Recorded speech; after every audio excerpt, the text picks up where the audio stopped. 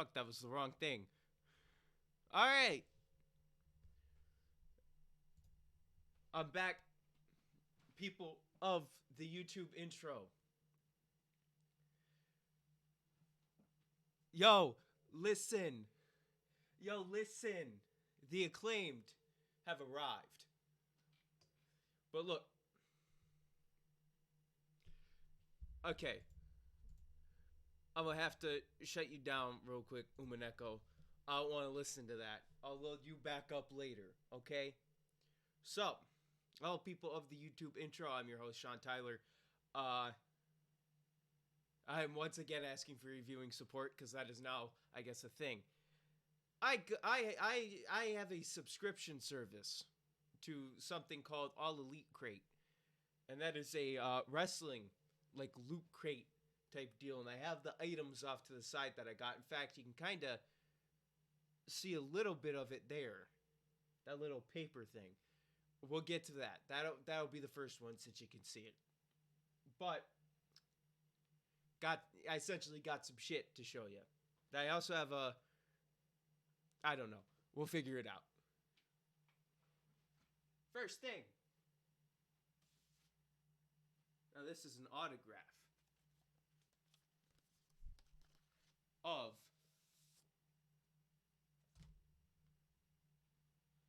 the War Dog, Mr. Wardlow himself. Let me try and move him out of the light. There you go. War Dog. Wardlow. Let me sit back down real quick. Now, if any of you know how to store 8x10 autographs in like a binder or something, let me know, because I'm tired of them just sitting there in this, because I have like 2 other ones. Well, 4 other ones. 2 are in one of them. But I'm kind of tired of them just sitting in this on my table. And then that's it. I want like a place to put them. And I'm not hanging them up on my wall because then they'll get dirty. This could be money later. Businessman. Next thing. Sticker. Proud and powerful. I can tell you right now, these guys don't like each other in real life. And this is going to go on my laptop, because that's where the other 2 have gone. One of them I placed the wrong direction, so it's upside down, but oh well. There goes that. Jade Cargill keychain. That's going to stay wrapped up. Let me block my face, see if it can. There you go. There's a little view of it. This is staying wrapped up because I'm not going to use it. And again, top dollars right there. Money.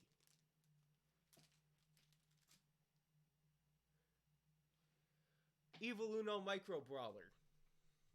Let me actually do like YouTube things and do that and show it. Evil Uno Micro Brawler. There you go. That should be it. Bam. Right there.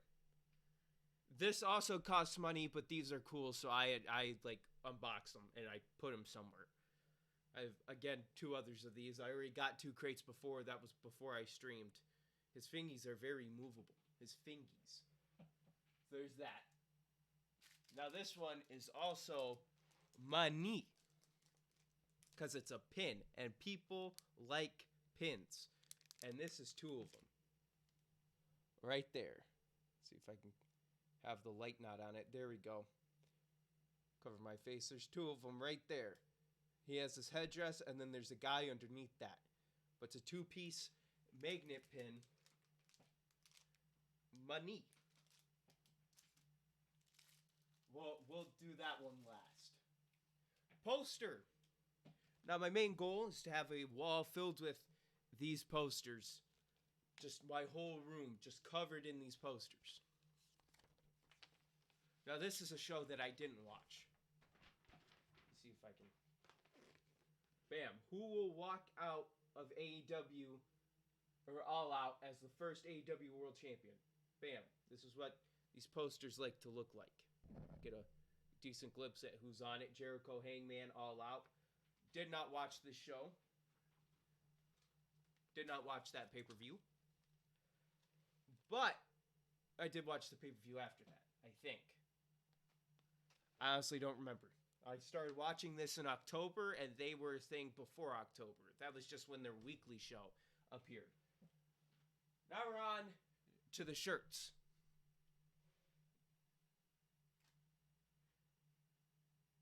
Now there's one shirt I'm getting rid of because it's bad. It's not a good shirt. And this is that shirt. It's not a well-designed shirt, as you can tell. I'm not into it. None of my family's really into it. It's just bad. CM Punk on the front here. Let's see if I can get a good old read on his face. That does not really look like a human. That does not look like CM Punk. He looks a little dumb. I think I just saw a fucking ghost orb, to be honest. So, the ghost is back. Once again, this is like the third video he was in. Come on, camera, focus on me. Thank you. It's like the third video he was in. That's getting donated. Somebody will wear that. Somebody who doesn't own a shirt. And now this is the good shirt. Dr. Britt Baker, DMD. She's an actual dentist. This is the good shirt right here.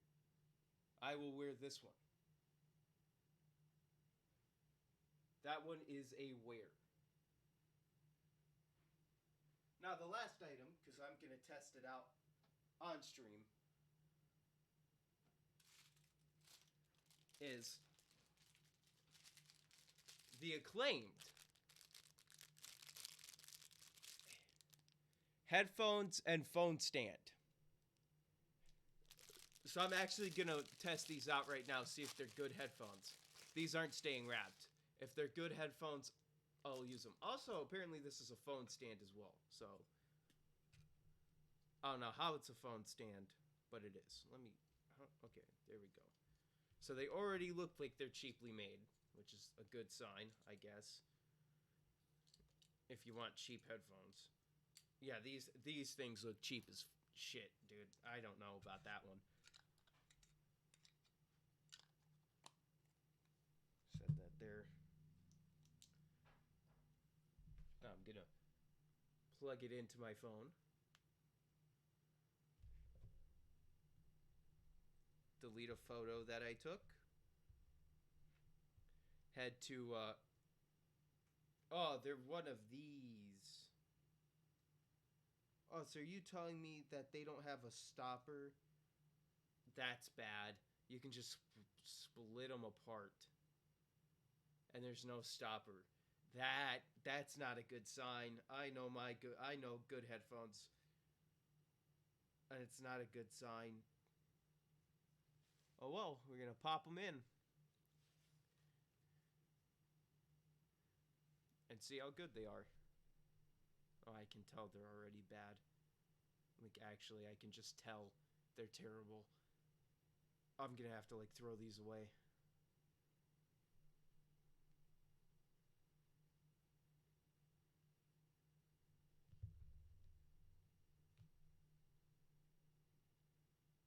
They're not good. I don't even know. Let's see if you can even hear the song. Because I may have to mute this part.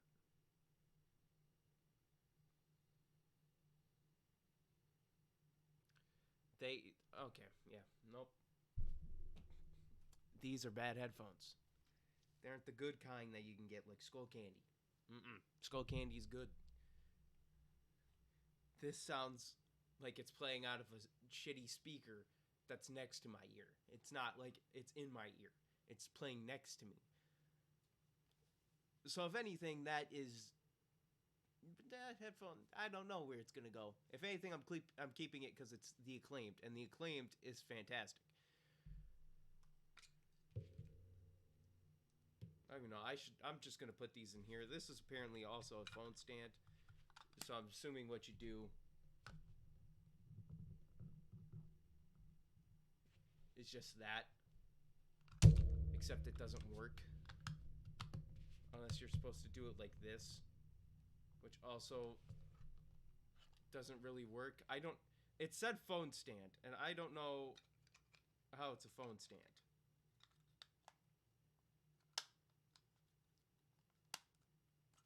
I don't know. I don't know how it's a phone stand. So I'm gonna keep this. Probably throw these away. This is getting recycled. And by recycled, thrown over there. I gotta figure out what to do with those. I said over there. I don't know what to do with this.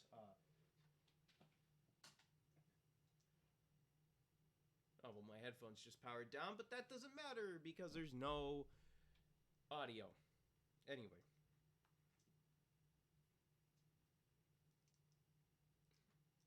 Do I really want these headphones?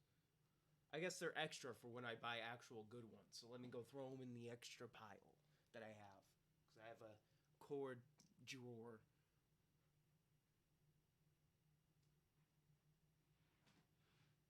That's the wrong drawer. That's my Sony camera that I don't use. Here's the drawer. Throw that right in there. Trash headphones. So recap on items. Trash headphones. From the Acclaimed. A good shirt. A bad shirt. This is the bad one. This is the good one. I assume. I'll place that there. You're also just going to be placed on there. Pin actually goes down here. There's only like two things that actually go down here. And that's the sticker and the pin, because I have pins over here. So bam, new pin added to the pin collection. Sticker will be placed later, and then since pins are wrapped up, we'll put the keychain with the pin. So, that's it for the box that I got. I was slightly disappointed with this crate. Not a good one. Now, let's see if I can pull up a commercial real quick. If I can even find it. If not, I'll have to describe it to you. Okay, there we go. Bam. Desktop audio is muted. Okay, I found it. Alright, this is a fantastic commercial. So I'm going to throw webcam on for this. So, I'm going to hide this. I'm going to hide this and I'll be back.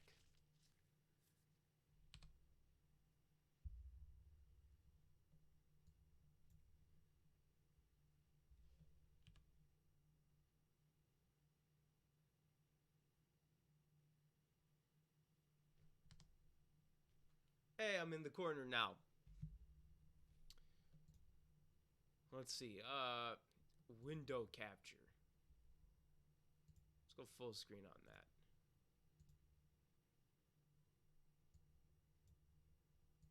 Would it even capture the window? Well, probably if I do that. There we go. Here's the commercial. Twix Camping. It's a great commercial. It's fantastic. Fantastic commercial. It's hilarious for what it is. I should probably turn on desktop audio so you guys can actually hear the audio that is going to be played. Make sure everything else has the audio that needs to be going. Yes, okay.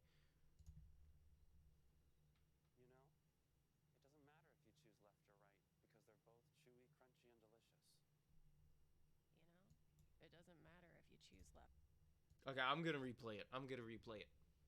All right. The audio wasn't full volume, so now it is. You know, it doesn't matter if you choose left or right because they're both chewy, crunchy, and delicious. You know, it doesn't matter if you choose left or right because they're both chewy, crunchy, and delicious. You know what else I like? No, what? The sound of the snap. When you bite into it.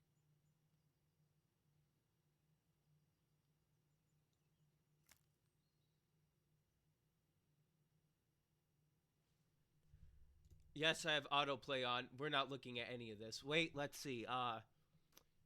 I mean, I could just react right now instead of it being this, but we got this will make we got critical. We have whoever this is. So some of these I'm subscribed to, some of them I'm not. So I'm gonna go over who I'm subscribed to. Salty DK Dan, Critical Penguin Zero, Uber Hexer Nova, Game Ranks. I'm not subscribed to Peebs. Cold Ones, Cultaholic. That's who I'm subscribed to right there. But anyway, we're gonna close out of that. We're not showing that anymore. Unless there's a funny meme I need to watch, I don't need to watch it. We're still just gonna pull up YouTube anyway for later. Oh, there is a funny video that I want to show. Let's see if it's actually in my liked videos. Because I actually do enjoy this video.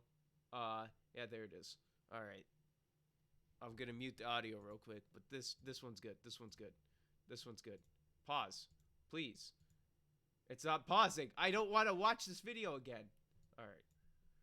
I got to make sure it's full screen. You're not going to want to see my liked videos. Some stuff in there. Alright. So it's not Twix Camping, but it's this. It's this here. Now this is by NCS Artist. And if you know the meme, you know the meme. I'm not going to explain it to you.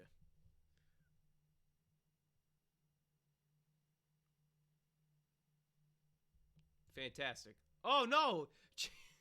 Fuck. Out of context wrestling. Here we go. Let me make sure. All right, yeah, that one's good. That one's good to show. But here we go. Fuck it.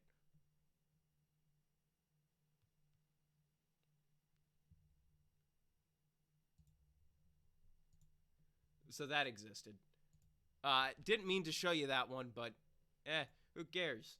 It wasn't that bad. This isn't a reaction stream, by the way. We're actually gonna get to Umineko like right now. I just wanted to show you that stupid shit of the Bears, but then it became me showing you NCS Artist with the Vaporeon meme. If you know, you know.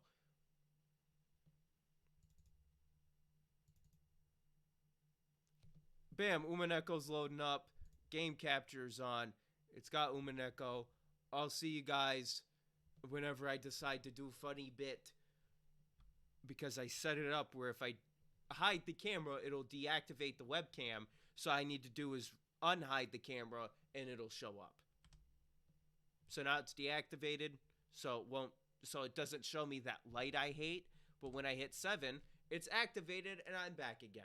So very easy. I don't need to click activate, click back and forth. So we're here. Finally, Umineko. Once again. We're going to watch this because it's been a little bit. Oh, shit. I got to remember to unmute that desktop audio whenever I do mute it. You probably didn't even hear the one fucking thing. Who cares? You know what? If you didn't, that means it's time for you to actually see it. So hold on. I gotta reload that up. That was a mistake on my part. Let the record show that I made a mistake.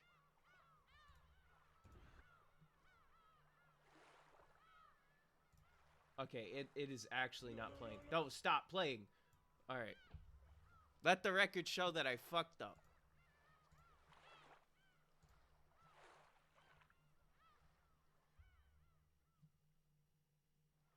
Oh, wait, I have it. My God, this stream really is fantastic. Let me size this.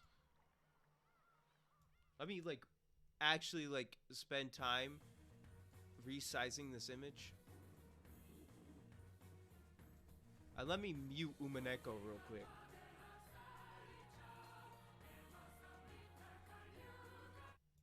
So now it won't play, but it will play. Anyway, here's the video I wanted to actually show you.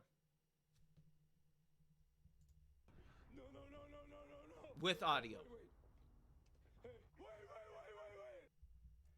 And here's the other one. Squirrels trying to get a nut. Well, you're not gonna bust a nut anytime we're in the ring.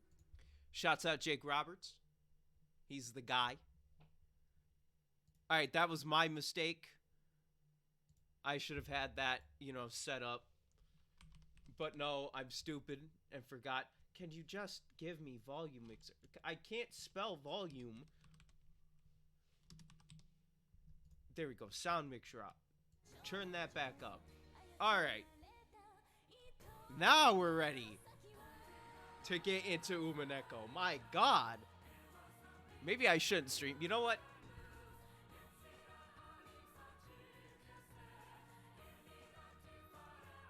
Maybe I need like a drink or something. I'm gonna go check.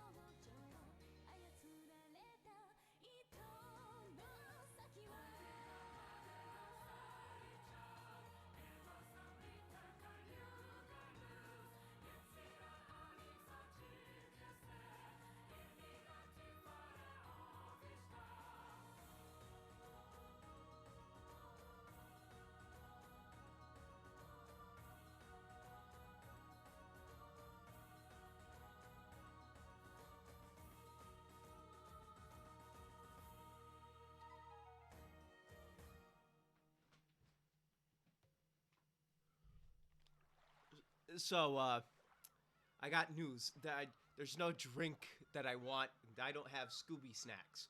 So my brain power is going to be a little low tonight. As far as I know.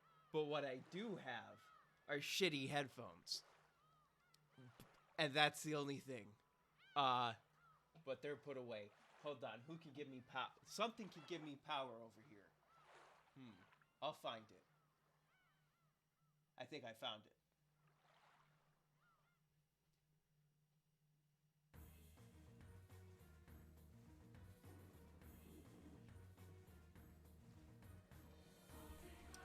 So, I just have one question. Does anybody have a water stone?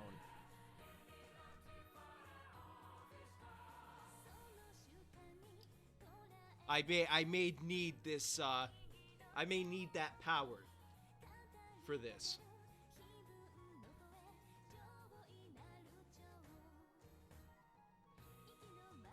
Don't question where I got this. Here, let me show you the face. No, I need a water stone. If you don't know the meme, you don't know. But if you know the meme, all I'm gonna say is this. I don't think I'm a furry.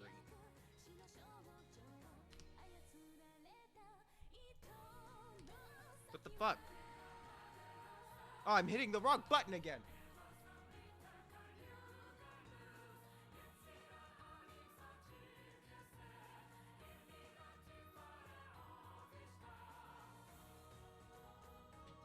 All right, well, we got some follows, by the way. 6 days ago, Sanam Gaming.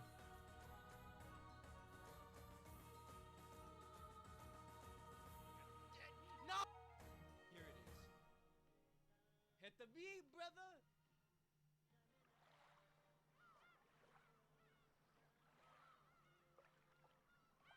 And Thick Stick Sind from 1 day ago.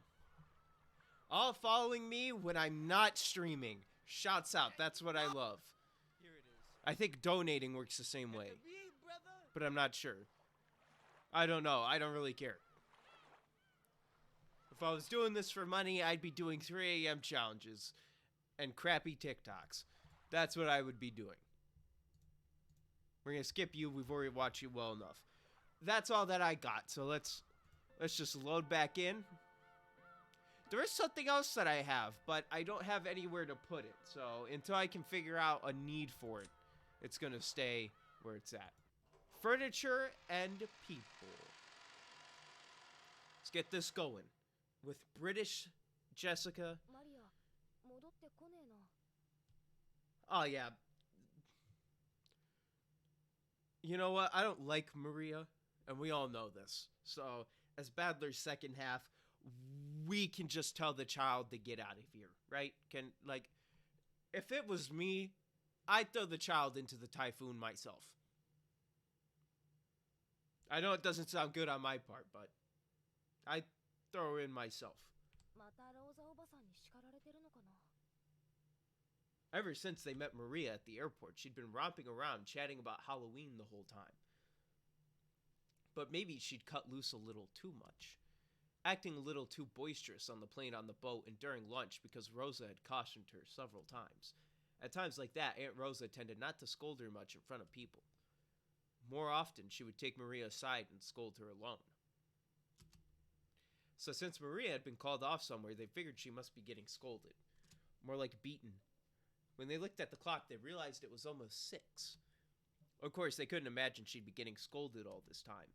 Maybe it was time for some anime she watched every week to start. She probably hadn't left the mansion's parlor.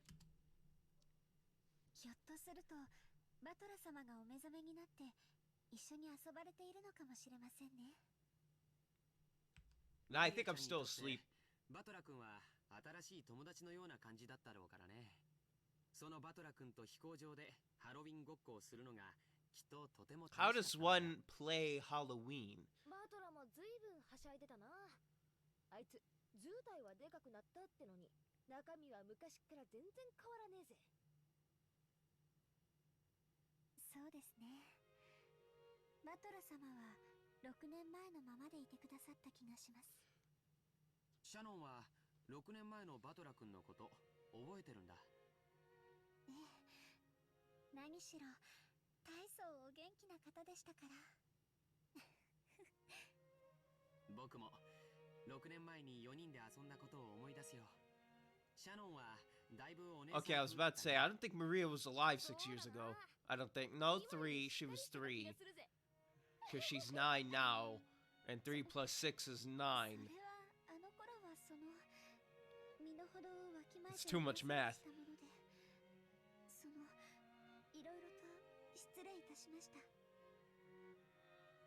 いいよ、そんな礼儀云々は。仕事中はともかく、こうして休み時間に過ごす時の僕らはあの頃から変わらない。仲良しで居続けたいね。そうだぜ。使用人のシャノンとオフの時の作用は使い分けていいだろう。奴隷じゃないんだぜ。 Kanan wouldn't agree. 使用人の仕事をしてるだけじゃ。 And I don't like him for that.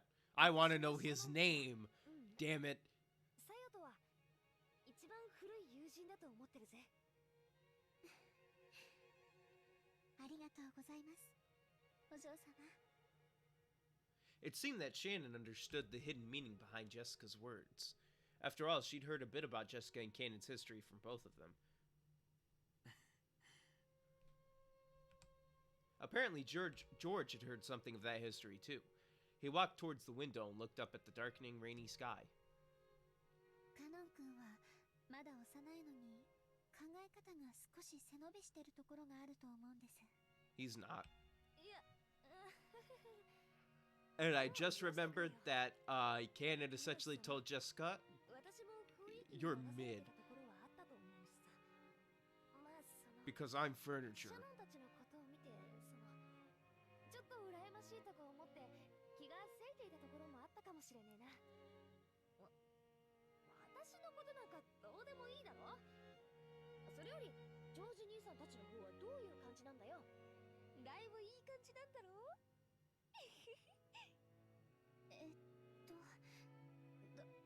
どうなんでしょう。うん、とてもいい感じだよ。 Shannon was lost for words, her face red, while George answered brightly and immediately. We know what that means. George don't care, but Shannon... She getting a little freaky in that bedroom. I'll be honest, she don't want to talk about it, but George is like, it's going fine, it's going good. But meanwhile, they're doing some wacky shit. Let me tell you right now. That carefree attitude made it easy to see that their relationship was proceeding so perfectly it'd make anyone envious. 焼けるぜ。ってことはシャノンもそのうち That was some perfect timing with the music there. I hit A as soon as it どう went. なんでしょう。私にはその。どうなんだろうね。僕にもわからないね。 George laughed teasingly as though pressing Shannon for an answer. It was probably the way they usually flirted when they were alone. Jessica could only smile bitterly and say, yes, yes, thank you, that's enough. 僕には夢がある。それは一国一城の主になりたいというビジネス的な野望だけじゃない。生涯を共にできる伴侶と幸せな家族を築きたいという夢もある。子供は最低でも2人欲しいとか、 He's got his whole 家 life 族で planned 一 out. 緒にできるスポーツをしたいねとか、他にもいろいろ。 I want 2 kids, I want that picket fence with that suburban white family feel. Sylvie, that's the American dream. 僕はこの年のうちからもなぜか落ち着いた老後のことを考えてしまうんだよ。元気に成長した子供たちと駆け回る孫たちと、そういうものに囲まれていつまでもシャノンと2人ゆっくりと余生を送れたらなって。 I'm gonna vomit because of that statement.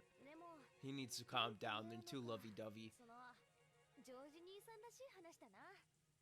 そんな家族に囲まれたらさぞ素敵でしょうね。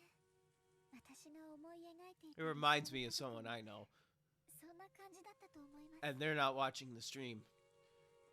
To Shannon, who'd been raised in an orphanage, that harmonious image of a family is probably something to be yearned for. And they don't watch my videos anyway, so it doesn't matter. They ain't gonna hear it.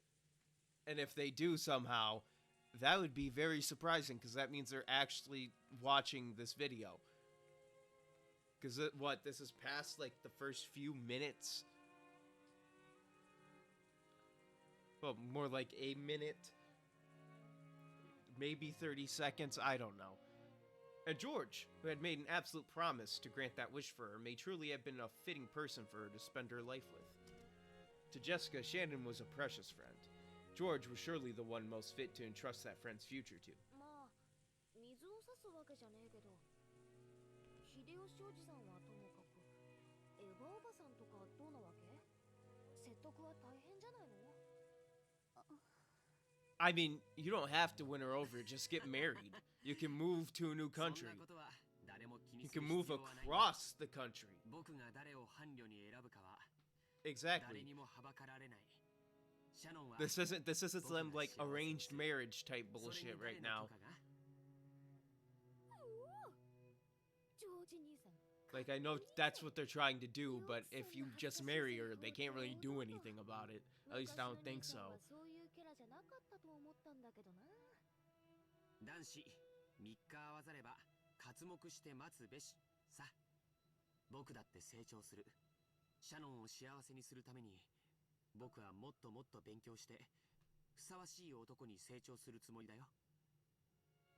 Maybe even George realized how embarrassing the words coming out of his mouth were. His face turned very slightly red and he scratched his head. ジョージさん。大丈夫。母さんは確かにごねるかもしれないけど、僕に任せておけばいい。親族全員に君が僕の伴侶だと認めさせてみせる。 I don't accept on principle of any of the siblings accepting, because they're all gonna accept Shannon and George, so I'm just not gonna accept it. 恐縮です。 Just to even it out a little bit. 私はお邪魔虫なんじゃないかって気がしてきたぜ。席を外した方がいいか？ As Jessica rose with a forced smile from the bed she'd been sitting on, the phone rang. Before Jessica picked up the receiver, wondering what this could be about, Shannon looked at the clock and jumped. Apparently, she'd spent too much time on her break. すみません。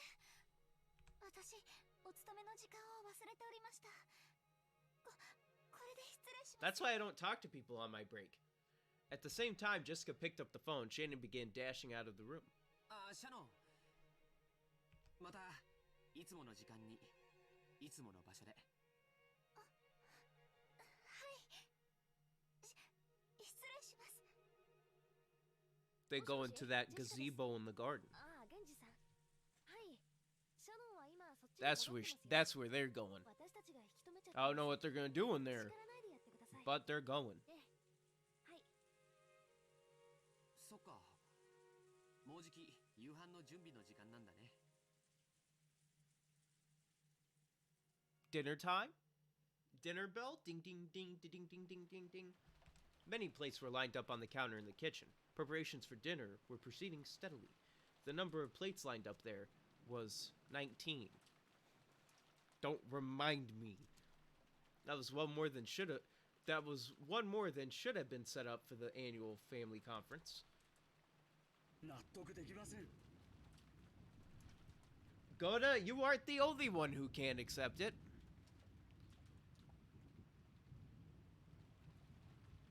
Beatrice, I can only ask of you to be nice to me for this one. Put some, like, convoluted loophole that I can explain my way out of. Please, just do that for me. That's all I ask. I will pray to you right now. I will pray to a fictional character for you to just give me that loophole that I can just say you're not a witch and you're not an actual mythical being. Because you could be a person and look like Beatrice, but you're not a witch. Witches don't exist. I'm not believing in the witch. I'm believing in the 19th. So that's fine. どうして私が直接お届けに上がってはならないのですか。 Goda-san flared up at Genji, paying no heed to the pot that was spitting steam. The master enjoyed eating alone in his study, so his food needed to be served in that room. However, that was something that always happened. Of course, Goda-san would want to set the table for the master with his own hand, since he put his heart and soul into his cooking. But the master had imposed a strict rule that none but the servants bearing the Golden Eagle crest enter his study. So while Goda-san would be able to greet the master from outside the study, not once had he been granted the honor of carrying his cooking inside. Goda-san was always irritated by this. Of course, he was a newcomer in terms of years of service. However, he had piled up plenty of experience from his previous jobs, and he was quite confident that he'd be able to perform in front of Kinzo in a manner that would do him no disservice. And yet, simply because he was not permitted to wear the Golden Eagle, he still hadn't been blessed with this honor. それが彼のプライドをどれほど傷つけていたか Can- 想像できるでしょうか。 Hold on.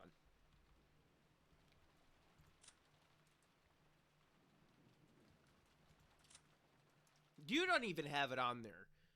Kumasawa doesn't even have the Golden Eagle. I swear at one point they mentioned how she was able to enter, but you know what? We're not gonna question that one. では今夜も再びそれを蒸し返しているのかというとそうではありません。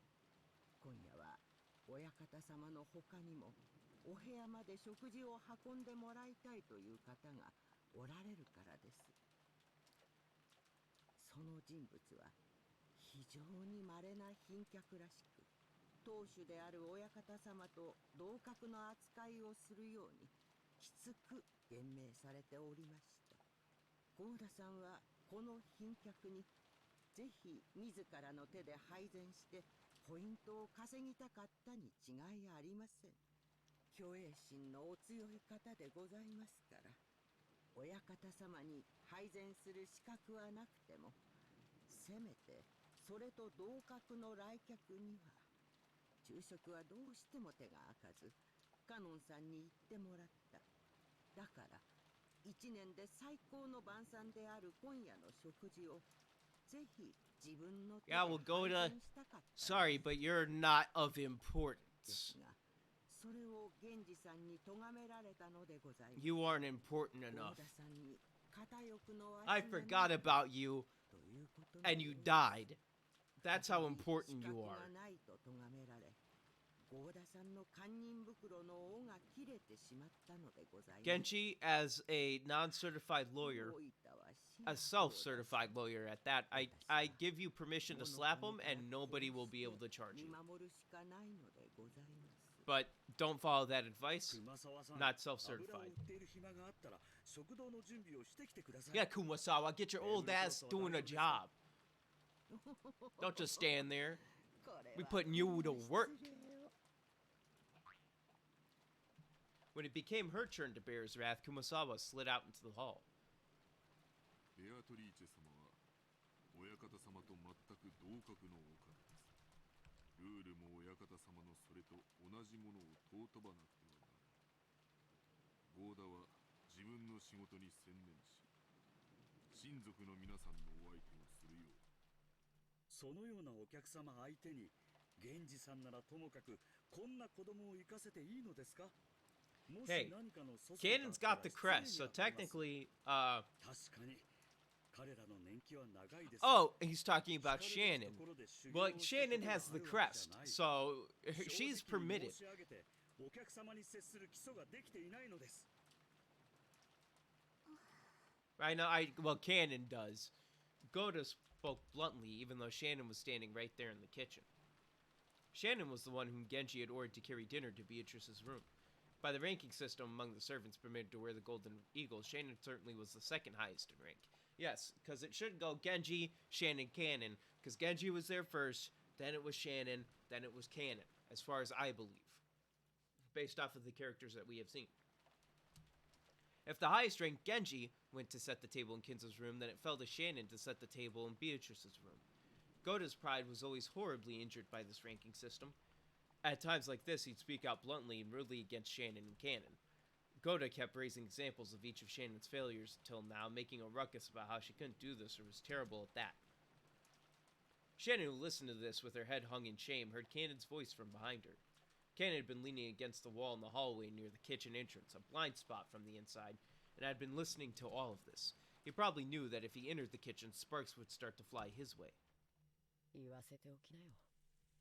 最低の男だ。 Damn straight, Cannon. でも But you're all scum. 接待の基礎の I don't trust any of you. 郷田さん I に haven't. たくさん勉 The 強して only person I trust is Shannon because she died. And Cannon because he also 姉さんは died. 優しいね。それより Wait, everybody 実はお died. 客様がベアトリーチェ様だというのは本当なの？昼食の配膳に生かされた。 So does that mean I trust everybody? I trust everybody but Beatrice. Logic works out. Logic checks out. I trust everybody but Beatrice because Beatrice didn't die. Cannon remembered that he and Shannon had different impressions of Beatrice. To Shannon, Beatrice was a cupid of love who had granted her magic to establish a relationship with George. Judging by the expression that rose to her face, it looked like she couldn't wait to inform Beatrice of how her relationship with George had progressed. However, Cannon already knew. That witch came here with a terrifying goal in mind. The nebulous witch that only they'd been able to see in the past had now revived so fully that she could walk in openly through the front door, and even have dinner carried to her. Well, I mean, she could have dinner carried to her anyway. She has to be able to eat the dinner.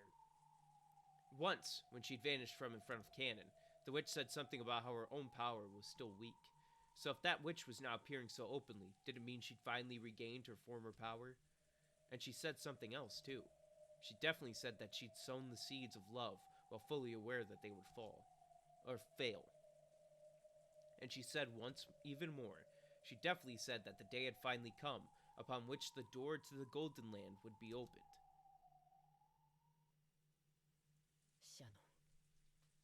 Beatrice is tricking you. She's gonna murder you and George, probably together. You have to just leave the island. Swim if you have to.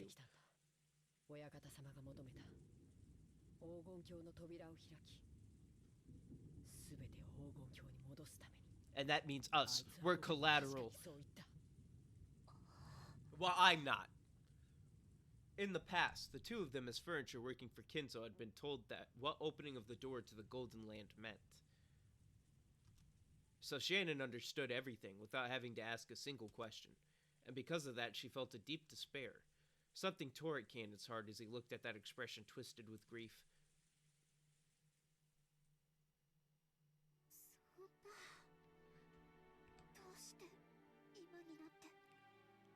Get pranked. 僕らは家具だって。人間の真似事なんかして恋なんかするから。僕たちの役目の終わるこの日を素直に受け入れられない。いつかこの日が訪れることをかつては願ってた。But now you had to gain that element. And now you're gonna be terrible. いつまで家具として苦しめばいいのかわからなくて。だから私思ったの。安息の日なんて永遠に訪れないんだって。僕だってそう思ってたさ。でも必ずいつか訪れるって僕は信じてた。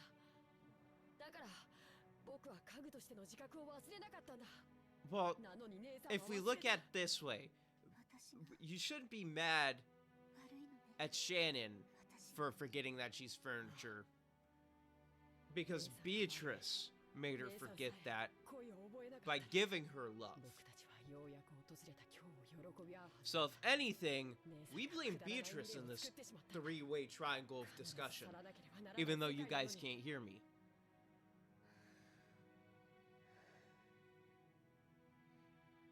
Yes, from what I know, because I've lived 1,000 lives and know everything.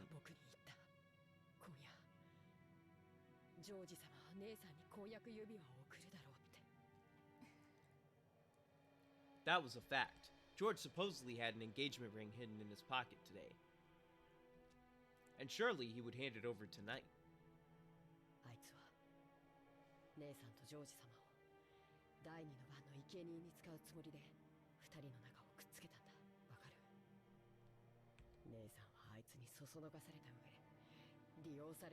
This is why we don't trust and don't believe in witches. 考えたこともなかったわ。でもあいつは言ったよ。もし今夜その婚約指輪を受け取らなかったなら姉さんを生贄に選ばないと約束した。僕たちが揃って黄金鏡へ行ける確率はとても低いと思う。13人が生贄になる。生き残るのは5人だけ。その中に僕たち2人が入れる確率は本当に低い。でも姉さんだけでもその約束が得られるなら。But you do realize that none will be left alive is also in that statement, so that means you'll also die. 僕たちはそこへたどり着き、人間を手に入れるんだ。そして姉さんと2人で人間としての人生を歩みたいんだよ。そうすれば本当の恋だってできるかもしれない。I thought he was about to say the gold. That's what piques my interest. I don't care about no love. Love is mediocre at best. Mid. There you go. I'm staying hip with the kids. It's mid. However, in this ceremony, only a few people would be invited to the Golden Land chosen by fate and chance. Everyone else would lose their life as a sacrifice midway through the ceremony. However, in the past, Shannon and Cannon had thought that whether they reached the Golden Land or were sacrificed, they would still be released from their duties as furniture. That meant this ceremony would definitely bring release to furniture like them, no matter what happened. 僕は嫌だ。これまでの辛かった分を姉さんと取り戻したい。生贄なんてごめんだ。僕と姉さんは生き残る。そして二人で黄金鏡へたどり着く。だから姉さんを第二の番の生贄になんかさせない。頼むよ姉さん。あの男の指輪を受け取らないで。それを受け取らなければあいつは姉さんを生贄には選ばないと約束してくれた。それはできないよ。今夜の指輪はとても特別なもの。それを受け取らないことは私の心が許さない。姉さん、儀式の生贄は魔女が気まぐれに決めることになってる。その魔女が姉さんだけは見逃すと約束してくれたんだよ。姉さんだけは絶対に黄金鏡へ行けるんだ。私だけ？カノン君は？僕は魔女のゲームで十分さ。あいつの魔女なんかかいくぐってやる。僕は無力じゃない。わずかの確率を無理やり掴み取ってやる。僕たちのせいなんて所詮は仮初めじゃないか。本当の人生を始めるために僕たちは黄金鏡へたどり着こう。そして人間を手に入れよう。 What is this, Dark Souls? そうしたらさ、僕も姉さんみたいに恋が知れるかな。もう家具だからって人を泣かせずに済むかな。He feels bad because of him making Jessica cry. 僕はもう家具は嫌だ。Oh! 人間になってやる。 The, こんな苦しみから。 you can escape it right now, though. Go to Jessica right now. There were tears in Cannon's eyes. By now, Cannon had noticed. Go to Jessica right now. Say something. Guarantee smash tonight. Shannon had been the only one to know and suffer from the taste of love. He had too. The tears Jessica had shown him that day, and Jessica's pitiful face as she tried to smooth things over and stay bright ever since then, had slowly wrought some kind of change in Cannon's heart without him knowing it.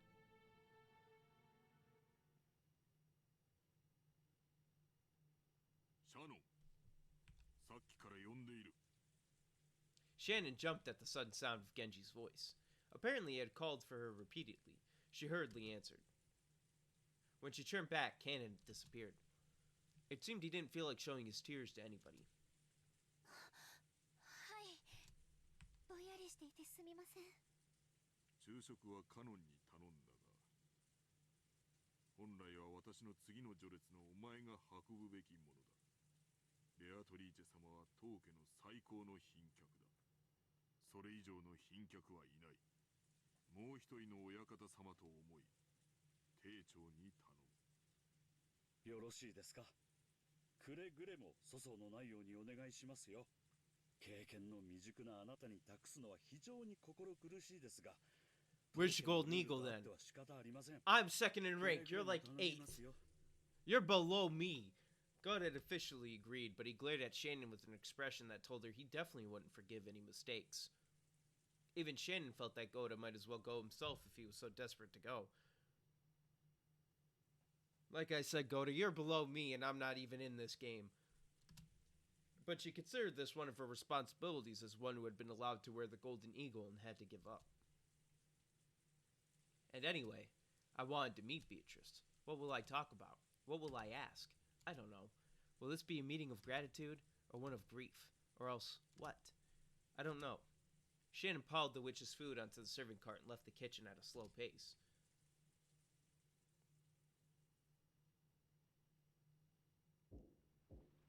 The person knocking was Kraus. Father! Come up, father!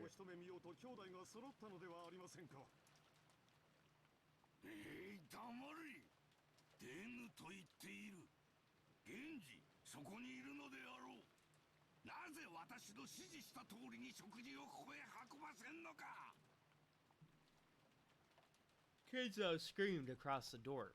Genji was waiting behind お食事は Kraus. 書斎へ運べるよう準備しております。ただクラウス様が今夜はどうか下へ降りていただきたいと。お父さん、毎日とは言いません。せめて今夜だけでも家族で Just come out with the family, eat, go back upstairs. You're my father! You're literally my biological father. Of course you're family. Yes. In fact, I am related to every single animal known to man, for I am God. Kraus shrugged at this answer, which he had half expected.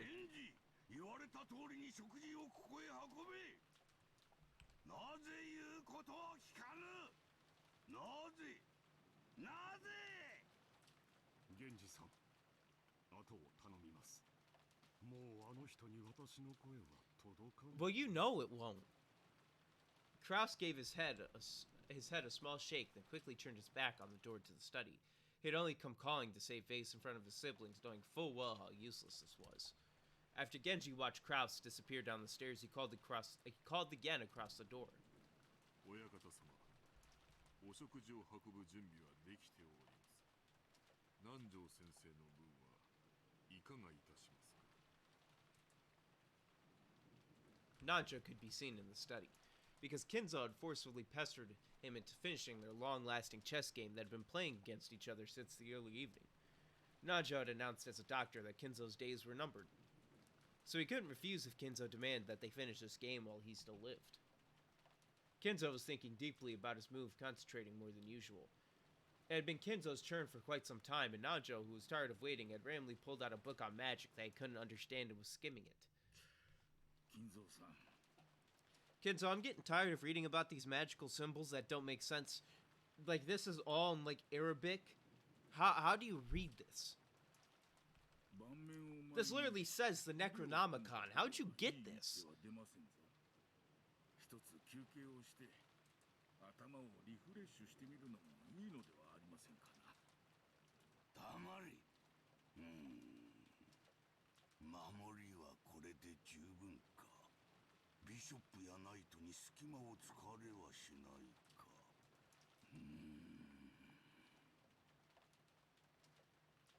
Today, Kinzo was focused on maintaining a strong defense.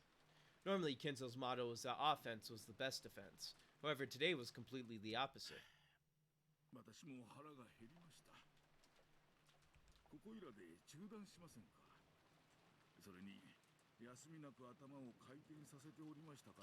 Ain't you supposed to be a doctor? You're supposed to use your brain like 99% of the day. それは困る。チェスは互いに常に最善手を指さねばならん。そうでない一手は理解に苦しみ、思考を読むゲームを狂わせてしまう。それでは今日を著しくそぐというものだ。Kinzo sighed deeply and finally shifted his gaze away from the board. Chess isn't chess without an opponent. If that opponent is tired and wants to spend the game, there's no getting around it.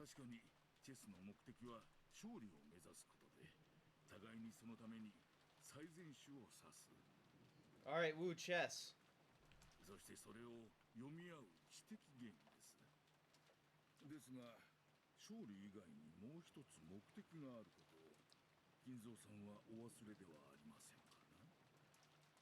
It's to have fun. なんだと？勝利以外にどんな目的があるというのか。金蔵さんがそんなこともお忘れとは。チェスを通し、親友と楽しい時間を過ごす。ですぞ。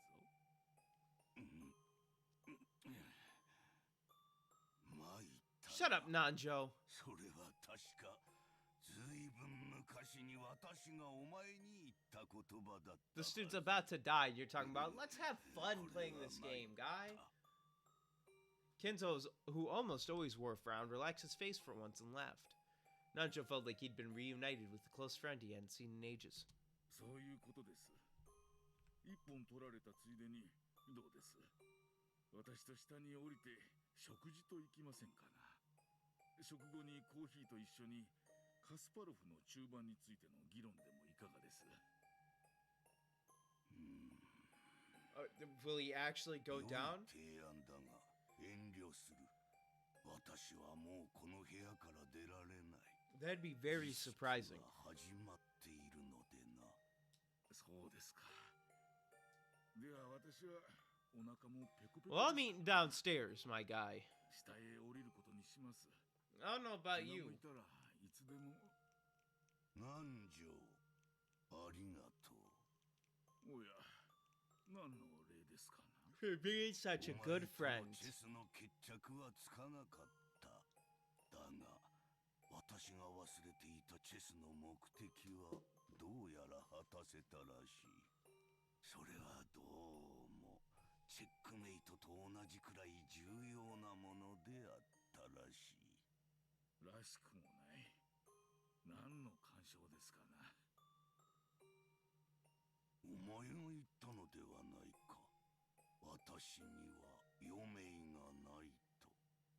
もう行け。そしてもうこの部屋へ来るな。 As Nanjo at this point, I'd be asking, what do you know? Are we gonna die tonight? いいですが、仕切り直しですぞ。ルークが落ちてしまったのは痛手ですのでな。それでは、後ほど。ああ、後ほどな。黄金鏡か、煉獄か、あるいは次の世で。 Nanjo didn't say anything beyond that, and with a motion made smooth by familiarity, he pushed the button on the table that would release the auto lock. Then, after looking at Kinzo's back one last time, he left the study. The final time you will ever see Kinzo alive. As he did, Genji's voice came from the hall. それでは親方様、これより夕食をお運びいたします。最後の晩餐になるやもしれぬ。味わわねばな。準備を頼む。かしこまりました。親方様のご準備の方は万端となりましたか。この部屋を今日まで問え果たえの結界で厳重に包んだ。あれのルーレットが私を選ぼうとも必ずや。 Except somehow you left that room. そして生き残り黄金鏡へたどり着くうちの一人は絶対に私となる。私を冥府へ連れ去ろうとする死神どもの来訪をも拒もうぞ。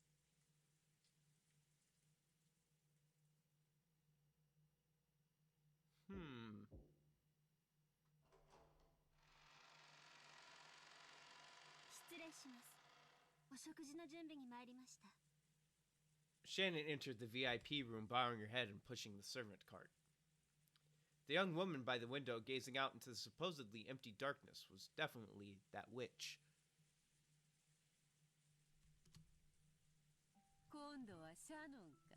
Get off my screen! You aren't real!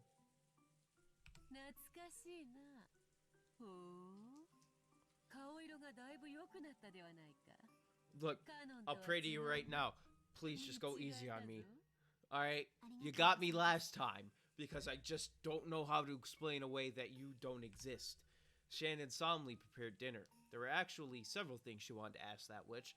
It's like impossible to say that you don't exist when you're just magically appearing in front of fucking people. So, please just go easy on me. Give me those convoluted loopholes, and I will be able to explain that you don't exist. Alright? I know your goal is to make me believe in you, but you can do that later. Just let me build up confidence first. That's what you like, right? Confident men, bowing, you dominatrix. So guess what? If you build up my confidence, and I guarantee you, I'll bow to you later.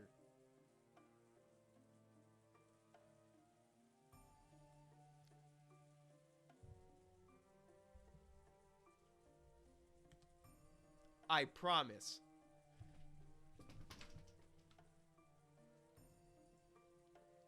She can't see that. Come on. There we go. I thought I deactivated it. That ruined the bit.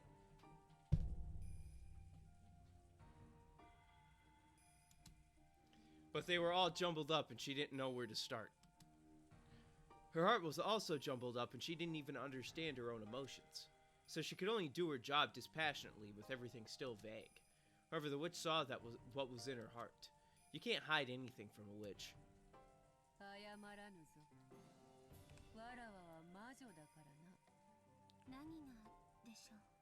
Wow, you're already out here predicting the story. Love the predictions. Hilarious. My predictions are fantastic. That wasn't even really a prediction.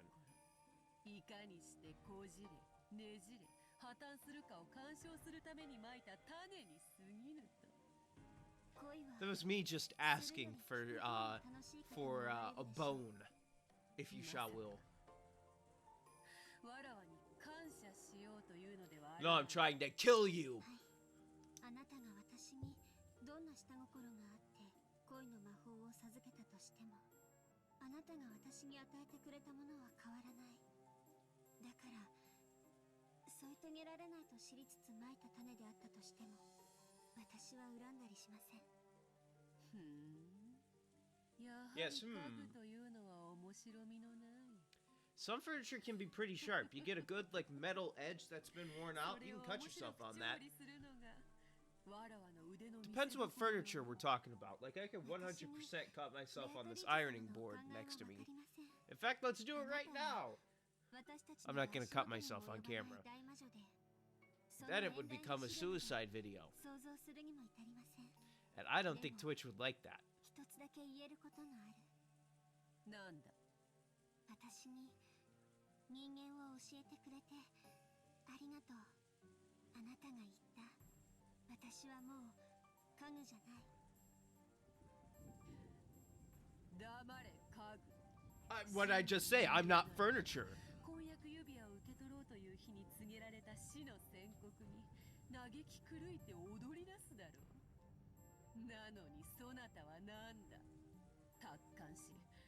全てを受け入れたような顔つきではないか。実に拍子抜けだぞ。I'm not playing to your games. 私は家具じゃない。黙れ家具。黙りません。 Copy furniture one more time. ありませんから。わらわの命令が聞けぬというか。家具なら命令に従います。 What? Call Shannon furniture one more time. It's not me. I forget that I'm second half of Badler. だから私はあなたの命令に従わない。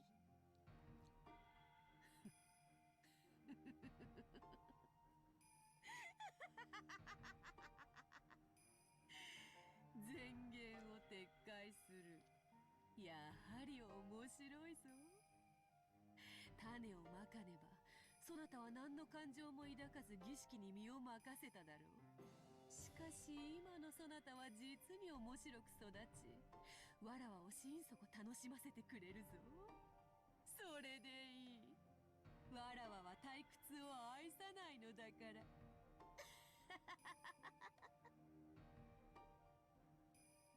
お夕食の準備が整いました。 Yeah, eat, bitch. That's what I would say. Throw it on the table.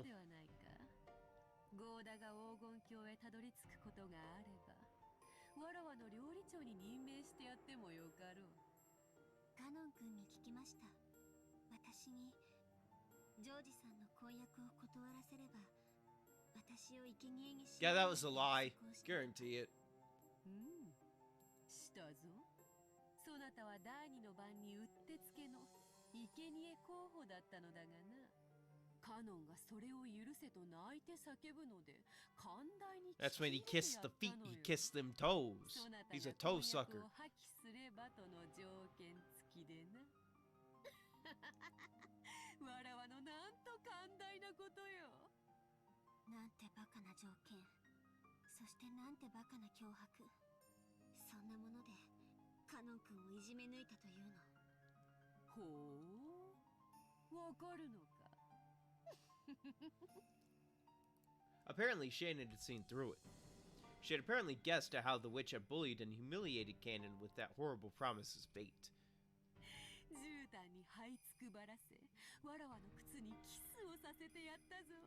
Kanon sucking toes out here, boys.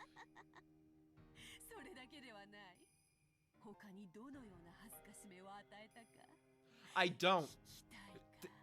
This might... Shannon silently shook her head.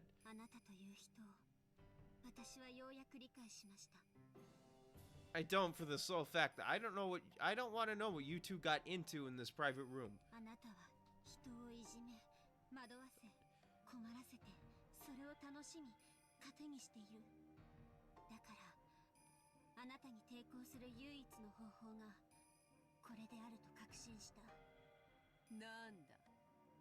By getting engaged with George.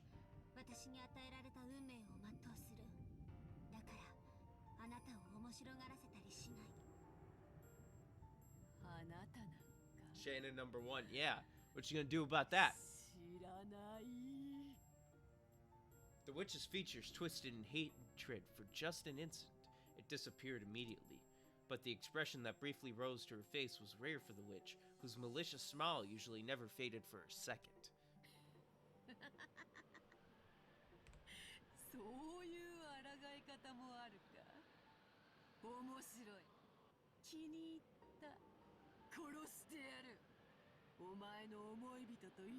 Then do it.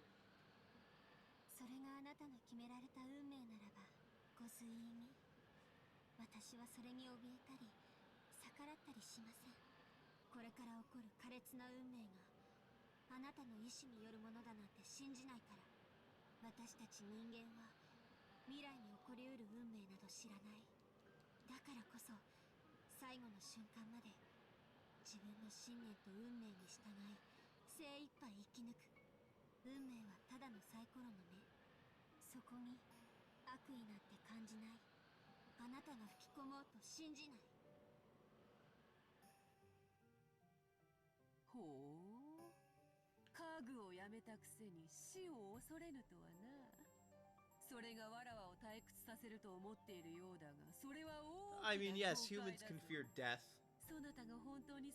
Not fear death. So that's not really a furniture thing. I mean, furniture can't even really feel, so them not fearing death would also...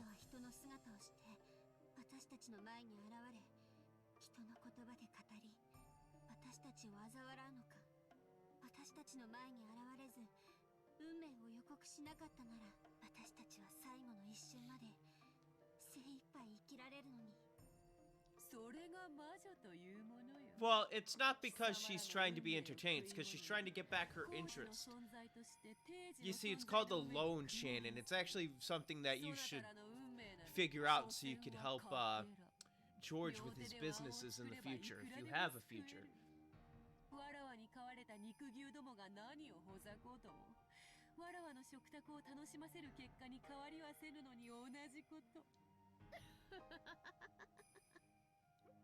Beef is my least favorite meat. I do not like red meat, I like white meat. Pause.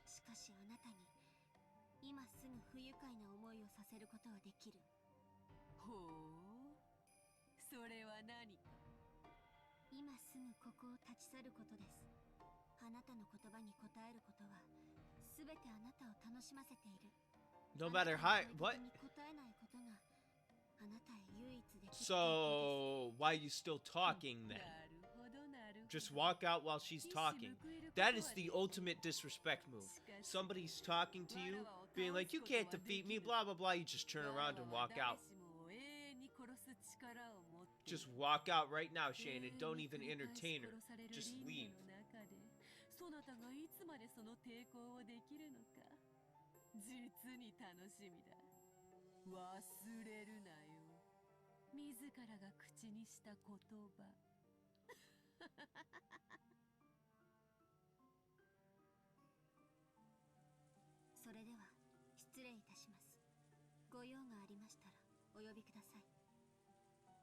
Shannon gave a reserved bow and faced away. With that gesture, maybe she really did take a shot back at the witch, just as Beatrice had said. because when the witch called out again, she sounded a little more quick-tempered than she had before. カノンはわらわに感謝したぞ。そなたは感謝せぬのか。安息の日をわらわが与えることを。No! 家具なら安息の日を喜びましょう。ですが、私は人間ですので、だからあなたに感謝することはありません。ご用はそれだけですか？ Beatrice, we're not marks. Alright? We don't mark out for anybody. So you better understand right now, me and Shannon, we're not in your section, alright? We're elsewhere. A flat-out interruption. Shannon still hadn't answered her. And the sound of the door closing came instead of an answer. Shannon's resistance probably struck far more deeply into the witch than Shannon herself thought, because an expression of hatred once again rose to Beatrice's face. She had made Cannon submit even though he hadn't been ensnared until the end, whereas Shannon, who had been so easily ensnared before, refused to submit this time.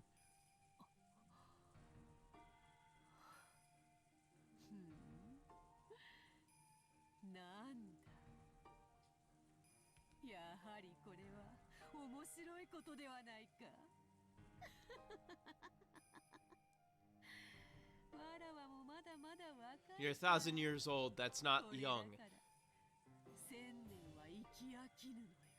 You're old.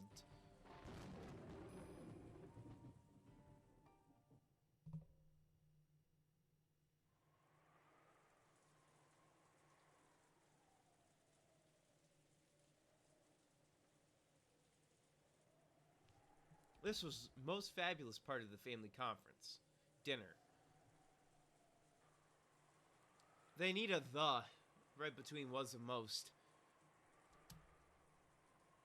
In the past, when Kinzo had been serious about the conference, he'd taken everyone's yearly gathering for dinner very seriously, because anything embarrassing that occurred during the dinner would cause the deepest shame for him as the host.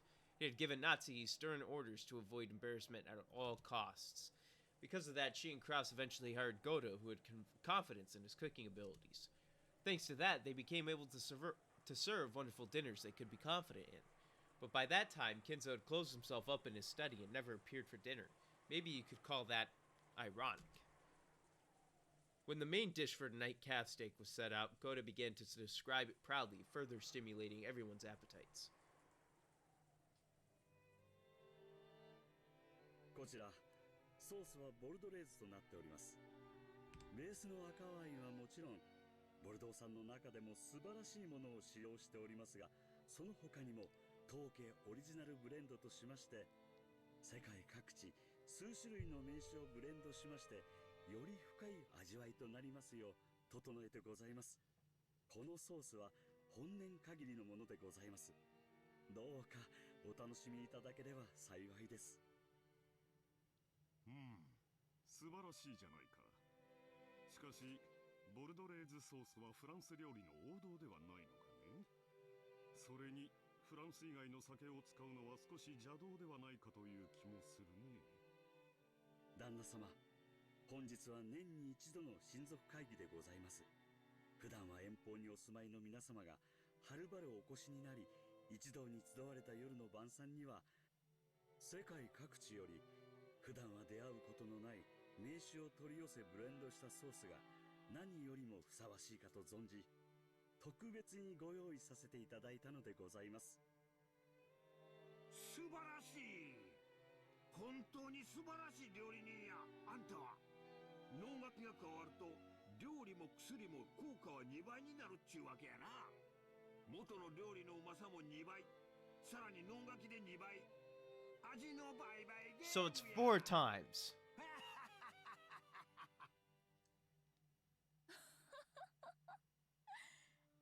いやね、兄さん。その質問読まれてたんじゃないの？違いねえな。まんまと美味しいところをゴーダさんに持ってかれちまったぜ。そうかね。今日の料理をフランス風だと気づいていない者もいるんじゃないかと思ってね。エヴァは先ほどバターを使わないのが美徳と言ったが、それはスペイン風だ。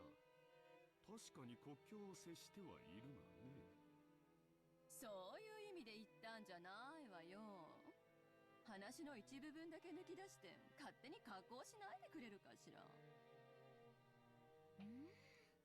Maybe we should just not care where it comes from and just eat the food. お褒めに預かり大変光栄です。これもすべて奥様の日頃のご指導のおかげでございます。いえ、すべてゴーダのアイディアです。私はレシピを聞き承認しただけです。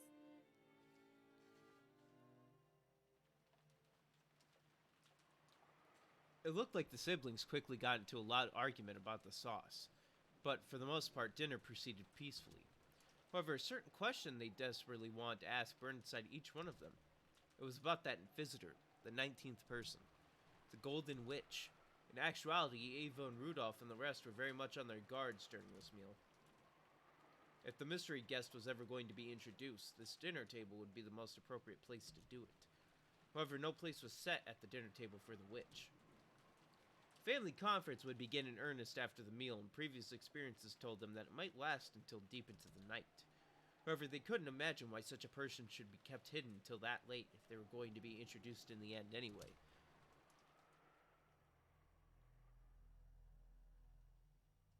So Ava and Rudolph and the rest were starting to feel certain suspicion. Perhaps this guest was unknown even to Kraus. If this wasn't an assassin called by Kraus to give him an advantage in the inheritance problem, then maybe they should speak frankly to Kraus beforehand, creating a common front to resist anything disadvantageous to the four siblings. If she was Kinzo's assassin, whose purpose was to keep the inheritance from being handed over to the four siblings, the enmity between Kraus and the other siblings could only become a weak point that benefited the enemy. それではごゆっくりお楽しみください。When he finished explaining the reasoning behind the table setting and the cooking, Goda tried to leave the room, but Kairi called him to stop with a small voice. はい、キリエ様。何か。ごめんなさい。今日はお客様がいらっしゃってると思ったんだけど、晩餐にはお見えにならないかしら。Where's the 19th? She had planned on saying it nonchalantly, but unfortunately it reached the ears of Natsuki, who was sitting in the next seat over. It seemed that Natsuki heard it as, even though the guests are here, why hasn't the host come to dinner? In other words, that Kairi had asked whether Kinzo was going to join them for dinner. 当主様は体調が優れられませんので、お部屋で食事をとると仰せです。That's not what I was asking. Where is Beatrice? そう説明いたしましたが、何かごめんなさい。そうじゃないの。Natsuki's reaction instantly told Kairi that this unknown visitor was also unknown to Kraus and his wife. Which meant, or at least unknown to Natsuki, because I don't know what Kraus is and isn't telling her, like the gold. He didn't tell her about that, so he could have not told her about this person. On the chessboard inside Kairi's mind, she could hear the chattering. The clattering. Am I drunk already? I didn't even drink anything. Which meant, on the chessboard inside Kairi's mind, she could hear the clattering of the pieces as they rearranged themselves. Oh, so you're finally awake. Badler, who had been sitting next to Natsuki, seemed to have heard Kairi's words without misunderstanding them. Thinking it strange that someone else would be invited to today's family conference, he spoke up incredulously. And thanks to that, the uncomfortable feeling building in the siblings' chest suddenly exploded.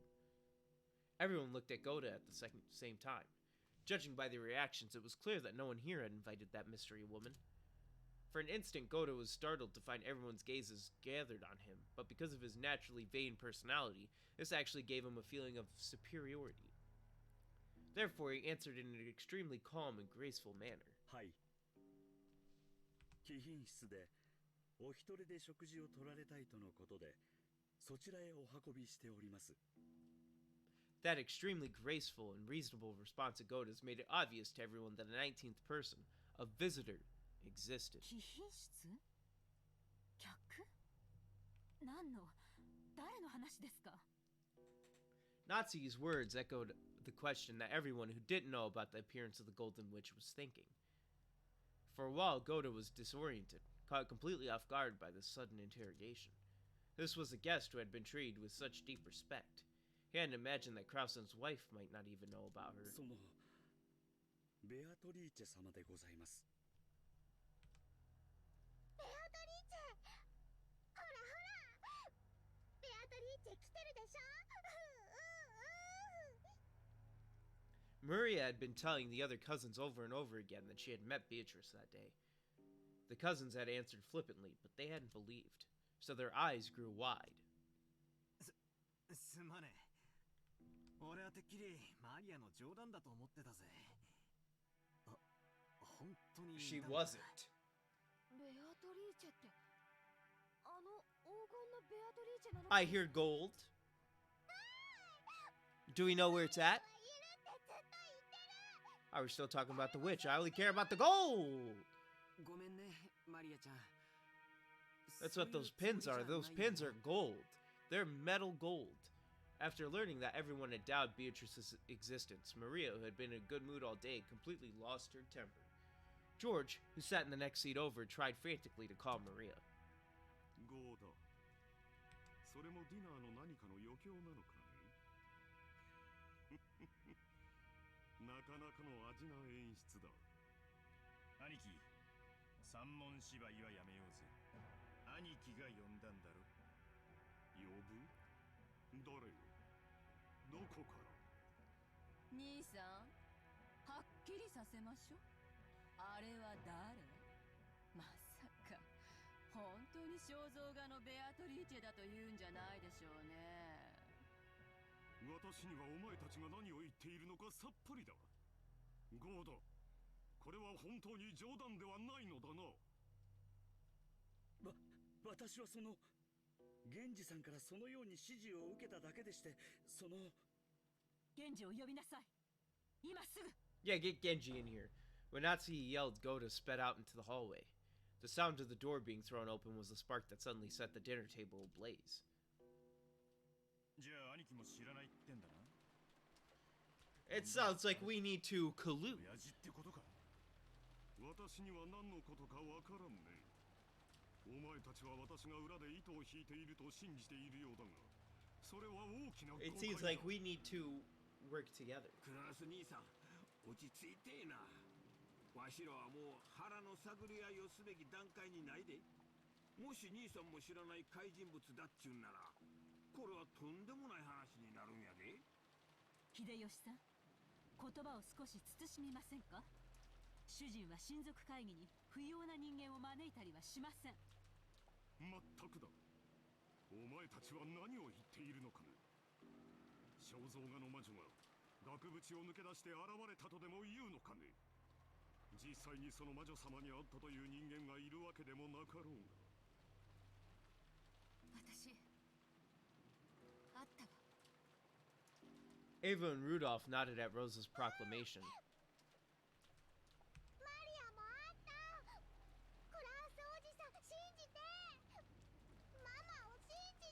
Where's Kyrie? Might as well have Kyrie pop up. The brief tension was broken, and Maria also started to make a ruckus. By now, the room was thoroughly wrapped in chaos.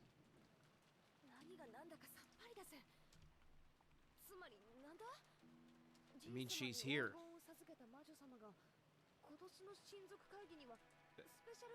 That is what seems to be the case. しかし、本当にローザおばさんの見間違いってことじゃねえの？ She could have seen a shadow. That is unconfirmed. ローザおばさん、間違いなくなんですか？ Detective mode entered. ええ、私とマリアは会って話もしてる。私は会ったの。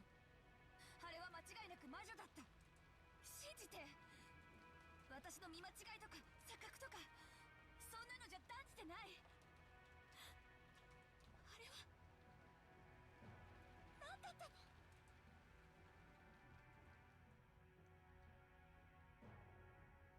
In the instant before the typhoon arrived, Rosa definitely met a witch in the rose garden. She did not meet a witch she met somebody. But the scene had been so hard to accept as truth that the more she spoke of it like this, the less she understood what it was she had encountered. Ironically, since she was losing her composure, the more frantically she tried to cling to her claim, the more confused and hazy the thing she was describing became. Because of that, it only took a single, calmly spoken sentence to confirm the nature of what she was describing beyond doubt. 私もあったわ。挨拶とはとても言えないけれど、一応言葉も交わしてる。ローザさんの見間違いとかじゃ断じてないわ。キリエさん、それマジかよ。ええ。でも彼女は私に名乗らなかった。だから彼女がベアトリーチェであると断定はできない。でも主観的で恐縮なんだけど、私は玄関ホールで彼女に会ったから肖像画と顔を見比べることができた。私は第一印象で彼女こそがこの肖像画の主に違いないって思ったわ。あくまでも主観よ。そんなことはありえません。第一、その女はどこからやってきたというのですか。今日の船は皆さんの送迎のための便が往復しただけです。その船に乗っていたのですか。 She could have already been the island. それを言われると弱いな。確かにそんなご婦人と一緒に下船した記憶はない。あら、そう？私たちの乗ってきた船以外に船はないってどうして証明できるの？ Ava's got the brain right now. できないわ。 Exactly. 来なかったは証明できない。 Prove to us that we are the one boat. 来たは証明できる。 It could have arrived yesterday before we even showed up. しかし、来ないは証明できないぜ。全員が来ない、見てないといったところで、全員が見てないところでこっそり来たことを否定はできない。つまり、悪魔の証明ってやつだ。It'd be simple to prove that devils exist. All you have to do is meet a devil. But it's impossible to prove that devils don't exist. Just by saying that no one has ever met a devil, you can't deny the possibility that they're hiding away somewhere humans can't go. Well, if we go off of Bible stories, people have met devils, so... But Bible equals story. It is a book. Non-fiction, fiction, we'll never know. You can't deny the existence of aliens for exactly the same reason. Until humanity searches the whole of space, which is impossible, space is infinite, and can show perfectly that aliens don't exist, you can't be sure that they don't exist. And it's definitely impossible for us to ever check the entirety of space for the existence of aliens. Therefore, while there may be a number of ways to prove that aliens do exist, it will always be impossible to show proof that denies their existence. となれば、僕たちが乗ってきた船以外の船で来たかどうかなんて議論しても無駄な問題ということになるね。So what we should do is instead of trying to prove that she couldn't get on the island, is already assume that she got on the island by boat. We shouldn't focus, like what George says, we shouldn't be talking about a boat. We should be talking about who she is and why she's here. Boat discussion makes no sense. 船にはいなかった。それだけが事実で、それ以外の方法で、とにかくこの島に訪れたことになる。そうね。どうやって来たかなんて議論の必要はないかもしれない。肝心なのは現にこの屋敷に今いて私たちと晩餐を共にする気がないという事実よ。整理しよう。今この島には後ろ宮家18人以外にもう一人客がいる。そしてそいつは兄貴も夏日姉さんも知らない客だってんだな。 Yes, the 19th person. 知りません。何の話だかもわかりません。お前は少し黙っていなさい。頭痛に触る。妻の言う通りだ。私にはお前たちが何の話をしているのかさっきからさっぱりだ。じゃあ答えは一つしかないわ。お父様が呼んだのよ。今日の親族会議のために。 That is the only answer. 会議に？だから何のために？ To do something about the inheritance. 兄さんが知ってたらそれを問い詰めようって思ってたのよ。 The main goal here in this family conference is inheritance. So henceforth, Kraus, it would only have to be about the inheritance. それにローザさんが出会い、マリアちゃんが出会い、そしてキリエさんもあった。今はそこまでや。わしらに言いたいことがあるんなら、とっとと姿を現せばええ。挨拶もなしに引きこもってるっちゅうんはどないなわけなんや。ってことなんや。親族会議なんか花から関心のない親父が新しい愛人をこっそり呼びつけたってわけか。理想の魔女様のおべべを着せてよ。そう決着するには今日という日は意味を持ちすぎてるぜ。理由は一つしかない。親族会議に加わるためよ。お父様の遺産について何かの権利を主張する気がするのよ。 Literally Occam's razor. Simplest answer is most often the right one. 当主様に愛人などと汚らわしいものなどおりません。 Then what was Beatrice in the first place? The first Beatrice. Mistress.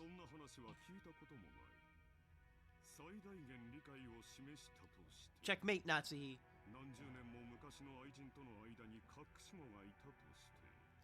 That was one of my theories. Illegitimate child who wanted revenge and wanted to steal the gold. 尊い後宮の血が愛人ごときに。先ほどから数人が見たと自称しているに過ぎません。幻想妄想白昼夢に決まっています。あるいはこれも夫を陥れるための皆さんの何らかの芝居なのですか。何の芝居だってのよ。芝居だって言うならそっち Rosa, just pull out the letter and say, Beatrice gave this to me. ちょいと暴力的な言い方だが、夏日さんの言う通り。 I know you still have it, Rosa. キリエは姿を見たが、俺は見てない。姉貴もだ。だがローザは見た。しかしってことは、いるってことになる。いるを証明している連中が存在する以上、いるで直ちに決着だ。悪魔の証明の逆パターンってわけだな。それに、俺も会いたいんだよ。そして、一体当家に何の御用かと直接問いただしたい。それについては私も同感だ。六軒島へ何の御用かぜひお尋ねしたいものだ。白々しいこと言わないで。狙いは一つよ。お父様の遺産を狙ってるのよ。相続問題。 I hate to say this, but I'm agreeing with Ava on this one. お母様と同格の権利を愛人が主張した場合、私たちの取り分はかっきり半分さらわれることになる。ちょっとみんな待って。源氏さんがもうじき来るわ。彼は何でも知ってる。きっと私たちの疑問に答えてくれるわ。それまでそういう話はなしにしましょう。さあ子供たち、悪いけれど大人はちょっと込み入った話をしないといけないの。ゲストハウスへ戻っていなさい。 Rosa yelled at the children, slightly overcome with emotion. The children didn't understand why they were suddenly being yelled at this time, but Ava and the rest realized it too late. They were talking so bluntly about the filthy topic of the inheritance right in front of the children. Of course they wouldn't want their children to remain, so they all immediately agreed with Rosa's plan. そうやな。ローザさんの言う通りや。ジョージ、いとこみんなでゲストハウスに戻ってるんや。いとこ同士仲良く遊ぶんやで。ジョージ、言われた通りになさい。いとこみんなを連れて今すぐ出ていくのよ。ちょっと待ってよ母さん。僕たちはまだ食事も終えていない。デザートもまだ来てない。デザートはゴーダさんにゲストハウスに運ばせます。 Well, what about the... だから出て行きなさい。we're still eating, bitch, alright? ここから先は大人の話し合いです。行きなさい。わかったよ。まだ食いかけだってもん。ってことは俺だけ例外ってことはない。 No, we're staying. I don't care. I'm finishing my food. でもあなたラッキーよ。どうして？私も出て行けるなら出て行きたいの。違いねえぜ。大人は大人で遺産をめぐって楽しい一家団らんをお楽しみくださいってんだ。私も席を外しましょう。どうやら今夜は私の出番はなさそうだ。Nanjo quietly rose to his feet. From his seat in the farthest corner, he had been calmly watching the whole discussion without butting in. Surely that reaction of his was very adult, just what you'd expect of a calm old gentleman. When Nanjo rose from his seat, it ended up encouraging the others who were supposed to leave. The children noisily rose from their seats, and as they hurried into the hallway, the servants returned. 遅くなって申し訳ございません。源氏をお呼びいたしました。お屋敷の中の戸締まりの確認に行っておりましたもので遅くなりました。申し訳ございません。さあ、子供たちはゲストハウスへ。ゴーダさん、申し訳ないのだけれど、子供たちの分のデザートをゲストハウスへ運んでくれるかしら。But it's raining. よろしいのですか? It seemed Goda wasn't amused to see the dinner he'd worked so hard on interrupted like this. He sent Natsuki a look as though asking her whether that was really okay. ローザさんの言う通りにするように。But it's raining. 私 It's たちの gonna デザ get ートの wet. 配膳は不要です。呼び出しがあるまで食堂には近づかないように。これは他の使用人にも伝えること。いいですね。はい。かしこまりました。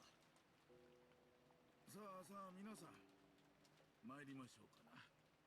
マリアさんもこれ以上お母さんを困らせてはいけません。マリアもベアとの話する。やだやだやだ。マリアちゃん、僕たちにゲストハウスでベアトリーチェの話を聞かせてくれないかい？ぜひ魔女の話を聞きたいんだね。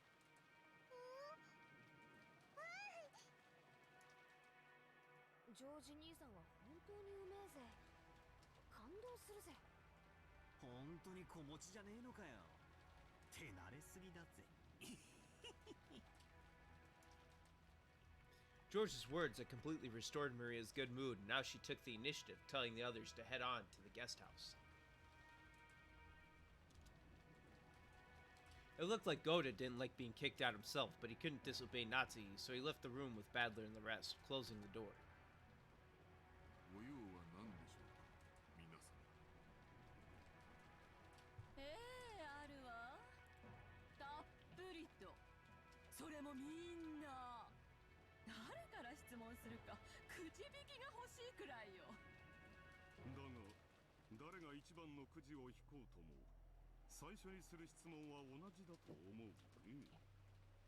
違いねえな。源氏さん。Who's Beatrice? 正直に答えてくれ。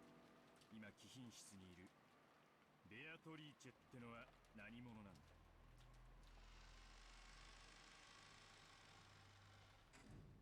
？And we will never know the answer.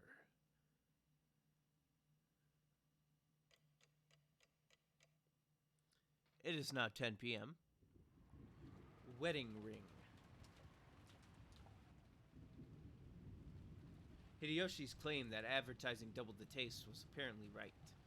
After being chased out to the guest house, the kids and Nanja had gathered in the cousin's room and were eating the cake that Kumasawa had brought for dessert. It was both wonderful and high class, topped with lavish amounts of cream and decorated deliciously with fruits. But delicious as it was, it didn't taste quite as good for some reason. Well, also because it probably got rained on and melted.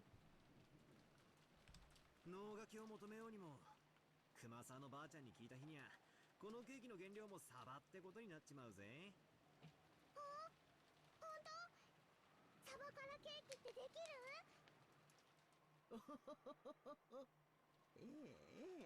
このケーキもサバの絞り汁に小麦粉と卵を混ぜて焼き上げるとふっくら焼き上がるのでございますよ。それが本当ならすごいね。お父さんの店の新メニューにサバケーキとか登場するかもしれないよ。If they ever succeed. サバってって栄養満点でヘルシーっぽいイメージがあるしよ。女性とかお年寄りに人気が出たりしてな。俺は食わねえけどよ。女はそんなゲテモノは食わねえぜ。年寄りも遠慮したいところですな。ほほほほほ。美味しいんですけどね。Kumasawa was really cheering up the mood with her classic mackerel jokes. But the sound of the downpouring rain kept turning their attention towards the mystery guest. In the end, they showered Maria with questions again, since she was the only person here to have met Beatrice.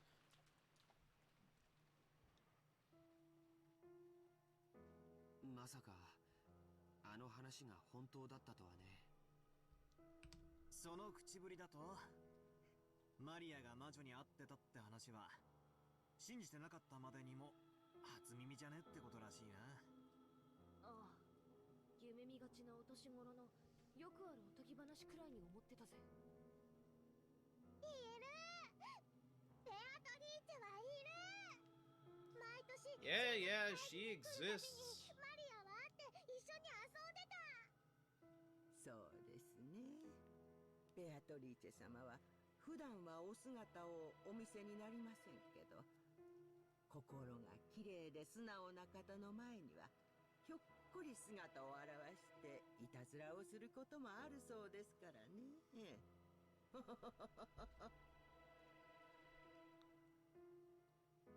Beatrice referred to that character in the fairy tale about the Rakanjima witch.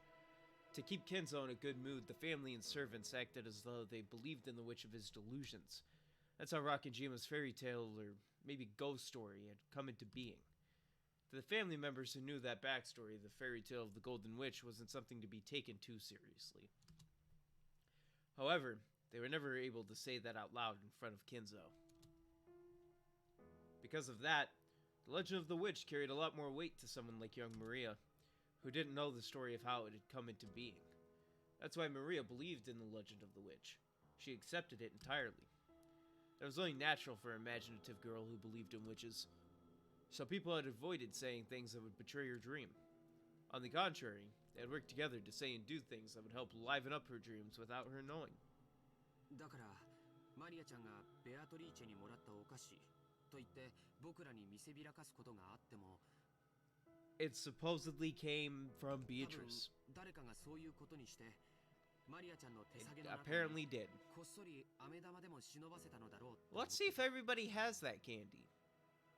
私も昔に2度か3度そういうふりをしてこっそりお菓子を置いてあげたことがあります。おそらく熊沢さんにも、いや使用人の皆さんや後宮家の皆さんも一度や二度はあるんじゃないでしょうか。 Not really, I just... 無邪気な小さい子が喜ぶなら口裏を合わせてお菓子を置いてくこともあるか。 I've never done that. ってことはジョージの兄貴なんかだいぶやって Yeah, George. We're placing suspicion on you now. It'd probably be boorish to admit to such a thing out loud. George admitted it while being extremely wary that Maria didn't find out. サンタクロースみたいなもんか。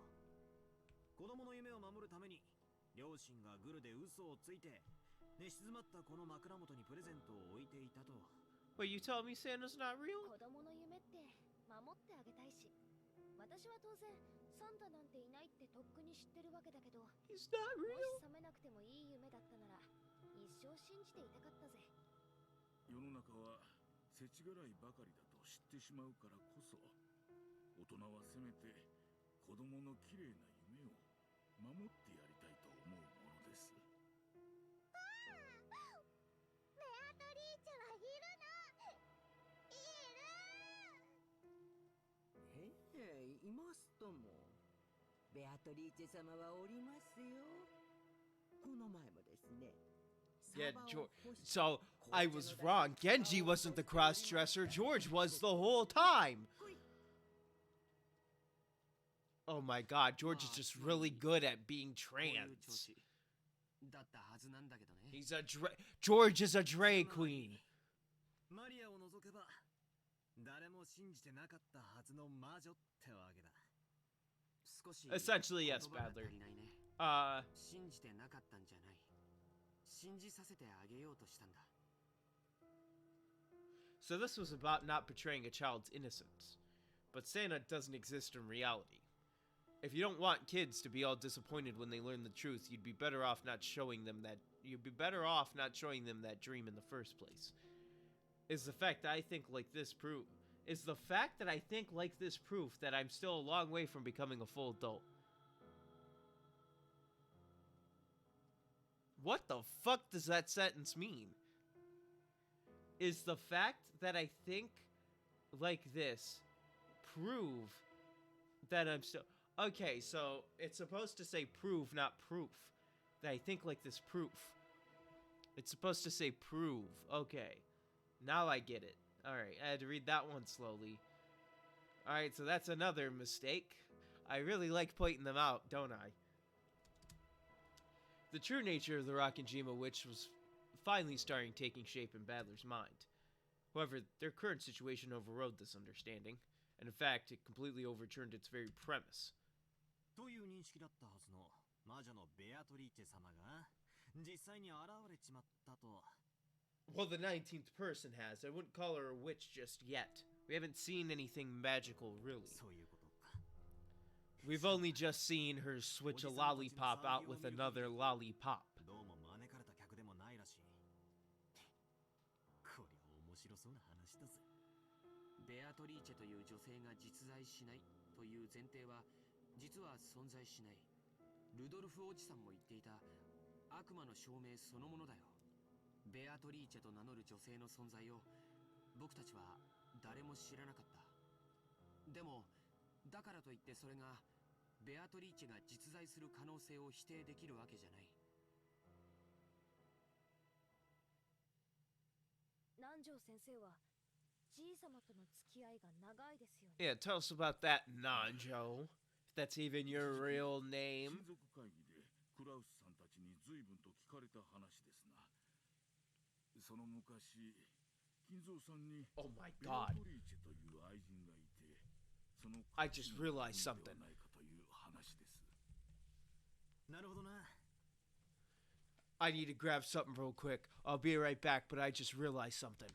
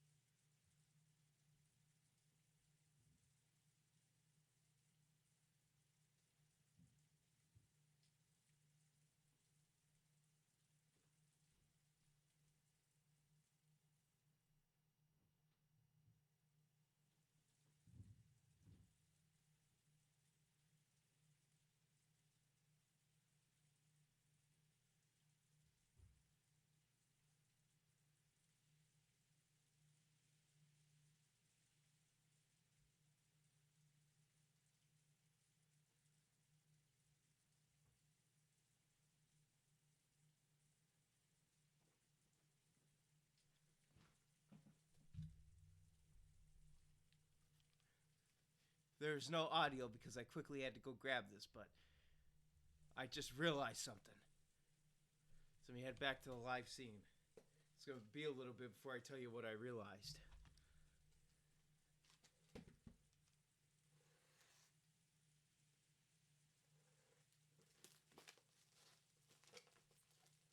It's finally time for me to bust out this bad boy.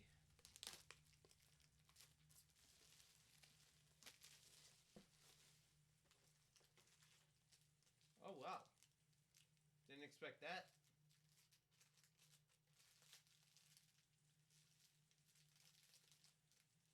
Well, that'll just say because I'm not gonna go crazy with this.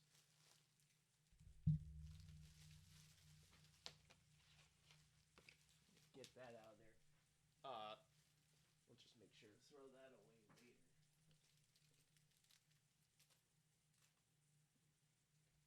Leave that on there. Adds fun. Alright, now I need to open this bad boy.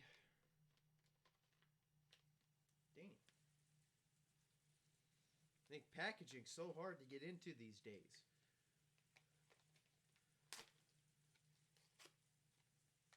Just open sesame.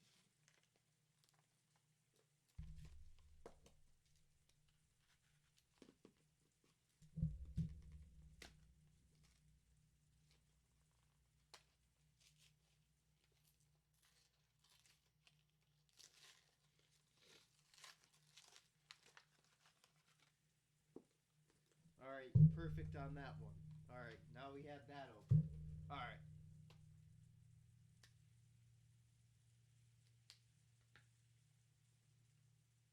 Perfect. Okay. So, this may need full cam on this one. I don't think I need these ones. And this one doesn't have a, but it does have that.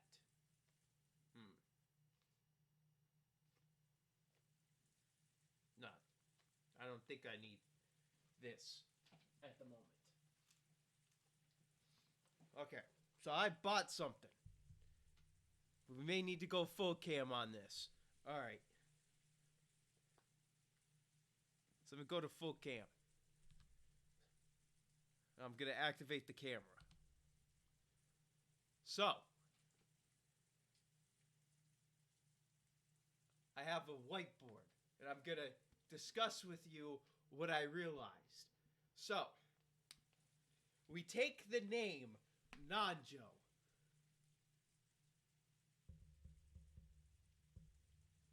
We take the name Nanjo. We flip it to Ajnan. We take the first two letters. What do they make? They make OJ. Who's the famous OJ? O.J. Simpson. What did he do? He killed somebody, allegedly.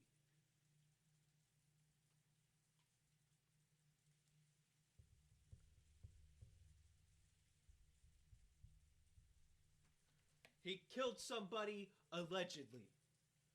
Then we take the non part.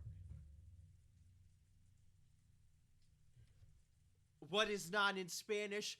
Bread.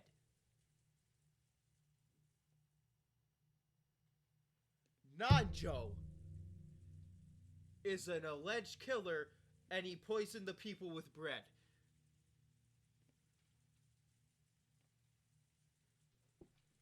I shall take my leave, for I have won the entire game.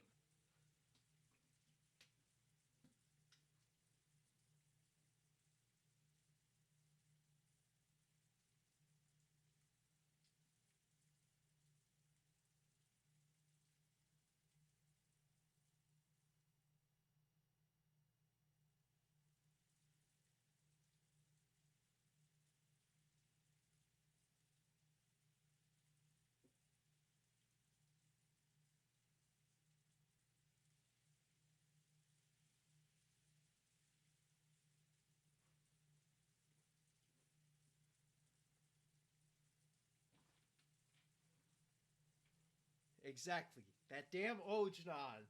Nanjo. I can't believe it. Let me actually use the eraser that I bought.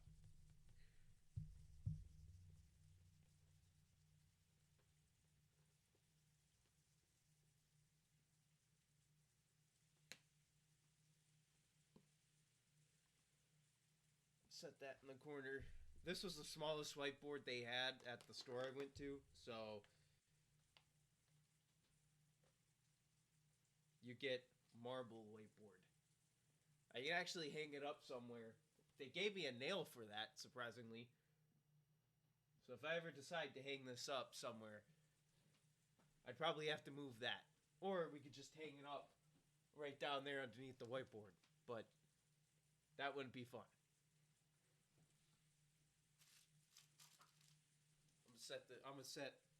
I'm gonna go set this down here. We'll put it on the chair. So I come up with anything stupid, I'll leave it on there for theory forming. These are going back up, though, real quick.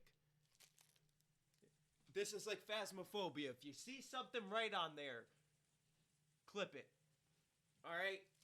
Because it probably will get erased. Phasmophobia. I saw a spirit orb. Here.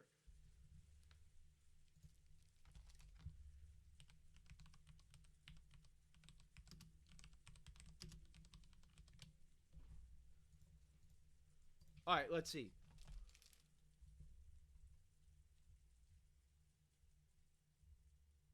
Huh, let's look. I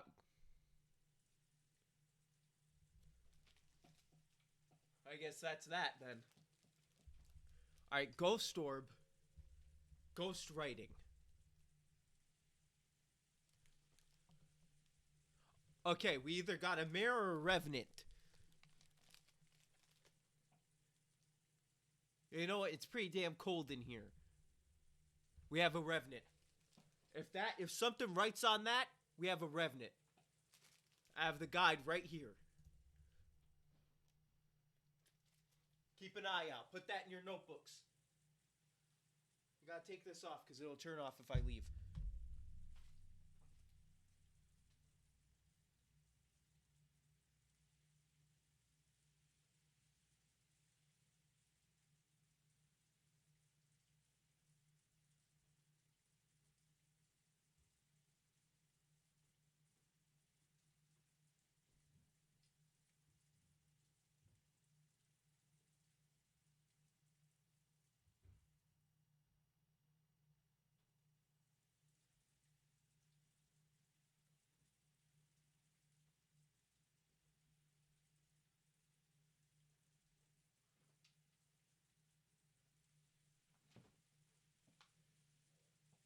I saw dots. Dots. Like orbs or dots. Okay, dots projector.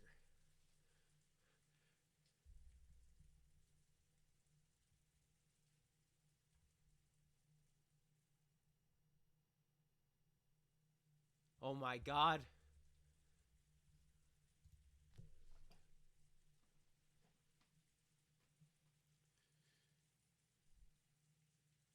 Wait, that's a ghost that returned for revenge and hatred.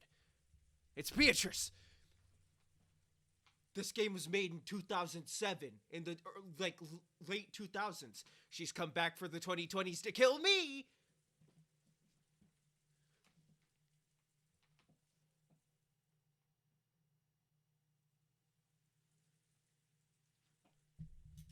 I got a weapon.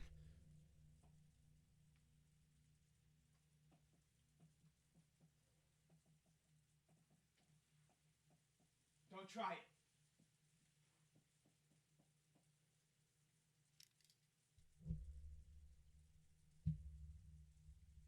Alright, I don't think I should have explained. Wait, or maybe because Nanjo dies, and I discovered that he was Ajnan. I'm dying tonight, boys. You ain't gonna see me next Sunday.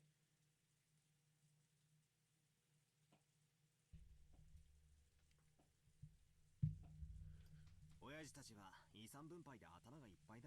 accidentally clicked on the Umineko and it played. So back to the live scene. そこに愛人の娘なんてのが現れれば面倒なことになるのは火を見るより明らかってわけだ。クラウスさんたちも最初は源氏さんに聞かれたのでしょう。しかし源氏さんは金蔵さんに忠誠を誓う側近で、多分私よりも金蔵さんが心を許す親友です。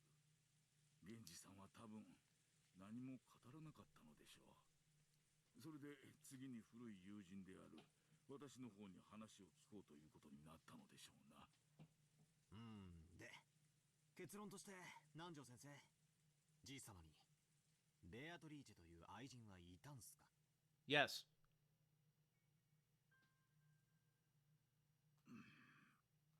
ました。いえ、私は会ったことはありませんぞ。ですが、そういう女性と交際があったと金蔵さんから聞かされたことはありました。相当昔にお亡くなりになられたそうで。死んだ。その間に子供がいたとか。それはわかりません。ただ金蔵さんはベアトリーチェを蘇らせるために研究をしていると常々言っておりました。普通は愛人を失い忘れ形見がいたならばそちらにその分の愛情を注ぐものです。ですから金蔵さんとベアトリーチェの間に子供はいなかったろうと私たちは自然に考えました。 The 19th person isn't a witch, but they are a ghost.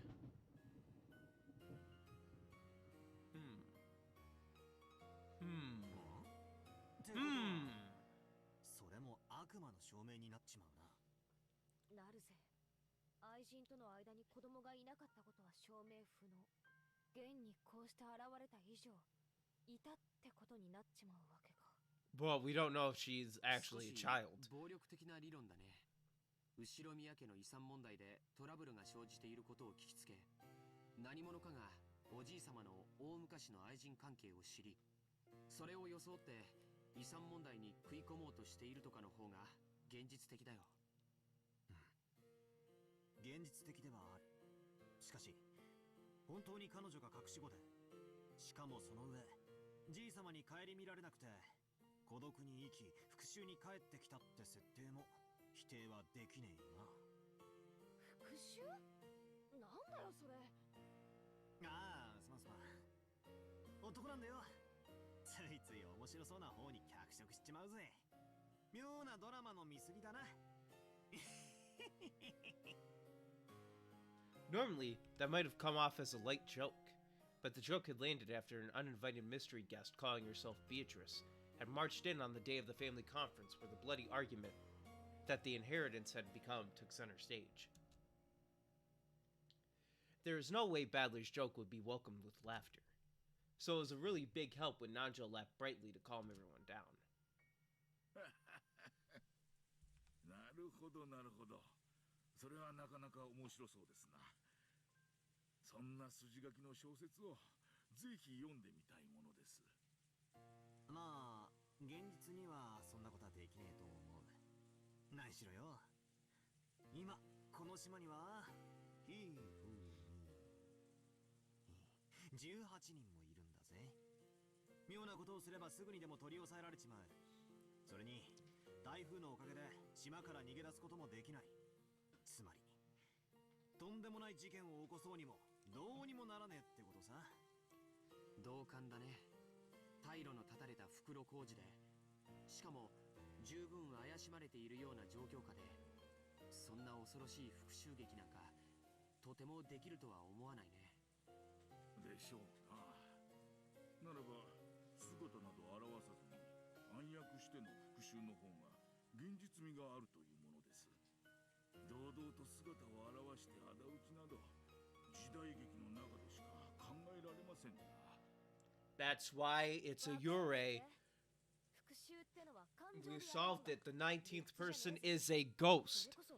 差し違えてでもなんて考えたら、別に警察も人数も退路がなくても何も怖くはないかもしれねえぜ。大丈夫だよ、ジェシカちゃん。僕たちが想像するような物騒なことは何も起きないよ。遺産をめぐっておじさんたちがバトルロイヤルってのが物騒なことじゃねえってんならな。そうだよな。父さんもルドルフおじさんも体格いいし、エヴァおばさんなんか格闘技習ってんでしょ。大丈夫だよね。Jessica didn't say it out loud, but she vaguely knows that her own father stood in opposition to all the other siblings on the inheritance issue. They usually played nice in front of the children, but when that pretense was lifted away like it had been at dinner, the result would be a tumultuous uproar. After realizing this, it was only natural for Jessica to be frightened at the thought that her parents might get caught up in some kind of trouble and become human sacrifices for something terrifying. だよな。ジョージの兄貴の言う通りだぜ。魔女様の名前を語ろうとも魔法も使えない人間の女が一人で何ができるってんだ。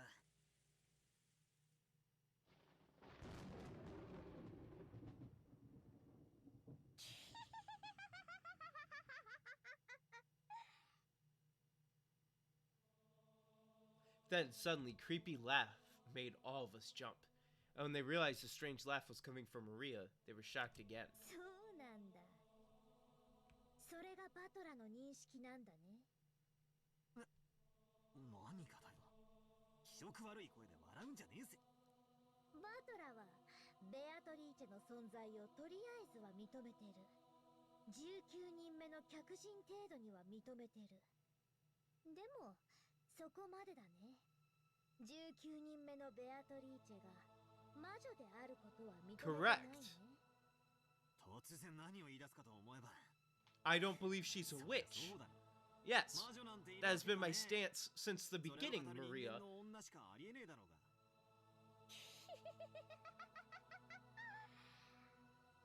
れ？おかしいよ、バトラー。それは悪魔の証明だよ。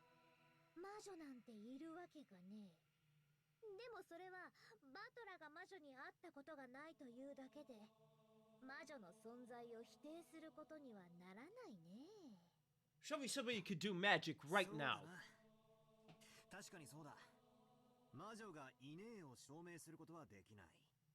しかし、証明はできなくても主張はできる。魔女はいねえという俺の主張だ。どうして魔女はいないなんて証明できないくせに主張できるの？そんなものはいねえからだよ。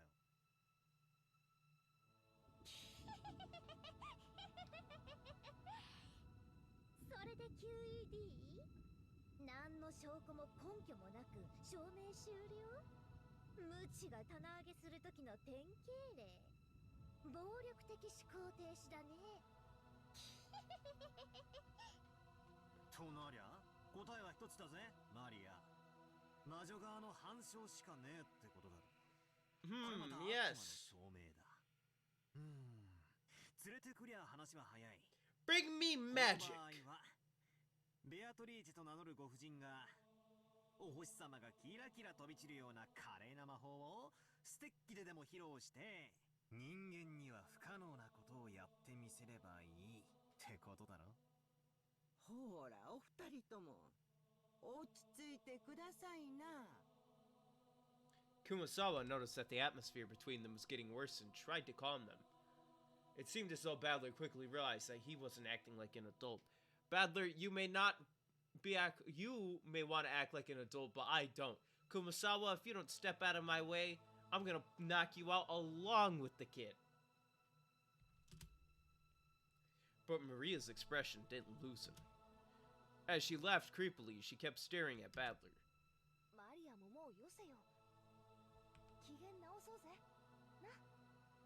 Oh, I'm in a fantastic mood.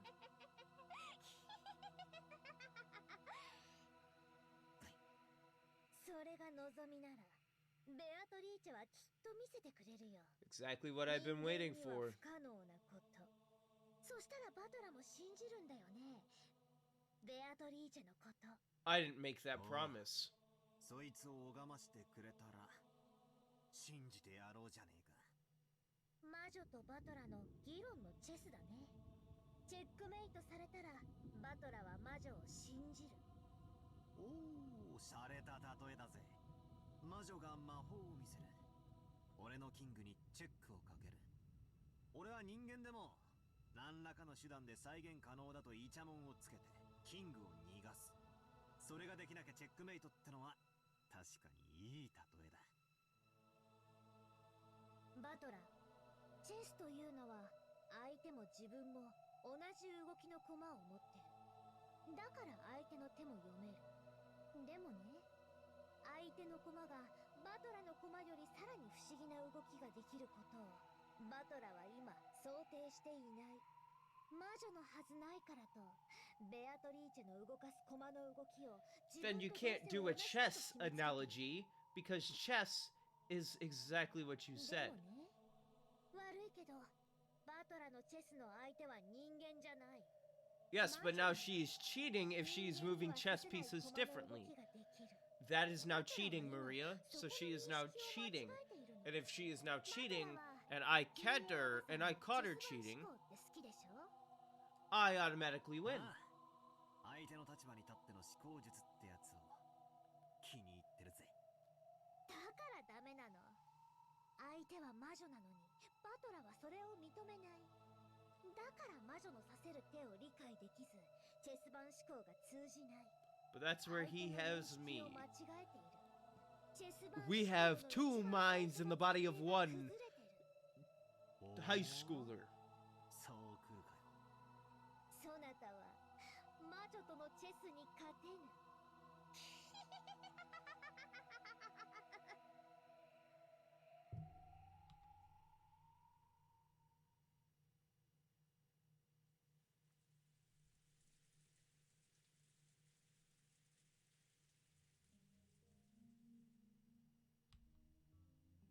その後のことは分かりません。私たち使用人は食堂に近づくなと Now 命 loaded. 令されましたもので。 I want to see. Okay, so it's not going to tell me what QED is.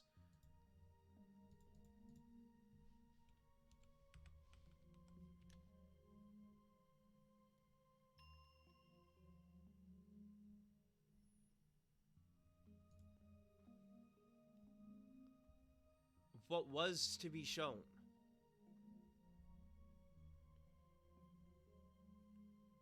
Ah, ergo, as required, so correct.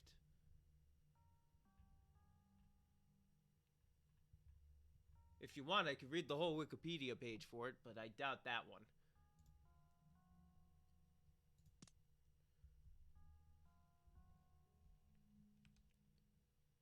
George, why aren't you in the room with us? This seems like a scam. わかりません。 There's a slightly odd way to say it. Didn't quite sound as if she was saying her memory was hazy. 私たち使用人にとってベアトリーチェ様はお屋敷のもう一人の主です。親方様に感化されてそうだと吹聴しているというふうにおっしゃる方もおられますが、私がここへ勤め始めた時からベアトリーチェ様の話はすでにささやかれておりました。前に聞いたよ。敬わないと呪われたりして、実際に事故に遭った使用人もいるんでしょ？ええ。ただ、信じる信じないに個人差があったのは確かです。私はそういうものには敬いを忘れないのが信条ですので、存在を疑ったことはありません。黄金の魔女というその不確かな存在がきっといるとおぼろげに信じていました。それで実際にその不確かな存在の魔女が姿を現して堂々と玄関からやってきたということなのかな。わかりません。私には何も。シャノンは夕食を運んだ時に何か話はした？いいえ、何も。そっか。Except you did. しかしご飯を食べる魔女というんじゃなんだかリアリティがないね。やっぱりこの島の魔女伝説を知る何者かがベアトリーチェの名を語っているだけなんだろうね。It's not actually Beatrice. シャノンちゃんは George knows. ベアトリーチェを多分お屋敷の守り神みたいに思って敬ってきた気持ちがあると思うんだよ。だからそれを名乗る人物が現れたので少し動揺しちゃったんじゃないかな。Good band, Disturbed. そうですね。きっとそうなんじゃないかと思います。 George was slightly at a loss at what to do about Shannon's downcast appearance. Maybe not just Genji, but even the young servants had been ruthlessly questioned as to whether they knew anything about this Beatrice person. Thinking that, he tried to cheer her up somehow. Surely just like Maria and Jessica. Shannon was unable to finally hide the agitation caused by the sudden visit of this person calling herself the Golden Witch. He'd been so sure that was the case, but George probably had no way of looking into Shannon's heart. Shannon was bitter and sad. the door to the Golden Land would be opened. The witch had definitely told her that. That meant the demise of everything. Even if she accepted the ring from George, they would never be married now. No, in the first place. Did furniture like her even have the right to be married? Even if the witch hadn't come to signal their demise, wasn't their relationship fated to fail sooner or later? Had she turned her gaze to focus slowly on those fun days spent with George, while purposefully closing her eyes to the sad reality? どうしたんだい？さっきから本当に元気がない。ジョージさん、婚約って何でしょうか？結婚の約束をするという意味だよ。でも僕はその意味において結婚と同じものだと考えてる。It doesn't, because 本当なら not really. 僕は今すぐにでも君をめとって家へ連れ帰りたい。でも僕は今修行中の身で、まだまだ自らの城を築き上げる力量がない。だからこそ一人前になって初めて胸を張って君を連れ帰りたいんだ。それは遠い未来の話じゃない。ほんの3年ほど待ってほしいというだけの話なんだ。でも僕はだからといって3年間自分の気持ちを偽っていたくない。だから婚約指輪を贈ろうと決めたんだ。それは男として情けない理由かもしれない。妻と仕事を両立できないから待ってほしいなんて理由での婚約なんて情けないものかもしれない。でも僕は決して君をありがとうございます。ジョージさんにとって婚約指輪が恋人に贈るプレゼントの一つではないということが分かりました。当然だよ。婚約指輪はただのアクセサリーじゃない。尊い約束を指輪の形で I feel very strongly about this. What's your thoughts on death? Because that's what's going to happen to you in about すぐにも結婚するなら 5-10 minutes. になりますよね。その時は婚約指輪じゃない。結婚指輪として渡すよ。どちらにせよ君に指輪を贈ることに変わりはないのさ。この女は俺のものだから誰も手を出すなよっていう売約札みたいなものですね。What are we in the 1920s? Women are objects? Holy shit, that's an out of context quote. George knew that he was weak by nature. When he'd been captivated by Shannon and had sworn to become an excellent man, he had also sworn to throw away that weak part of himself. So even if he had to be blunt about it, chose to answer a little roughly. He was sure that doing so would bolster and reassure Shannon.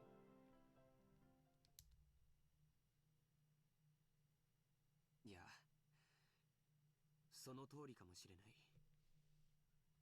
さよ、君を僕の妻にする。Pass. That's what I'm saying right now. Pass on that. だから誰も手を出すな。そういう指輪だよ。間違いない。ありがとうございます。ジョージさん、本当に嬉しいです。Then George saw. If it was decided. Then George saw. Okay, it did say that. Okay, it didn't make sense with this, but it was decided by fate that this engagement ring, that this promise could never be fulfilled. Would you still give it to me? Shannon tried to ask that, but she swallowed her words, because George had already spoken the answer. George had said it. He had said that to him, an engagement ring was infinitely similar to a wedding ring. Therefore, accepting George's ring had a significance far more sacred than a promise to marry. だから僕はあえてこれを婚約指輪と呼ぶのをやめにする。今からこれは婚約じゃない、結婚指輪だ。いいのでしょうか。神様の祝福もなく私たちが結ばれたこと。 I mean, yeah, but then you probably do have to do a ceremony to get it official in like the court records. 神様も父さんも母さんも全て事後報告で十分さ。 I mean, God already knows. 二人は結ばれたと一方的に宣言する。それは誰にも覆せない。ジョージさん。僕は一時の感情で言ってるんじゃない。今だけの君を見て言ってるんじゃない。明日の君も明後日の君も、それこそ未来の老後の君すらも見据えて言っている。いつもジョージさんが話していることですよね。元気な子供や孫たちに囲まれてゆっくりとした老後を過ごしたいって。うん。その時僕の隣には年老いた君がいる。それを僕は予告、いや予言するよ。うん。必ずその日は訪れるから。必ず訪れますか。信じてもいいですか。うん。必ず。絶対。Believe it! それを言葉でない形で証明するのがこの指輪なんだ。 Never watched Naruto in my life. え、Show you what? これさ。 Oh, the ring. Yeah. George, thinking he was being told to show her the ring, hurriedly took out the ring box. Thinking. Wait, she wants to see something else? Hmm.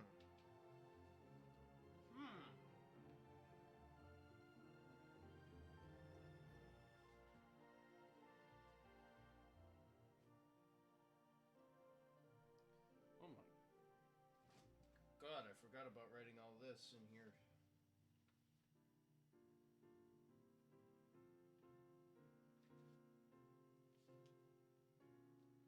Oh my God, the children of God, really?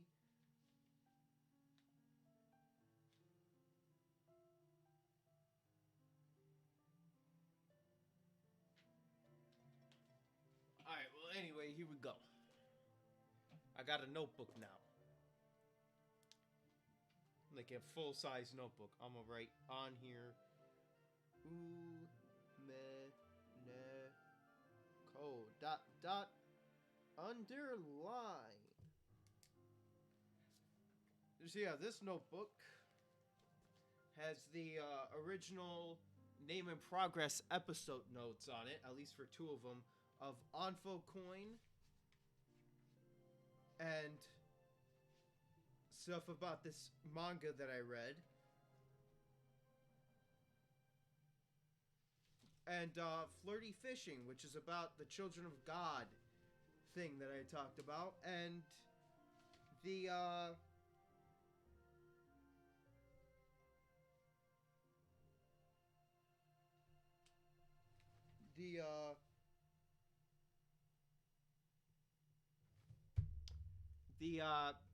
court case with the gold rooster. Yeah, United States versus one solid gold object in form of a rooster. So that's a throwback. I think one notebook over there has like high school notes in it and shit for some reason. I didn't get rid of that yet.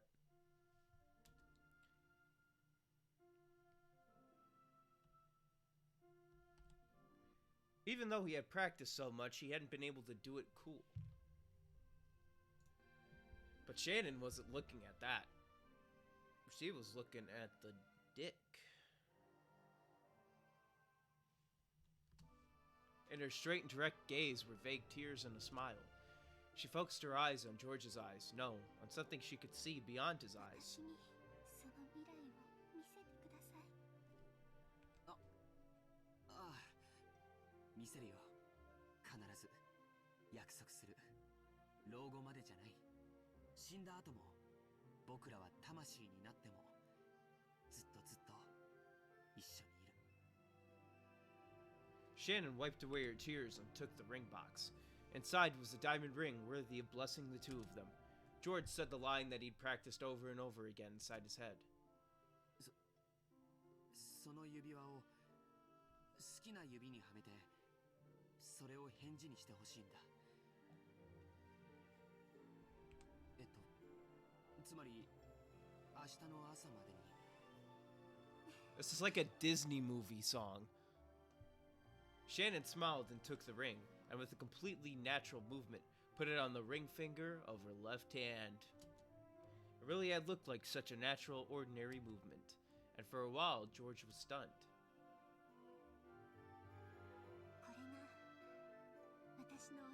Wasted effort. They should have put the ring on the sprite. シャノン、いや、さよ。魂になってもずっとずっと一緒です、ジョージさん。 There was no blessing from God, no pastor to witness nothing, but the two who were married proclaimed it. 2 souls were joined here today, and 2 souls will die here today.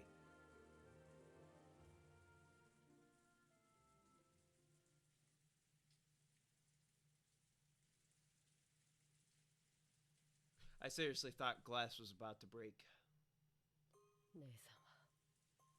Oh, was he watching the whole thing? There's no way he saw all that in the rain. Oh, never mind. I thought he saw it. She's not furniture. We've been through this before, Canon. 嘘だ。どうして自分を騙すんだよ。人間になんか絶対になれないって知ってるくせに。黄金鏡へ行かなきゃ人間になれないって知ってるくせに。なのに、どうして黄金鏡へ生きる約束を自分で保護に。そっか。指輪を受け取ったら、ベアトリーチェ様との約束がなかったことになっちゃうんだったね。ごめんね。あとは、僕も姉さんも、ジョージ様も親方様もみんな条件は同じだ。13人。Wouldn't you want it that way? 5人しか黄金鏡に招かれない。その一石を自分で蹴るなんて。おかしいね。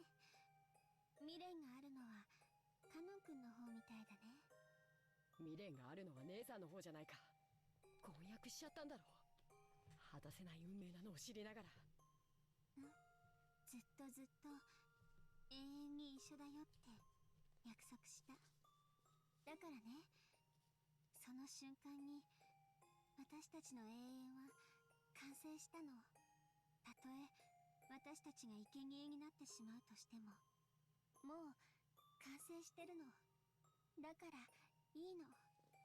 未練があるのはむしろカノン君の方。私たちは家具なんでしょ。私たちはどういう結果になろうとも解放される。なら黄金鏡に行けるか行けないかなんてどうでもいいことじゃない。なのにカノン君は黄金鏡へ行くことに固執してる。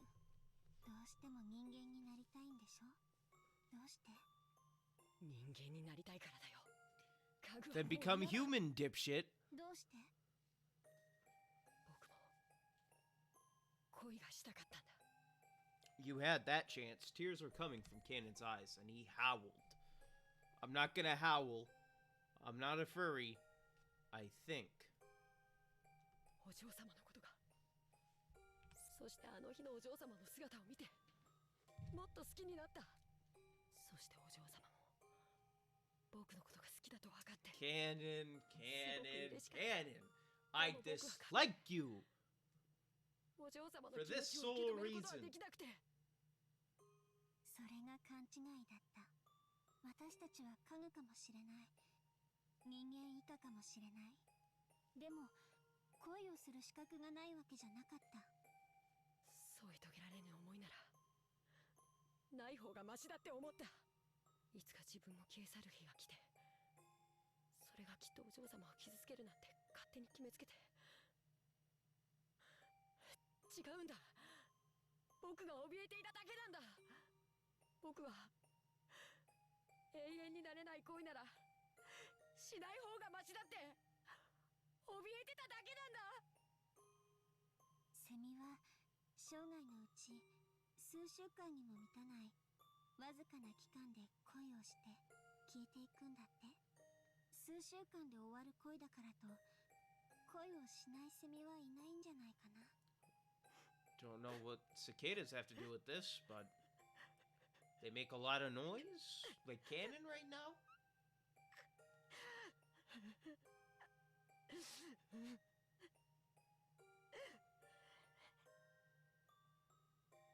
It seemed that Canon was still muttering his regrets, but by now it was all jumbled up with his sobs.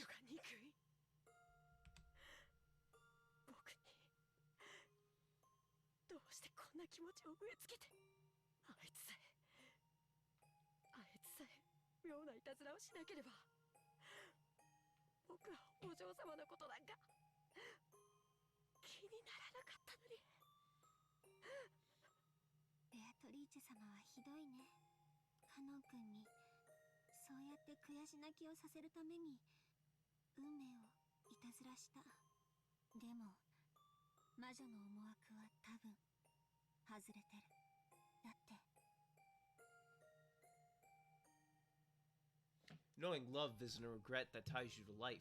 It is the destination we're supposed to reach in our journey through life.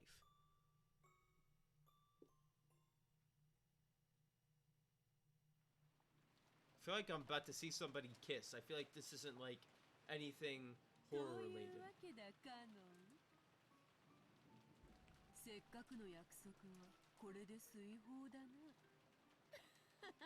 I'm assuming this is a flashback.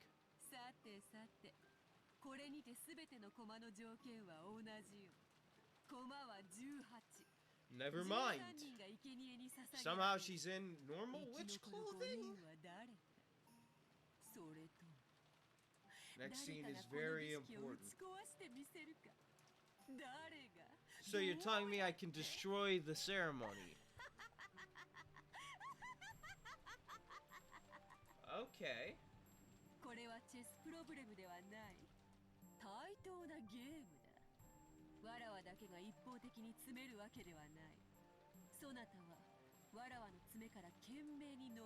So I can force a tie? So I'm just trying to make sure you don't win. So even if I can't beat you, I can tie you.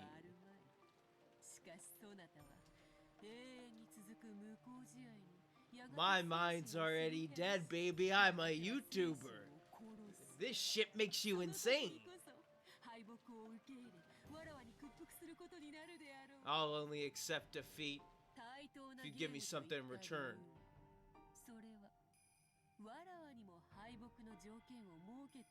Has it now? What are said rules, if you don't mind me being precocious, if that's even the word? I have to solve the epitaph?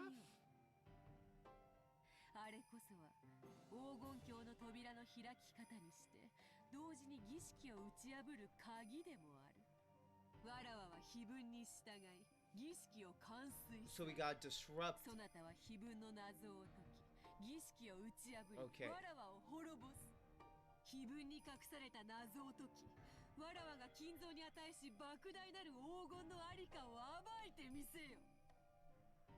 Solve riddle. Destroy ceremony.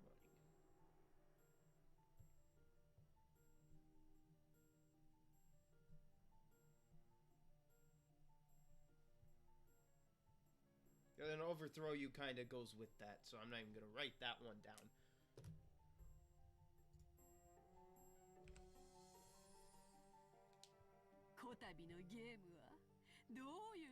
It'll show that I'm smarter than I appear, and that I actually have good intelligence.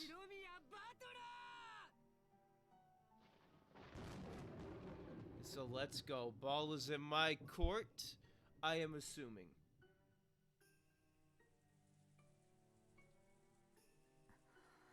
Was there a church in this house?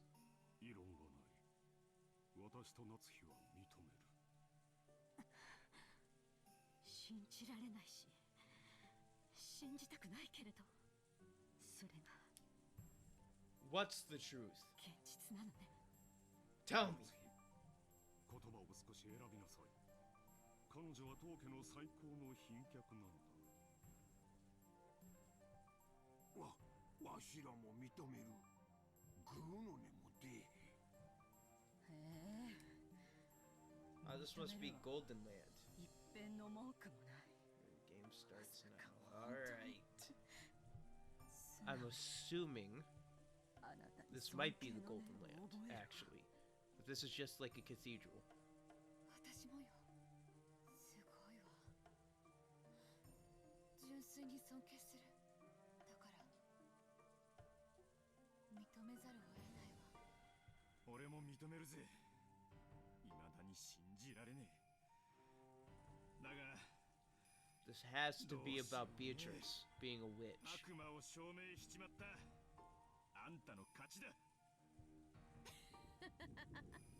悪魔の証明は、そなたが好む証明不能への便利な言い訳だったが、あだになったようだな。いじめるなよ魔女様。俺はもうあんたを認めてるぜ。降参だ。キリエ、まだ異論があるか。わらわは全員一致しか好まぬ。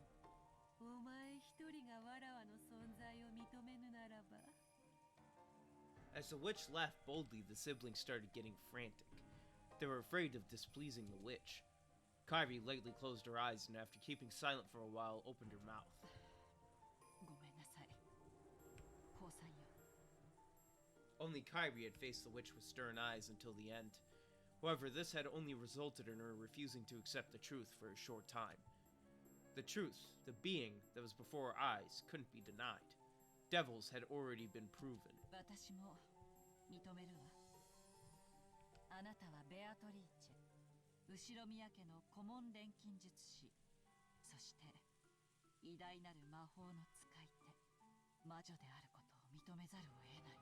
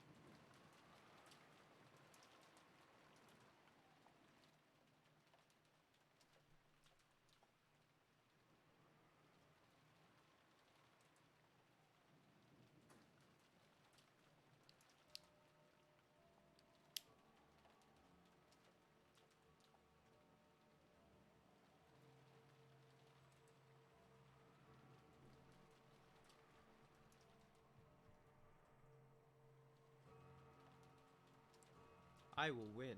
I will beat you. And you won't have anything to say about it. Because if there's one thing you need to know is I'm a stubborn motherfucker.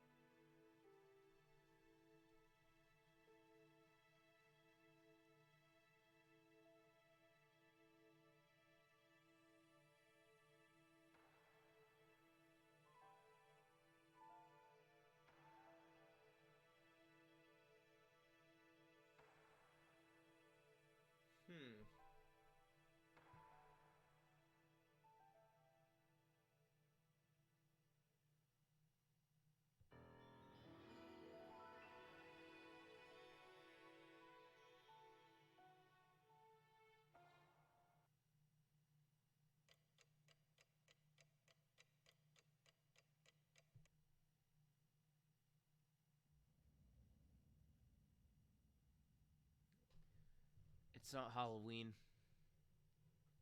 So this chapter shouldn't be called Halloween.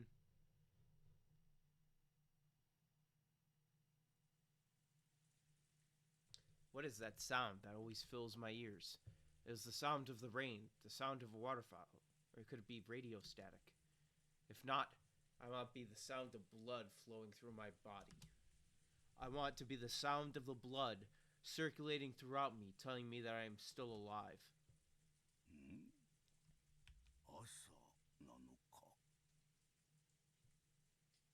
The light entering through the crack in the curtain was faint, but at least told him that dawn had broken.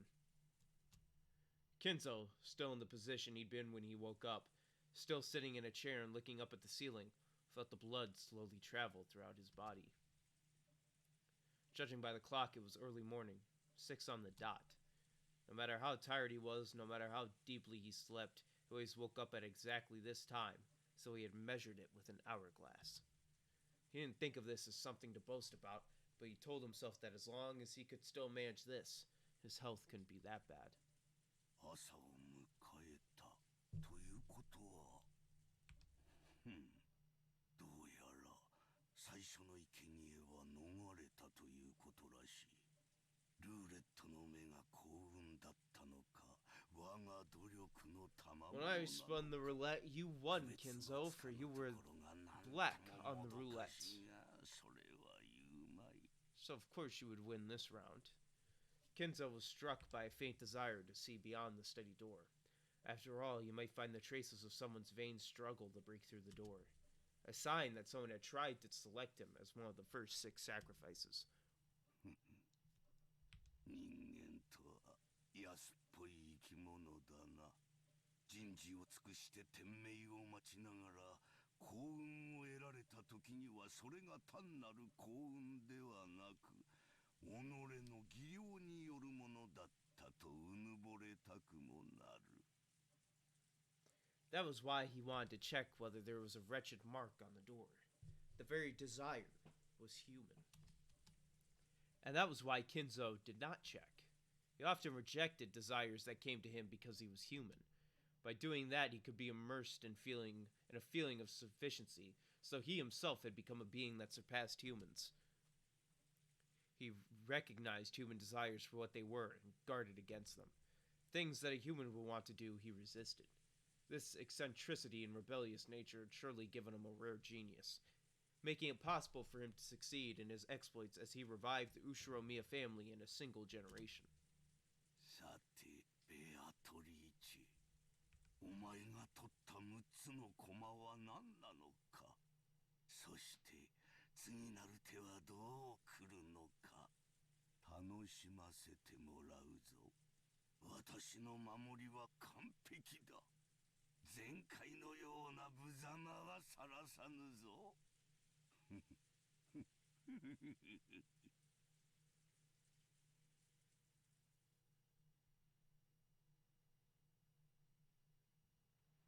The servants woke early. They had to open the curtains, prepare breakfast, and complete various other tasks to welcome the guests to a new day. Goto was the most enthusiastic. During the family conference, he had been told to concentrate his efforts especially on cooking, and he'd been specially exempted from several tasks that servants normally must do. Goto, who was a show-off, seemed to be feeling particularly superior because of that. He let Genji and the rest prepare the rest of the mansion and worked on making breakfast in the kitchen. Genji split the work with Shannon and Cannon, and they carried out various tasks. Shannon headed to the dining hall and knocked. Last year, the family conference had continued into the early hours of the morning. It wouldn't have been odd if this year's conference had done the same. Considering the possibility that they were still having a discussion inside, she knocked. But there was no response, so she opened the door and said good morning. おはようございます。いらっしゃいませんか? The room was cold, and the conference seemed to have ended a long time before. There was a tea set on the table from which they'd probably been drinking, arranged in a way that would make it easy to clean up. Cleaning up the tea was a servant's job. If the family members were extra generous and cleaned it up themselves, the servants would lose face. So it was a truly pleasant act of kindness for the family to do only this much. As she approached the table to clean it, she noticed something like a memo that had been left near the utensils and cups. Since it was right next to the tea set, Shannon picked it up, naturally thinking it was a memo for the servant doing the cleaning. Written there was not a request, nor was it thanks for preparing the tea. There was just a single word. Shannon looked at it blankly and read it loud. 礼拝堂 chapel where they were at when they were recognizing Beatrice. So that was more than likely the 6 who were sacrificed.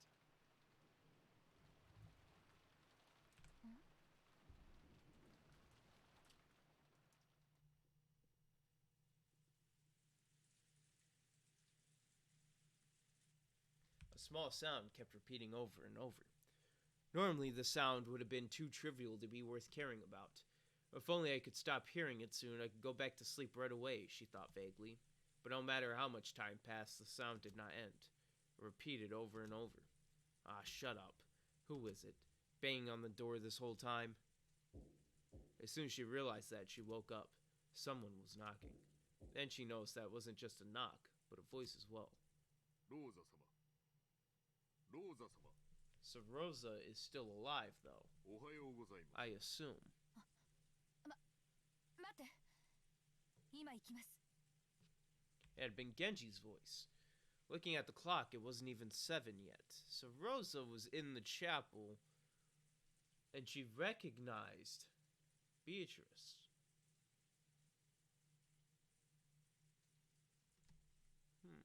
Or did she? It was clearly too early to wake the guests. Did something happen that was bad enough to cause this? She felt her sleepiness increasingly fade thanks to this premonition of misfortune. Though Genji was a servant, Rosa had known him since her childhood days, so even though she was slightly defenseless in her pajamas, she opened the door crack and answered.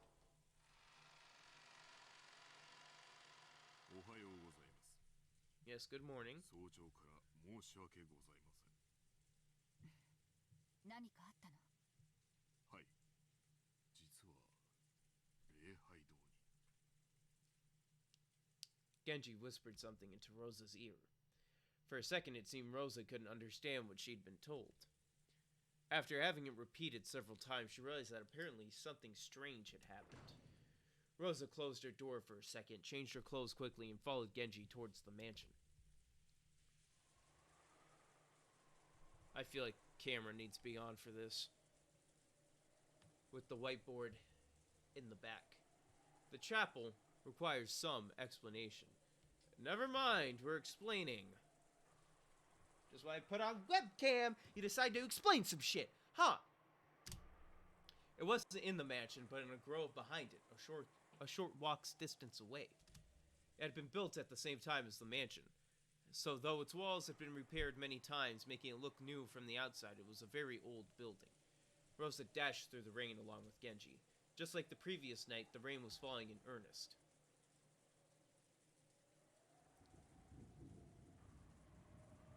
Eventually, the chapel came into sight from beyond a thin grove. Just looking at it from the outside, it seemed a place of dazzling beauty where a pair of young lovers might want to get married. However, Kinzo apparently viewed it as a very sacred place. So Rosa and her siblings had been given strict instructions not to approach it unnecessarily. Even though they were all grown up now, approaching the chapel for any reason would still make them feel guilty, and also afraid as if their father might get angry and hit them in the face. The servants' silhouettes could be seen in front of the chapel's entrance. Goda, Shannon, and Cannon, which meant that all of the servants on the morning shift had gathered. A short while ago, Genji had spoken to Rosa, telling her what the situation was. However, without laying eyes on it directly, she definitely had been able to understand. It was probably the same for all the servants gathered here as well. Without seeing it with their own eyes, they wouldn't have been able to understand what was going on. That fucking symbol. Once again, we meet. Hello! Symbol for 6 sacrifices needed to bring the key. On the door at the entrance to the chapel. With your avatar having ass. Was something very large, drawn with a creepy stringy paint that made one think of blood. Something like a creepy magic circle.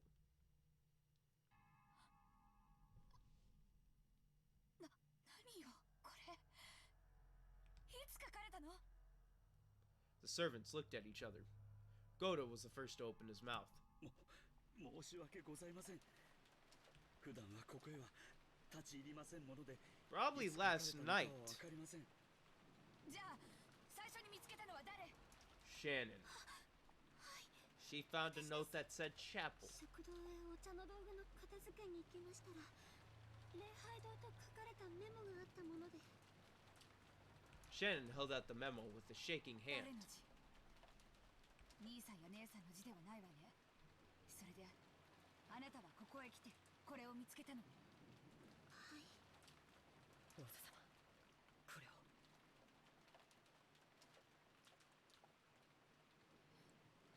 What are you about to show me, Cannon? ハッピーハロウィン。Maria. Cannon pointed at a single line of English written below the creepy magic circle. Until it had been pointed out to her, she thought it was just another part of the magic circle. There, the following words were written in English. Happy Halloween for Maria. Happy Halloween for Maria. This creepy magic circle was for Maria. Happy Halloween. Yesterday, only one person had said Happy Halloween to Maria. The key phrase matched. It was the Golden Witch, Beatrice. That does not put Beatrice at this scene of the crime. Badler! To even incriminate my second half, Badler, he heard Maria say Happy Halloween. He could have done this shit. You understand that, Beatrice, right? You are not the sole person who knows about the Happy Halloween with Maria.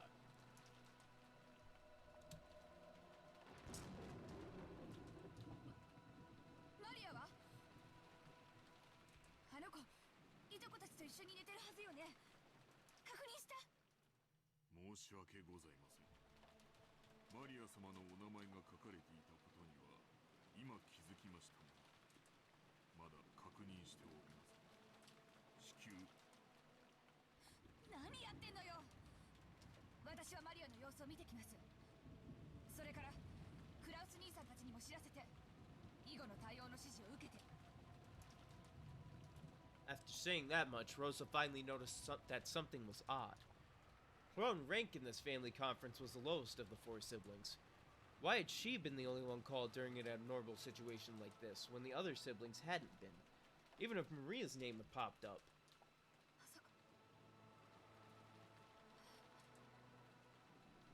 Yes, they're all dead inside. Ava, Hideyoshi, Kraus, Nazi, Rudolph, and Kairi are the 6 sacrifices. So that leaves 2 people who could be the lovers torn apart, but only one is most obvious. Now the main question is, would Beatrice go for the most obvious, or would Beatrice like to prolong suffering? That is the main question. How sadistic is this so-called witch? はい。旦那様にご連絡申し上げようとしたのですが、お姿が見当たらず。奥様もお部屋におられません。シーツの様子からすると、昨夜はベッドに戻られていないのかもしれません。 Rosa felt something creepy crawling slowly up her back. 礼拝堂の中、確認した。まだです。確認しようとしたのですが。実は礼拝堂の鍵は特別で、マスターキーに対応しておりません。1本だけある鍵でしか開けられないのですが、その鍵。 So the key is special, so it's obviously different looking than all the other keys. She didn't want to get closer to the door with the creepy magic circle as she could. Rosa readied herself and approached, then tried pushing and pulling the knob. So the key is probably looks different from all the other keys, so anybody could have stolen that key and figured out where it went to with help from a servant. Specifically someone who does not hate the witch, Mr. Genji.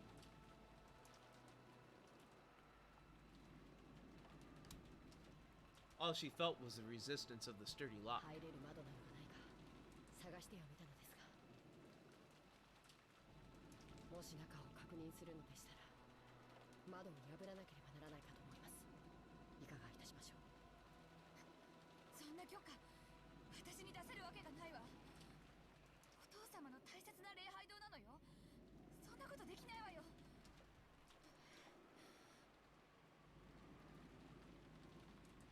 At that time, the events of the previous day swirled around in the back of Rosa's mind. That's right. When I met that witch in the rose garden, didn't she hand Maria an envelope? Yeah, there's no mistake, she did hand it over. When Maria tried to open it, the witch told her not to do it yet, and then she surely said, "The time to open that will come soon." Rosa was sure. There could be no mistake. The envelope Maria had received was...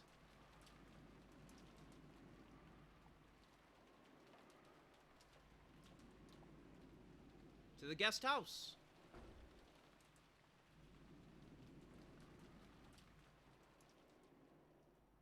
After dashing back to the guest house, Rosa approached the cousin's room while hiding her footsteps, softly opened the door and peered inside.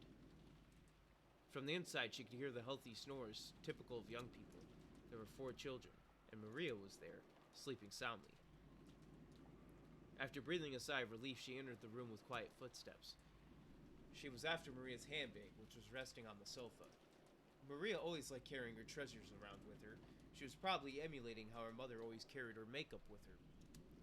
Of course, she was just imitating her mother, so everything on the inside was junk. In Maria's case, it was full of small, creepy occult items, notebooks describing things of that nature, and so on. Rosa had never been happy to see her daughter walking around with things like that, which weren't girlish at all. However, trying to force Maria to stop it resulted in a big fight, so she decided to let it be.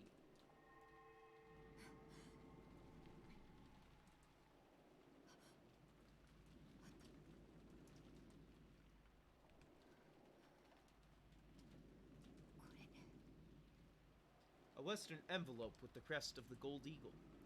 When she took it out of the bag, she realized there was a heavy, vaguely cylindrical object inside. She could tell by its feel and its weight. There is no doubt, this was a key.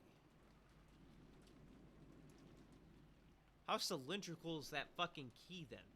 After turning around and checking that Maria was still sound asleep, Rosa tore open the envelope and the contents spilled out into her palm. It was a key with an old and intricate design. Rosa gripped that key and dashed out. Badler seemed to have noticed that sound, but after grumbling and churning over in his sleep, he started snoring again.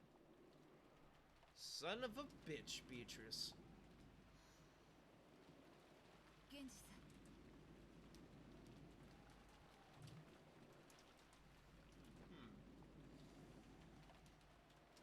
Gonna just make a note of that.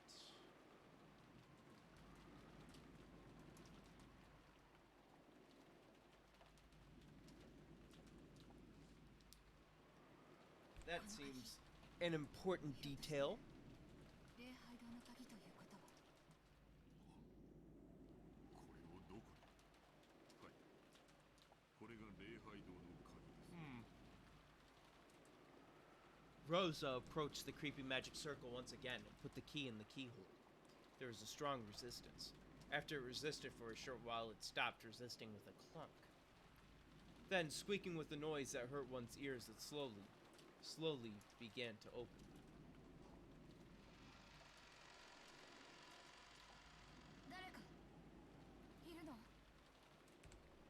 Her voice reverberated throughout the massive room.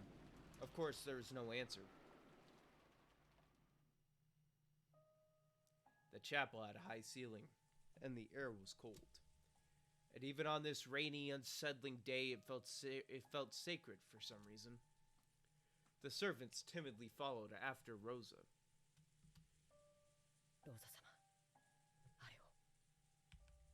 Cannon noticed immediately and pointed. Over there was the altar. In the place that would normally have a pastor preaching of God's love, there was a table that shouldn't have been there. At first, it looked like a dining table. There actually were gorgeous plates and utensils placed there, making it look like a child's birthday party or something. Upon closer inspection, the surrounding area had been decorated with pumpkins and black and orange ribbons. They were probably Halloween decorations. And there were people seated at the table. 3 people on each side, facing each other, seated in chairs. They could be recognized at a glance. Kraus and his wife, Ava and her husband, and Rudolph and his wife. But if you wanted to be sure, you'd still have to go even closer and check. Because they seemed almost like dolls. Rosa and the rest had opened the door, entered all at once with the sound of many footsteps, and called out, asking if anyone was there. And yet, there had been no reaction.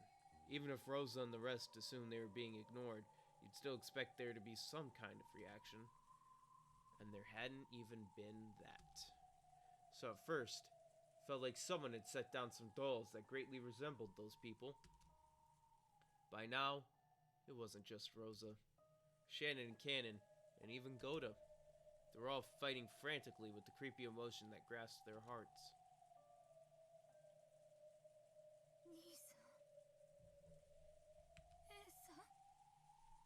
As she walked toward the altar, she called out again, but there was still no reaction. Yes, by now, Rosa was sure of it. She was sure these weren't dolls, but the people themselves.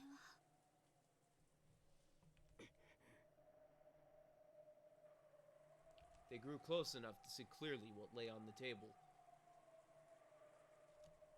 It still looked like an adorable banquet, reminiscent of a child's birthday party. Plates piled up with sweets, cute pitchers with drinks, all kinds of pumpkin-shaped ornaments. They were all decorated in a Halloween style, and while this probably wasn't the time to be thinking it, Maria would surely have been delighted to see all of this. That was the state of the table they sat in front of, apparently asleep. It was an eerie scene, as though a small, fun-looking Halloween party had been stopped in time.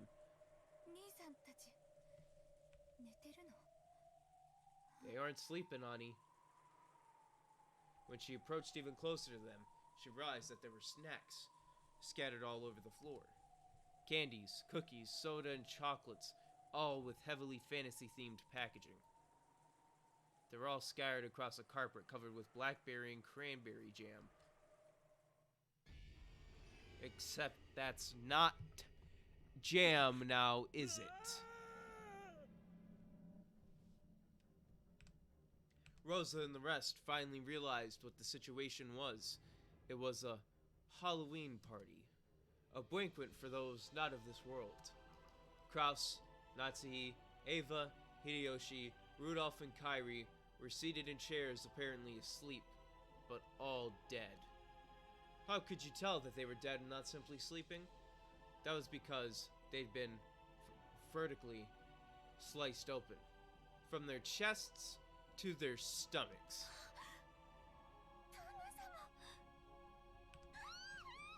Not surprised one bit. The 6 of them had sat down at a Halloween party before having their stomachs split open, killing them. Then the jam covering the floor must be what overflowed from their stomachs once they'd stuffed themselves completely, right? No. The contents of their stomachs had been scattered all over the floor. And that wasn't all. Out of their stomachs, it was almost as though they'd poured out. As though snacks had overflowed from there.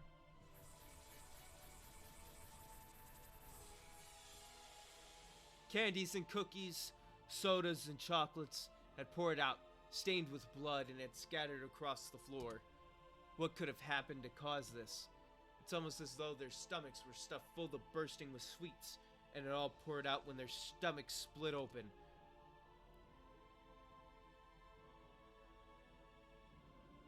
Rosa remembered a certain shocking meal, a turkey that had been served at her own birthday.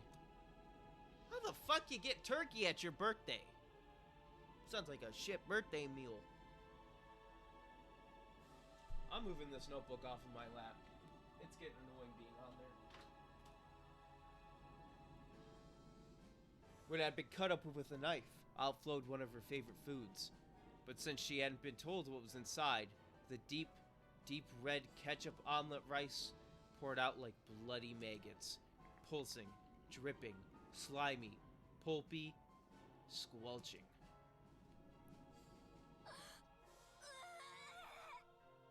Come on, you gotta give it a little more oomph. You gotta give it that. You gotta give it that gravel, that grovelly voice. Here. The trauma of her youth was revived. Rosa felt a monster raging inside her stomach as the acid started to rise. Unable to hold back, she threw it all up on the floor. Her empty stomach had nothing but stomach acid. The scene in front of her was no fun Halloween party now. The three couples were enshrined right there, their stomachs vertically wrenched open. Wrenched open with a gyugyuba.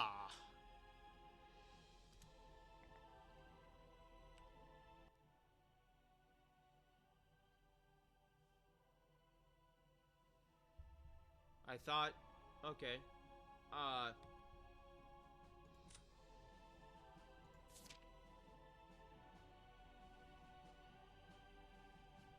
don't know, okay. I don't know what that is, but alright. So many snacks have been stuffed in there, pulpy and squishy. Blood and guts. Blood and guts! And sweets were overflowing onto the floor. Blood-stained, sticky, sloppy, pulpy, sweet snacks made your fingers stick together. Gummy, gummy. Ah, but stained with entrails, sloppy, pulpy. What was that I stepped on just now? That didn't feel like a candy or a cookie or a soda or a chocolate.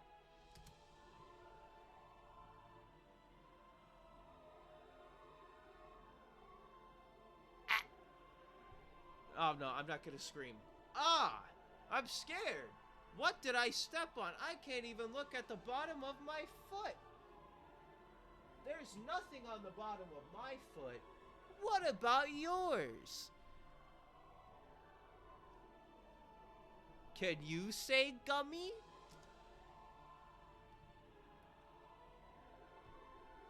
Awakia.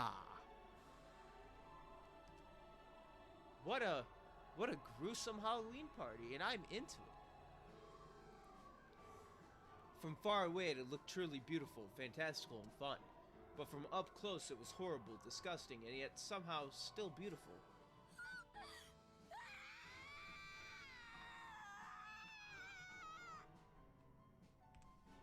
Rosa's wild thoughts tried as best they could to escape her throat with a loud voice that was neither a scream nor a roar.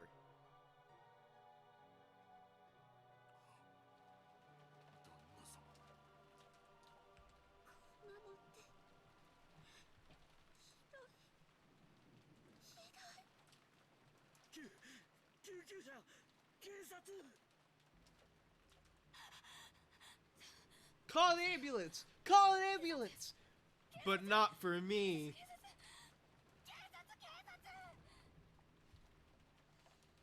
If a word so tied to reality hadn't come out of Gota's mouth, Rosa and the rest would probably have found themselves unable to escape that nightmarish party even now.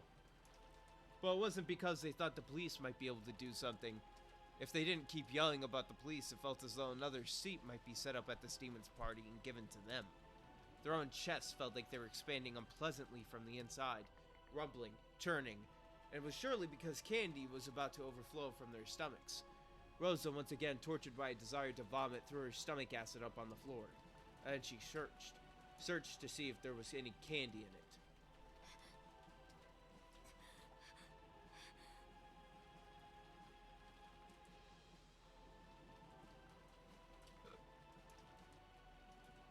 That was a good burp.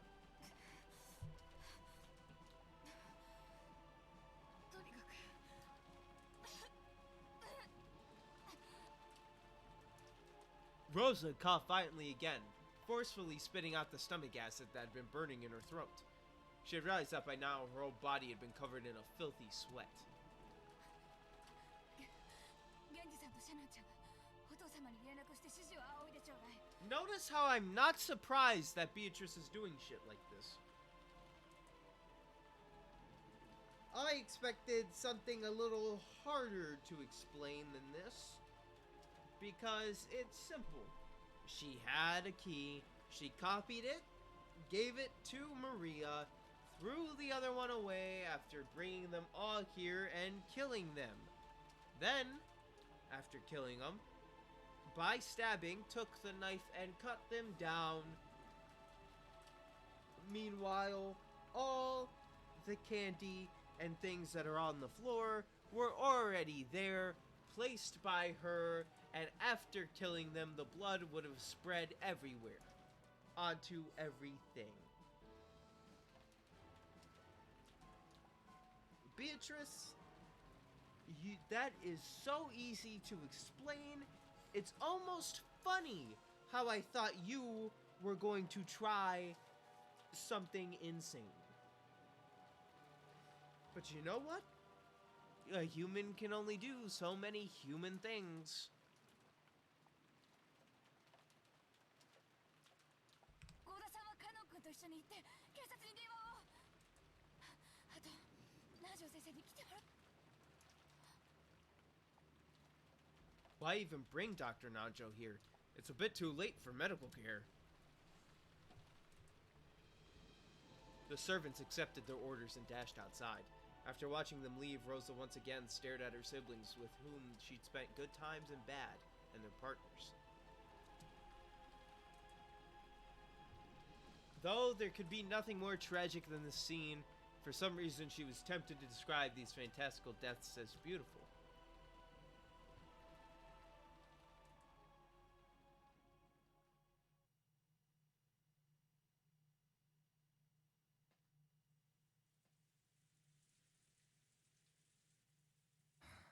"いねえな。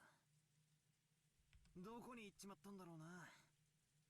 使用人室も厨房も空っぽだぜ。一体どうしちまったってんだ。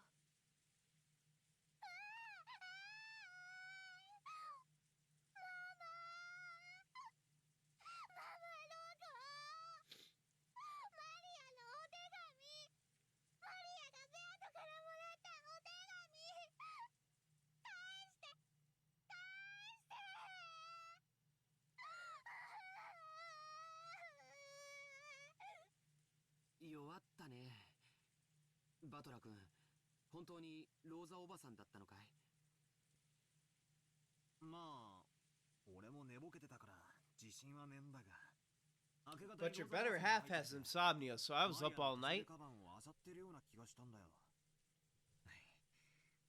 俺はてっきりマリアの手提げに歯磨きのチューブでも入ってるんじゃないかなんて思って寝ぼけてて。なんで歯磨きのチューブがマリアの手提げに入ってるんだよ。寝ぼけて夢でも見たに決まってんぜ。Badler vaguely remembered Rosa entering the cousin's room. Also, when Maria woke up before the rest of them, she started rampaging around, saying that someone opened the envelope she'd been keeping safe. Putting two and two together, they figured that Aunt Rosa had probably come and opened the envelope. 黄金の魔女様の封筒か。中に何が入ってたんだろう。わからないね。でも、あの封筒はおじい様が新書に使う後ろ宮家の家紋の入ったものだった。親族会議と無関係なものが入っていたとは考えがたいね。She hadn't let anyone touch it, but yesterday Maria had shown the envelope off to Badler and the rest a whole lot. So they remembered it well. And I tell you right now, I didn't miss the ooze.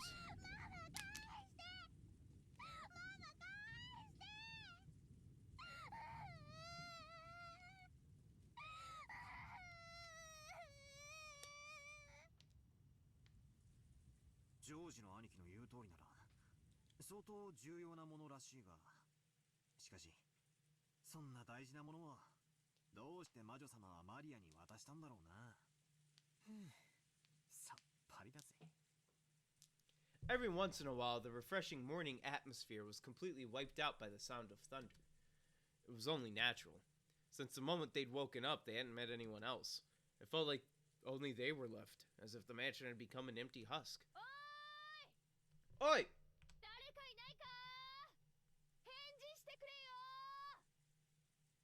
Jessica called out into the hallway, and eventually an answer came back. It came from the entrance hall. 聞こえますとも。何かありましたか？南條先生だ。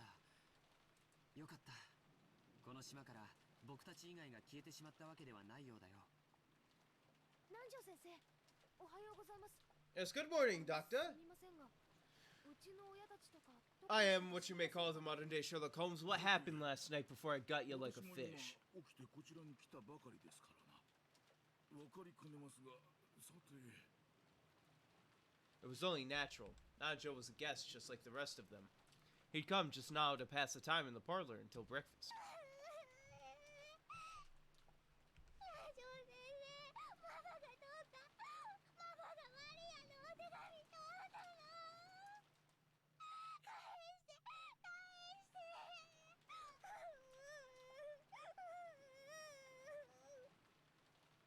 Maria buried a face in Nanja's plump stomach, sobbing and crying. Nanja could do nothing but be bewildered by this ruckus so early in the morning. I'm bewildered by the ruckus.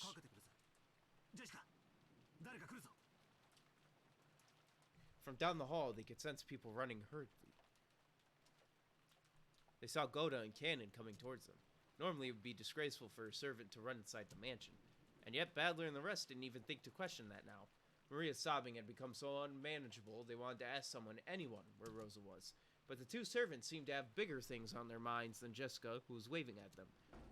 Goda flew into the servant room, and Cannon noticed that Nanjo was there. He bowed and approached the doctor at a quick pace before whispering something into his ear. 何ですって？ローザさんが。はい、ご案内いたしますので、どうかご同行お願いいたします。わかりました。こちらへ。 Without saying anything more than that, Cannon finally noticed Jessica and bowed to her. But he wasn't calm. He dashed back down the corridor by which he had come, followed by Nanjo. By looking at how hurried they were, Badler and the rest realized that yes, something bad really had happened. They saw Goda through the door to the servant room, which had been flung open. He was holding the receiver and violently pressing the hook. From that, they realized that he was trying to call a hospital or the police. In any event, he was trying to call someone because a serious emergency had occurred.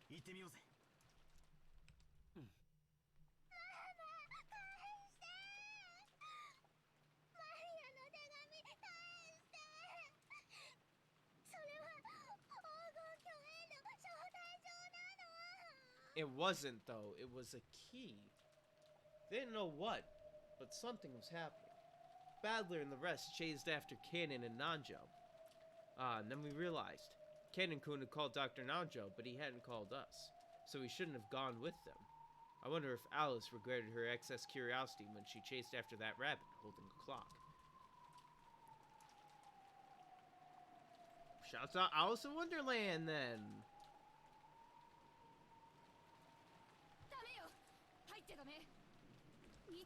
Oh, we're going in.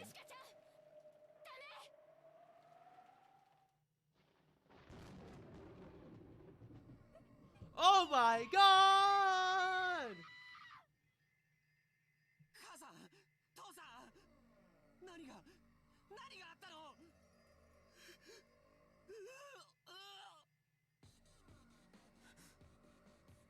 なんだよ、こりゃ。趣味が悪いにも程があるじゃねえかよ。命を奪うなら、それで十分事足りただろうがよ。I thought it was pretty funny.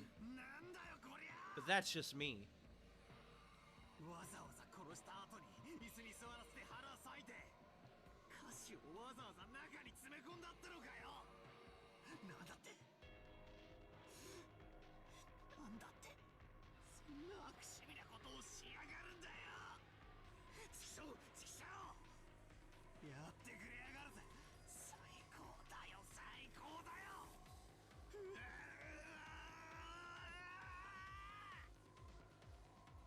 皆さんは外へ出られた方がいい。こんな姿を皆さんに見せたいなどと考彼らが思うわけがありません。 Nanjo told the children to go outside, but no one listened. ローザさん、皆さんに言ってください。こんなもの見続けてはどこになる。 Rosa regretted her own carelessness. She should have realized that the children would eventually come here. She should have quickly locked up instead of standing around stunned. So the children had come here. They had seen it. Surely at this very moment they were having a sight burned into their eyes. That was far more grotesque than the shocking meal Rosa had witnessed in her youth. While she hugged Maria, who seemed to be too shocked to show any emotion at this gruesome scene, Rosa cried for them and their parents. The four groaning and crying voices, their sadness, continued to echo in a place that should have known God's love. Yeah, you piece of crap! またかよ。またこんな殺人を。しかも今度もやたらと凝った最高にふざけた殺し方をしやがって。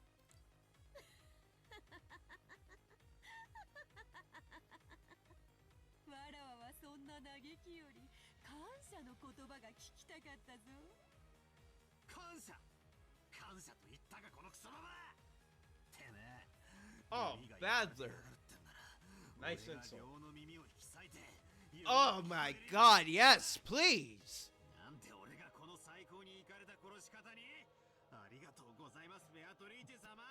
Me and Badler, we're ready. We're gonna kick the shit out of this witch right now. That's a face.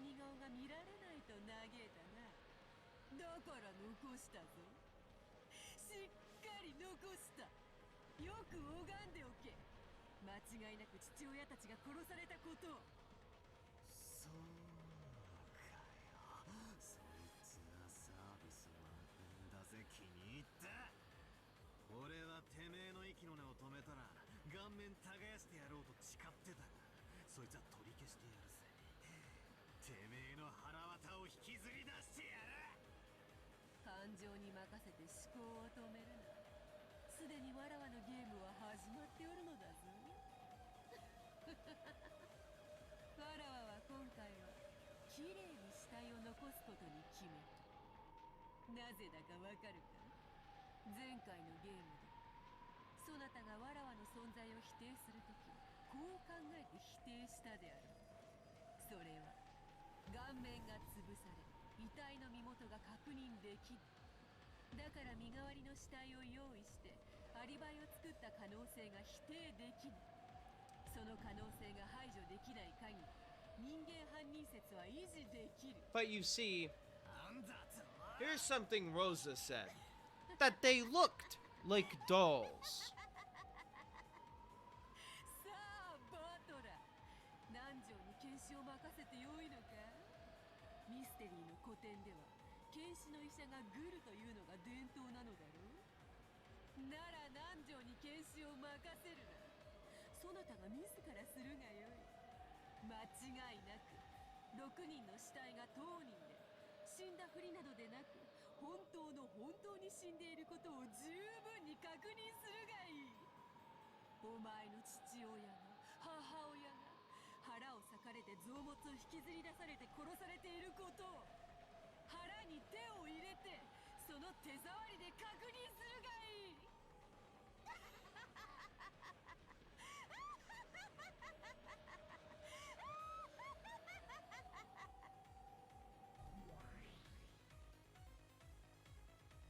泣かねえ。ちくしょう、ちくしょう。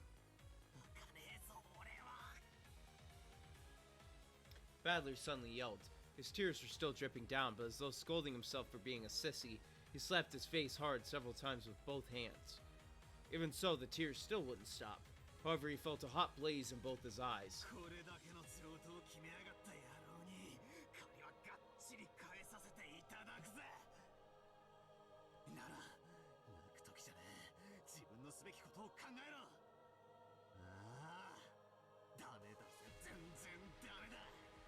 涙を流す暇があったら考えろ。涙腺なんかひるませる時じゃねえ。 Rather than genuine anger, maybe it was more of an invasive anger to blot out his sadness. However, it gave a little courage to George and Jessica, who had been crushed by the sadness. そうだね。僕たちが泣いても起こってしまった現実は変わらない。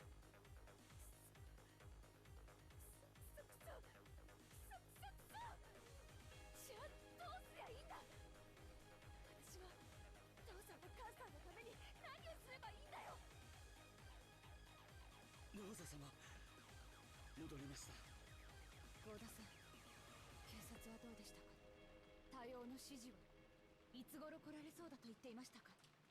それが電話が故障のようでして、非常用の無線機も試してはみたのですが、その天候のせいでしょうか、こちらも通じず。なんですって。じゃあ警察に連絡がつかないということなの。 Smoke signals. Just start sending them. あいつが電話線とかに細工して警察に電話ができないようにしたんだ。 When she heard that the phones had broken down, Jessica immediately decided that it was the work of that mysterious guest. Her eyes were bright red after so much crying, and they began to grow even redder with rage. もうキロの余地なんかねえぜ。全てが分かってる。そうだと分かる。父さんと母さんを殺したのは誰だ。決まってるぜ、あいつだ。昨日来たとかいう魔女様に決まってる。襟首ひねり上げてやるぜ。チクショーチクショーチクショー。ジェシカちゃん、お待ちなさい。郷田さん、カノ君、行って。はい。お嬢様、お待ちを。Covering her uncontrollable sadness with anger, Jessica ran outside, torn apart by emotion. Thinking about it hastily, maybe the mystery guest who'd arrived yesterday, Beatrice, was suspicious. However, in that instant, there was absolutely no proof that she was the culprit. At this moment, she's just another guest, no more, no less. So Rosa, making an adult decision, was forced to stop Jessica in her rash rampage. Goda and Cannon picked up on this immediately and chased after her. 誰にも招かれなかった客人、ベアトリーチェが犯人なの。 It's possible, I guess. ジェシカの気持ちもわかる。そう思い込みたい気持ちは俺にもある。誰でもいいから犯人ってことにして横っ面をぶっ飛ばしてやりたい気持ちがある。だがその前にはっきりと理解する必要がある。ベアトリーチェって何者なんだ。俺は顔すら見てねえぜ。顔ならお屋敷に大きな肖像画で飾られてたよ。あれだけ見てまだ覚えられないのかな。なんだよマリア、こんな状況で何がおかしいよ。ベアトリーチェは魔女なんだよ。そして黄金鏡の扉を開くための儀式がいよいよ始まったの。この6人はその生贄なんだよ。さあさあ始まるよ、魔女の宴が。今宵はハロウィン。魔女たちが今こそ祝い集う。 It's not Halloween, it's October 5th. マリア、その気持ち悪い声で笑うのをやめなさいっていつも言ってるでしょ。 Rosa, I give you full permission to beat this child. The crisp sound of Rosa slapping Maria's cheek echoed through the high-ceiling chapel. Ever since it started raining yesterday, no, ever since the island was swallowed by the typhoon, it felt as though something was wrong. It was bright and sunny when I arrived on Rokkenjima, but since I'd gotten up early and was sleepy, I took a nap. When I woke up, it had already started raining, and ever since that time, suddenly a mysterious visitor calling herself the Golden Witch Beatrice arrived, and it felt like I was sinking bit by bit into a bizarre world. What the heck happened while I was napping? Am I supposed to believe this island was sealed off inside a different world where common sense doesn't apply? Who is this person called Beatrice? Is some unknown person trying to involve themselves with the inheritance problem, just like our parents were freaking out about at dinner last night? Or is the culprit this witch from the Legend of the Gold, just like Maria said? Even if we set Jessica's temper aside, given the circumstances, it's probably safe to say that this visitor person is the most suspicious. But we mustn't make up our minds based on that alone. Ah, it's useless. It's useless. It's all useless. I smacked my face with both hands again, cooling off my brains before they overloaded, even though it might have been a wasted effort.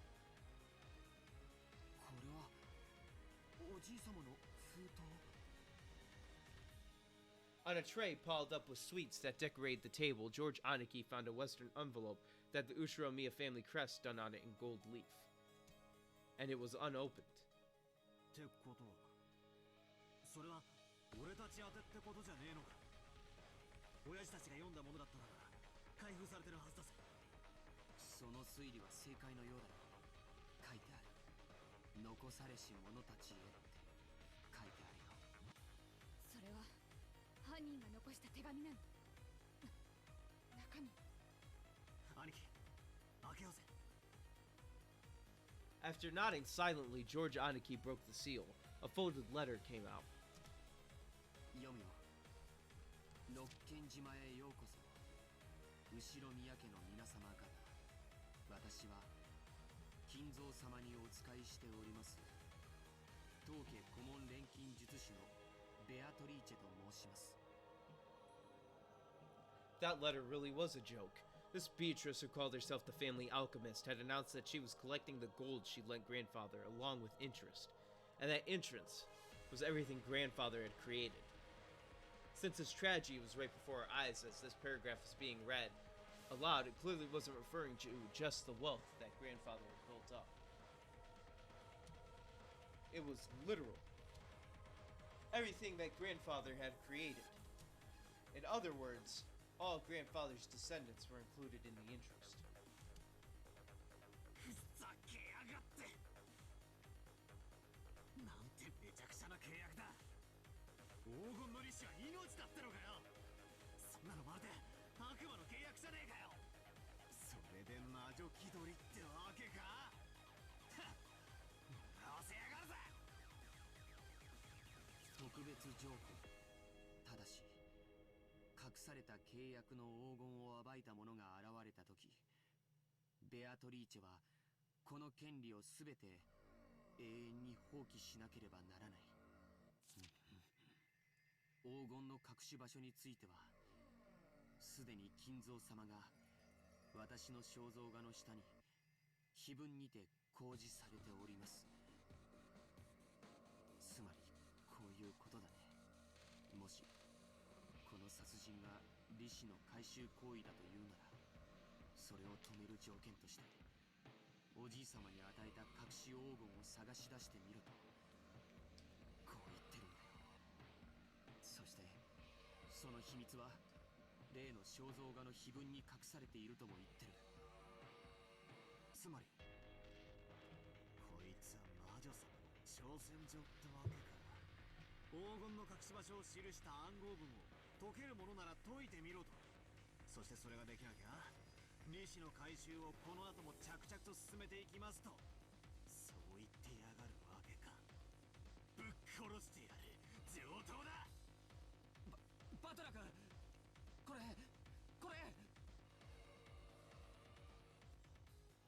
And what are we looking at? The table was covered with sweets. So even though those things were right out in the open, we just assumed they were sweets too. I mean, come on, you see them a lot, right? You know, those boxes of chocolate shaped like gold ingots.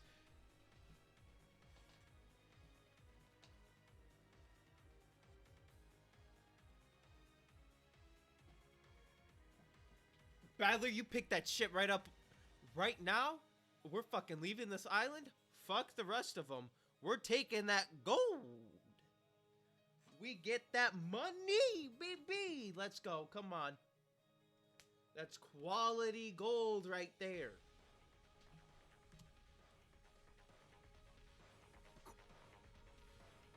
こりゃお菓子の箱じゃねえぞ。本物だ。こりゃ本物の金塊だ。 That shit's like, guess what? We found the gold. We found the gold, Beatrice. Your plan's fucked up.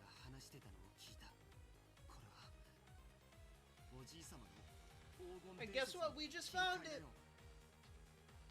Gold ingots weighing a full 10 kilograms, all 3 of them, were piled up in the very center of the table. It was where cake would be placed if it was a birthday party. In other words, this was without a doubt the birthday cake of the party known as the family conference. これが本当に純度49のインゴットだったなら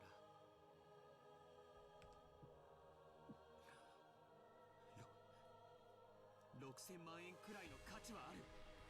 バカ野郎、安すぎる。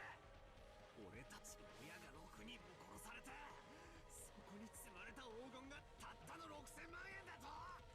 バカにするんじゃね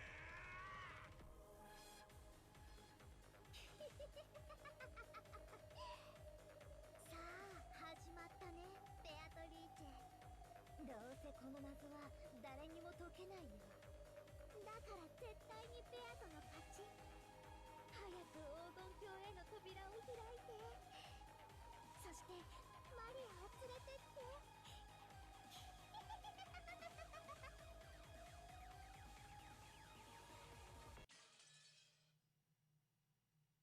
Oh yeah, son. Disturbed has the best Stone Cold theme out there, son. What? What? Give me a hell yeah. どうか気をお沈めください。誰が犯人かはまだ分かりませんぞ。それにベアトリーチェ様、親方様の大切な賓客です。だからなんだってんだ。本人の胸ぐらひねり上げてやれば白状するに決まってるぜ。目を見ればわかるんだよ。私が見破ってやる。何が魔女だ、ベアトリーチェだ。化けの皮を剥いでやる。Jessica never stopped moving. Goda and Cannon chased after her, doing their best to convince her to stop, but Jessica never lent them an ear. Eventually, the witch's VIP room came into view. This VIP room was always sealed and never used. No matter what kind of guest came, Kinzo wouldn't let them in there. And yet, the servants were always made to clean this room so it could be used at any time. So the servants had started calling this room the witch's VIP room after their second shapeless master. Jessica knew about this too, and she couldn't forgive the arrogance of the one who called herself a witch by staying in that room. The Golden Witch was just a fairy tale. Come on, a witch? To Jessica, she was nothing more or less than the murderer who had brutally killed her parents.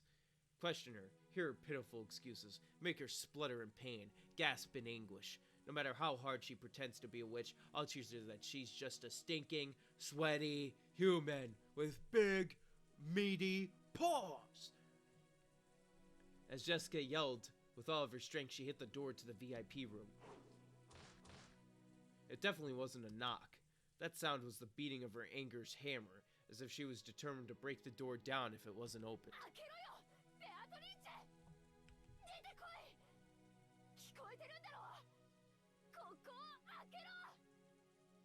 There was no answer. Jessica grabbed the doorknob without any reservation, but she felt the resistance of the lock. She turned around to look at the two servants and spoke.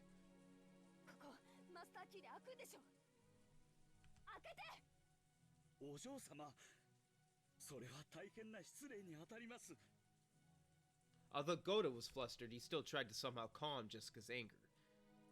After hanging his head silently for a while, Kanan pulled the master key from his jacket pocket. カノンさん、いいんですか？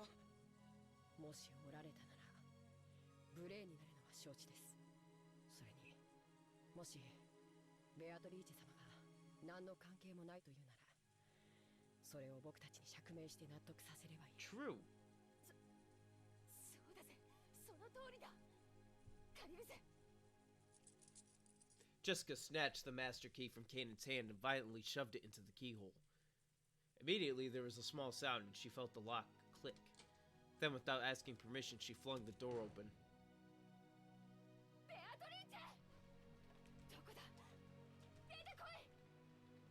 Jessica really stepped into the room. The witch wasn't anywhere to be seen.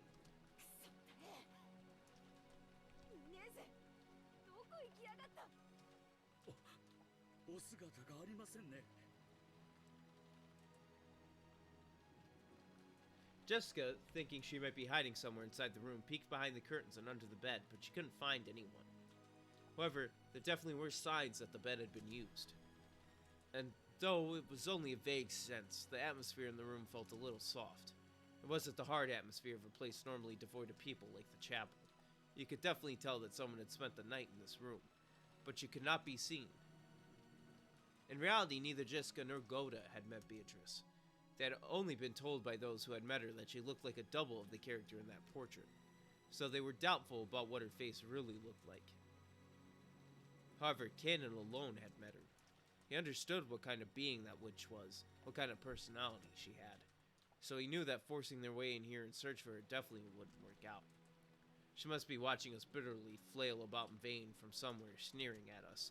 She's that kind of person. Because he was looking at things that way, Cannon was the first to find it. The other two were concentrating on finding the shadow of a person, so they didn't notice.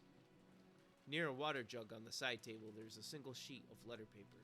On it was a short message, and nearby was a fountain pen, which had probably been used to write it. Cannon had already come to understand the witch, and after finding the corpses, they'd been overcome by rage and barged in here, only to find no one, so of course the witch would mock them. You can't mock someone unless they know they're being mocked. So in other words, that's what this must be.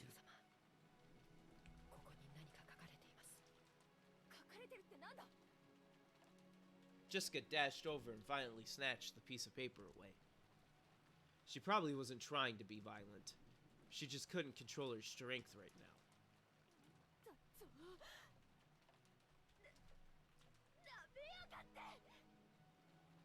As soon as she read the message, Jessica went into a wild rage, crumpled the paper up, and threw it. Then she grabbed a light stand by the bedside and violently swung it around, mercilessly hitting the walls and furniture with it. The light bulbs all shattered at once, and the fragments were scattered across the room.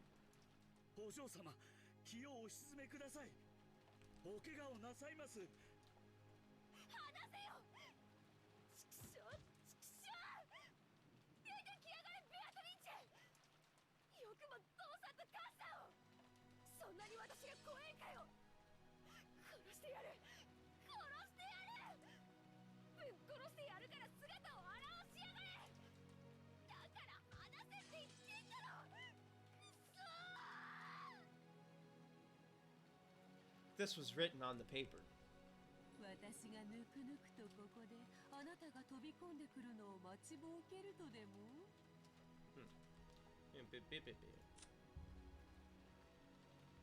I'm looking at characters.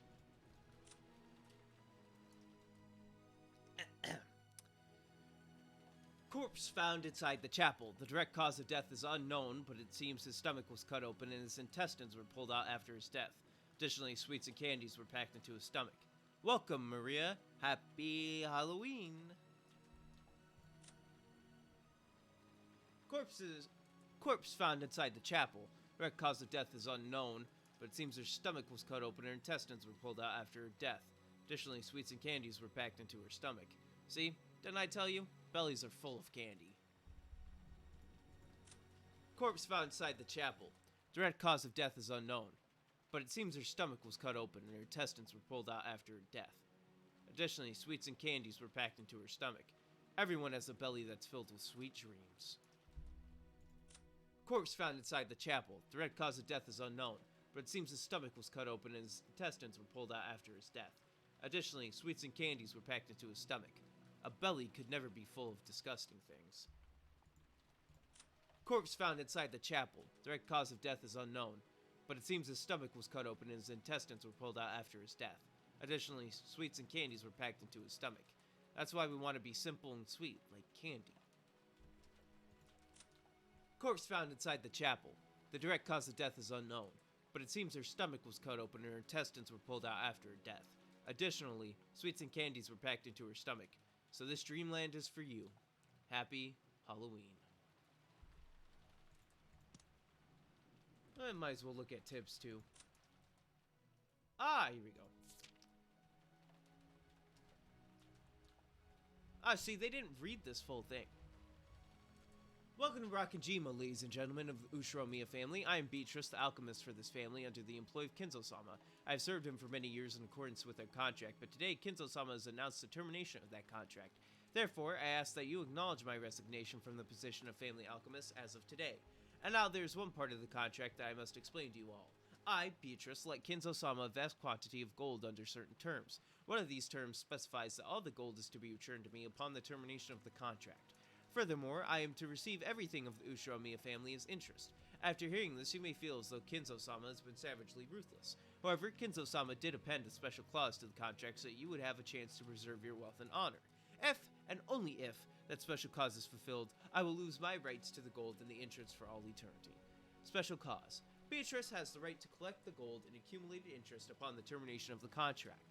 However, if someone is able to discover the hidden gold of this contract, Beatrice must abandon these rights for all time.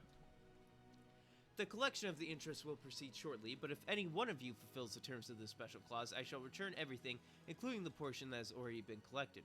Furthermore, as the final step in this collection of Kinzo-sama's debt, I have taken possession of the Ushiro-miya family head's ring, which signifies the passage of the Ushiro-miya family headship from one individual to another.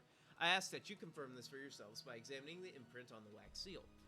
Kinzo-sama has already publicly displayed the location of the hidden gold within the epitaph under my portrait. The rules apply equally to all who can read the epitaph. If you discover the gold, I shall return everything to you. Tonight, I ask that you enjoy your battle of wits with Kinzo-sama to the fullest. I sincerely pray that this night will be both intellectual and elegant. Beatrice the Witch. And I'm going to read this out, and I don't care if she reads it herself, I'm going to read it. Did you think I'd waste my time waiting comfortably in this place for you to barge in here? You're too wild to be suitable for this intellectual night. What kind of faces must your parents have after raising you to be such a hapless fool? Yeah, I saw them. They had perfectly stupid faces, just like you. Now they are in Candyland with their bellies all full.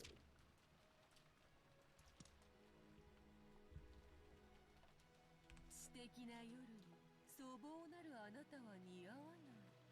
こんな間抜けに育てた親はどんな顔？見たよ。本当にそっくりな間抜け面。今はお菓子の国でお腹いっぱい。 It was the sort of thing that witch would write. It meant she'd predicted that one of the children who lost their parents would come running in here. If she's hiding somewhere in this room, she must be rolling around laughing now. The witch was that kind of person. She sneered at people's misfortune, using it to stave off the boredom of 1,000 years. これはお渡しください。お怪我をなさいますと申し上げております。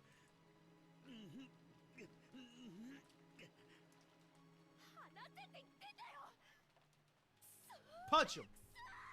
Screw it! Goda snatched away the light stand Jessica had been holding. After all, if she kept swinging it around, she might end up smashing it against something which could cause serious injury. To Goda's eyes, Jessica probably looked mad with rage, burning herself up with the flames of anger. But Cannon's eyes saw it differently. Those were probably tears of sadness, hidden by rage. So, when the light stand was taken from Jessica, she started crying on the floor, scratching at the carpet almost as though she was groveling. Goda was surprised, but Cannon was not. Of course, she had lost her means of crying by lashing out in rage.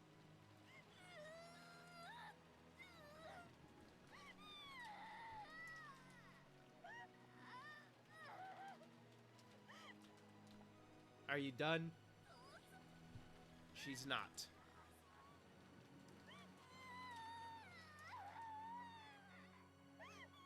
Very ugly cry noise. Considering that she was the daughter of the Ushiro-miya head family, she was in a very shabby state. She scratched at the carpet with her fingernails, and even her feet were scratching. Jessica cried very, very loud. Because if she didn't, her rage would start building up again and swallow her up. But over and over again, she remembered that humiliating message. I can only imagine what the parents who raised you to be such a moron must have looked like.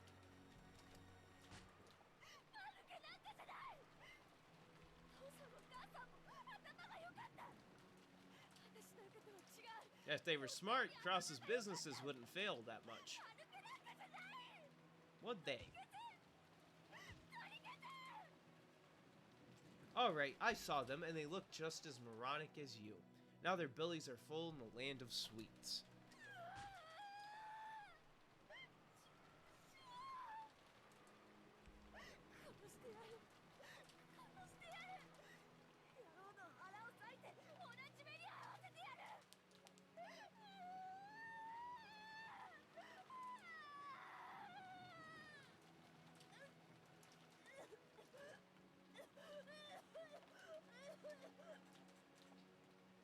As Jessica cried and screamed, she triggered an asthma attack.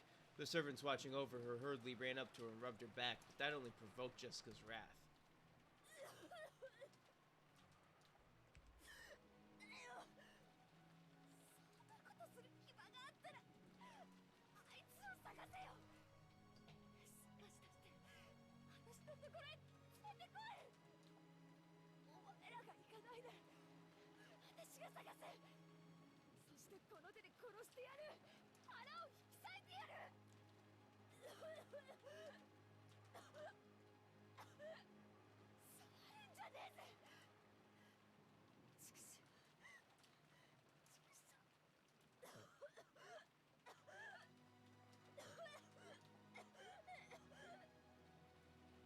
Jessica got up unsteadily, and as her asthma continued, she went out into the hallway. She don't care about her medicine at this point.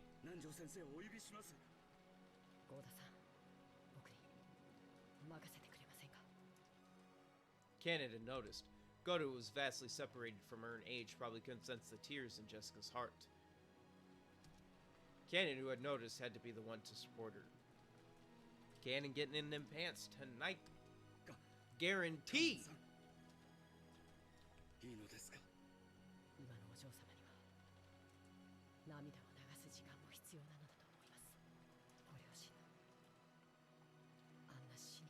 Well, she didn't directly see it, so she just saw their bodies. Goto also understood, and he knew that Jessica and Canon had shared a vague relationship with each other. So he understood everything and left it to Canon.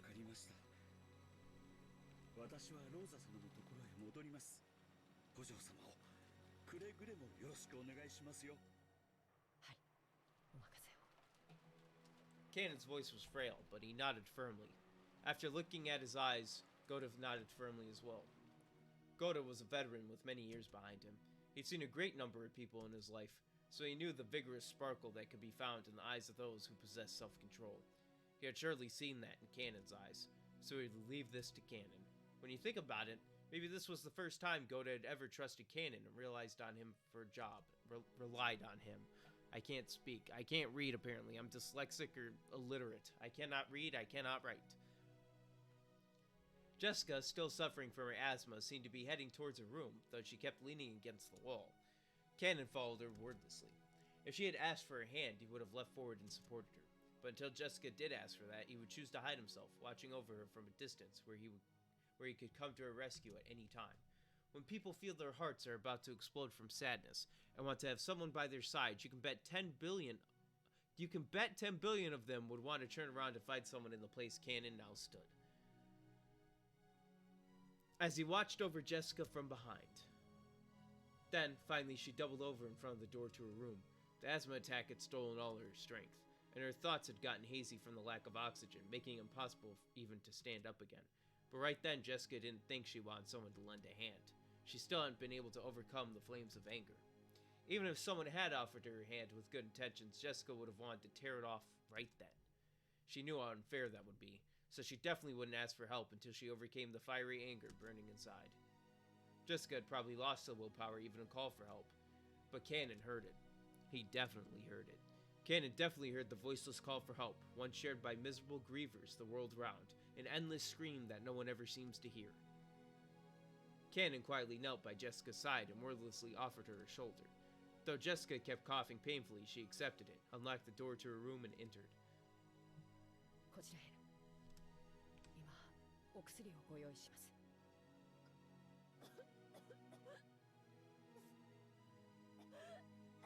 Now, do they start, or Jessica often said that when her asthma got serious enough, it hurt so bad that it felt like she'd vomit up her whole stomach.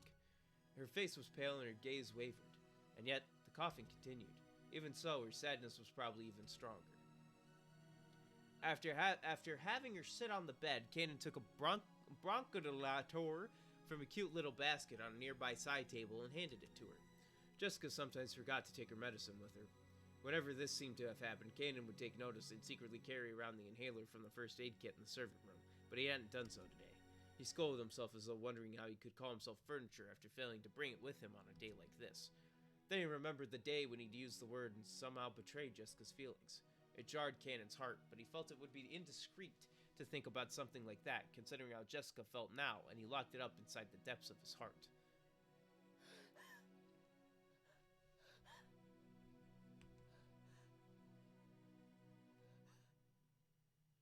When she inhaled her medicine, Jessica's wild breathing calmed down bit by bit, and she was finally able to regain her composure. But she lost too much strength and willpower to get up from the bed.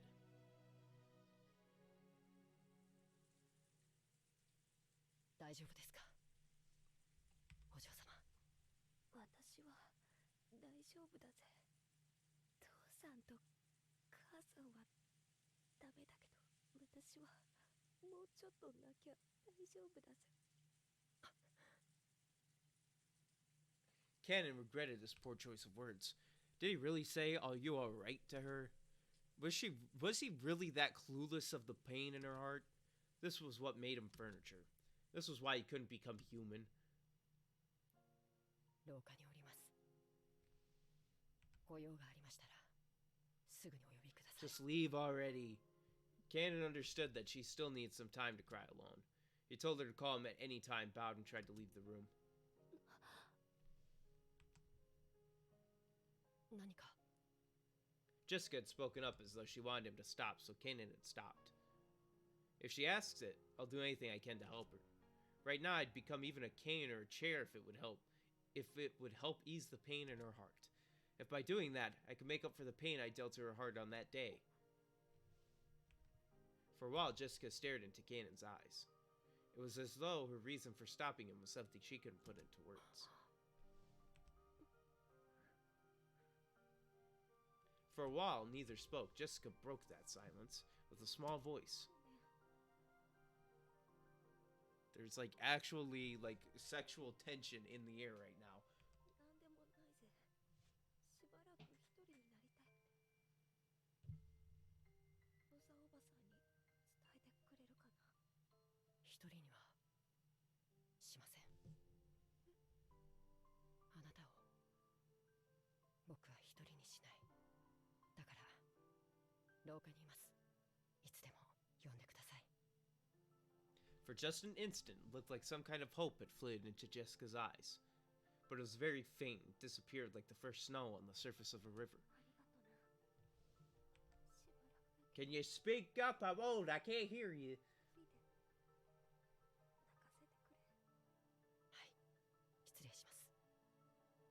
Cannon bowed once again and closed the door.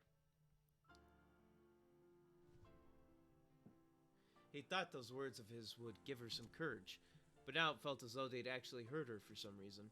Why? He didn't know. Surely that was because he was furniture. That was why he couldn't grasp human sadness even now. As Cannon repeatedly questioned himself, he walked down the corridor. He felt like the window at the corridor's end was coolly calling to him. But why?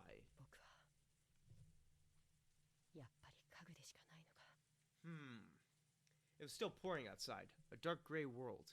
Even on days like this, Shannon would surely see the ocean and know that it was blue. Because that's the color of the ocean. It's blue, Cannon. But to my eyes, even if it cleared up, I would only see gray. Till I can understand the blue of the ocean, I'll be nothing but furniture imitating a person.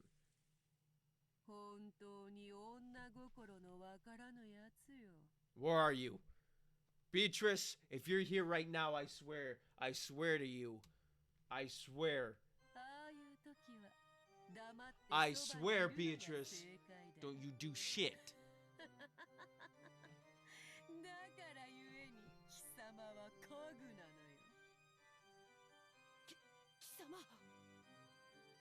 There shouldn't have been any trace of human life in this corridor. It had been an empty corridor filled with frigid air, but those scoffing words approached Cannon from behind. You son of a bitch. I'll fucking cut you. I'll cut you, Beatrice. I'll cut you.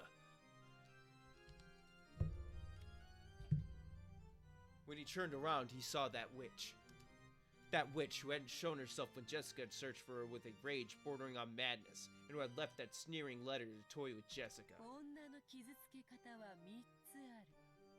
Yeah, one of them is cutting you, so step up.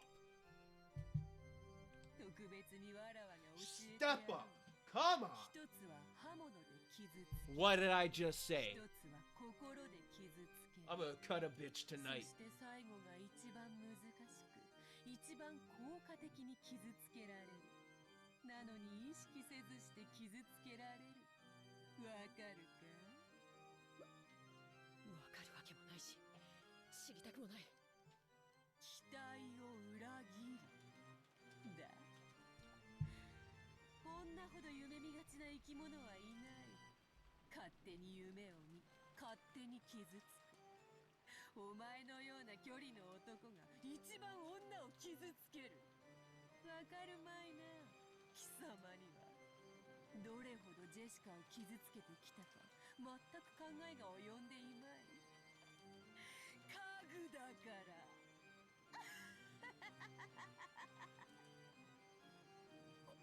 お前のたわごとに付き合う気は毛頭ない。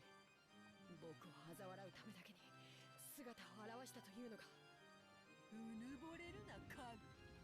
貴様ごとき嘲笑うにも足りぬわ。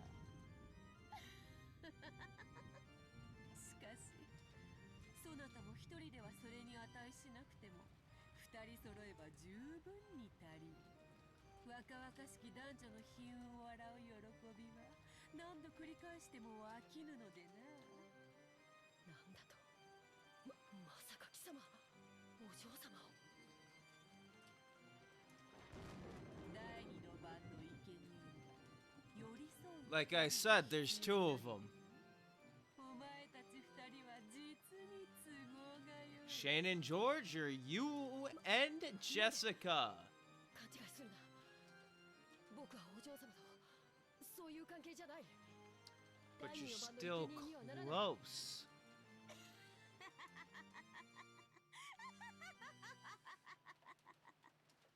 だからお前はジェシカを傷つける。だからお前は人間になれぬ。ならばよいだろう。貴様がジェシカを思い人と認めぬならば、それを受け入れてもよい。だがジェシカは殺す。なぜ？このバカが。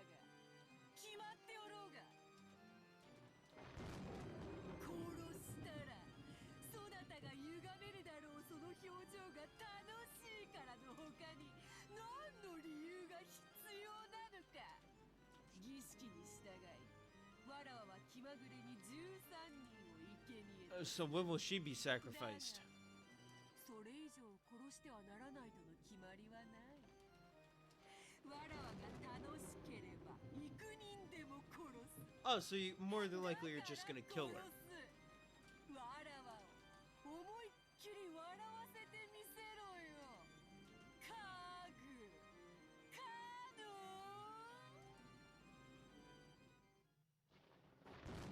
At that time, Kanan definitely heard Jessica scream. When he blinked and looked down the corridor, the witch who'd supposedly been there so nonchalantly just a second ago was gone. Please. No! Don't do it! At that moment, he was just standing there all alone in the corridor doing nothing. Kanan, you go save Jessica right now. Alright, Kanan. And the person he wanted to protect was asking for help from far away in that direction.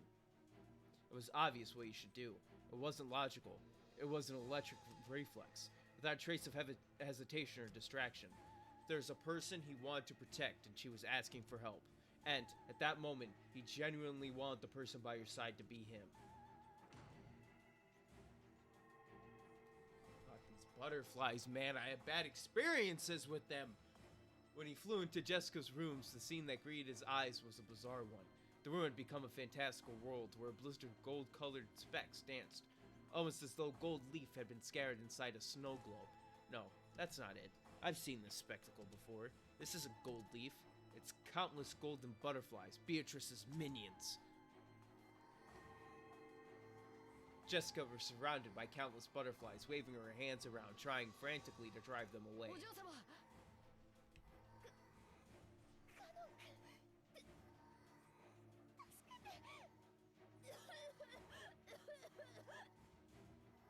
Kanan rushed towards Jessica and violently brushed the clouds of butterflies away. The butterflies, which were sickening despite their beauty, surround Jessica's face, trying to call in through her mouth and nose. Jessica choked violently, almost as though the butterflies were triggering an asthma attack, mocking her. But when Cannon ran towards her, the butterfly stopped attacking and began to dance an elegant rondo around the parlor.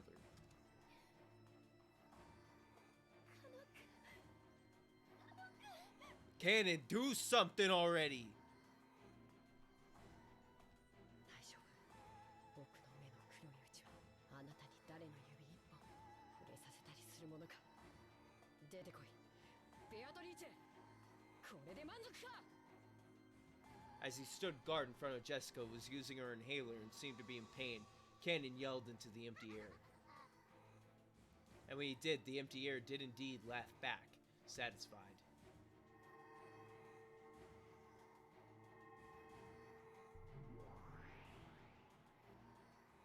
Then, she showed herself. It wasn't in response to Cannon's demand. It was obviously because appearing and sneering would bring them even more humiliation, plus, it was more fun.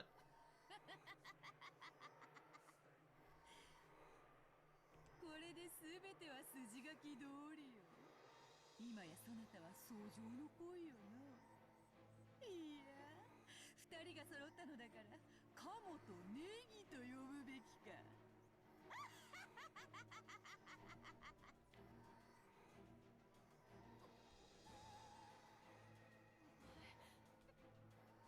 What's this about duck with green onions? Duck and green onions are the primary ingredients for a duck stew, and this gave rise to the Japanese phrase, "A duck comes bearing green onions," in which a duck approaches carrying its own seasoning, ready to be eaten. This metaphorically refers to a situation where a series of lucky coincidences benefits you without any effort, or alternatively, where a naive person brings you what you want while unaware of the disadvantage to themselves. Perhaps because of this, a mark, or a sucker in terms of scams, is often called a duck in Japanese. Like I said, I am not a mark. I don't mark out for fucking anybody, brother. Not even the young bucks themselves. Or Kid... You know what? I mark out for Kid Bandit. Go follow Kid Bandit on Twitch and on everything. お下がりください。お嬢様、僕が守る。姫に騎士が揃わば魔女が現れるのは必然よ。どれ、金蔵の家具がどの程度の力を持つか見せてもらおうではないか。She snapped her fingers with a piercing sound. When she did, a blizzard of gold butterflies was stirred up, and they began to form a small mountain as they whirled around in a circle. It was just like the swirling of a cold, wintry wind that builds up a mountain of leaves. From that mound of gold, a hand sprouted, and it appeared, as though a resident of the world below was crawling up beneath the ground. Who the fuck is this guy? What the fuck am I about to, look at? I'm gonna tell you right now, this guy looks yoinked as shit!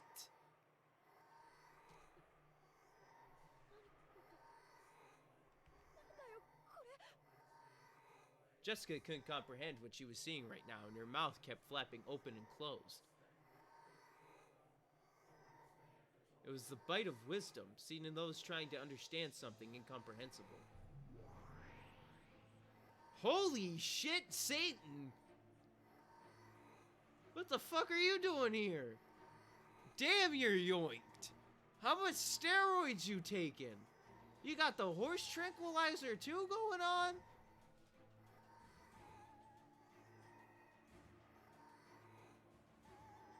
Holy fuck! Dude's built like the Birdley statue in Deltarune. Shit!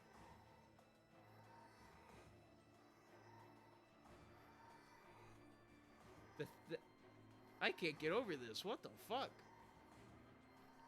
He's zoinked, and I don't know. He's just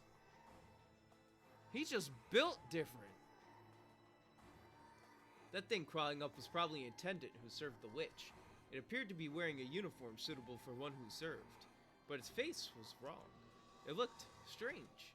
It was covered with pitch-black hair, breathed rotten breath, and its eyes were filled with the same strange subterranean glow as lava. And to symbolize its non-human status, it had 2 horns. It was the figure of a goat-faced attendant who served the witch. Literal satanic shit. By now, Jessica had no idea what she should say. All this happening in front of her couldn't be explained with common sense, and she couldn't do anything except open and close her mouth. Jessica hadn't realized. She hadn't realized that this island had already been cut off from the rules of our world.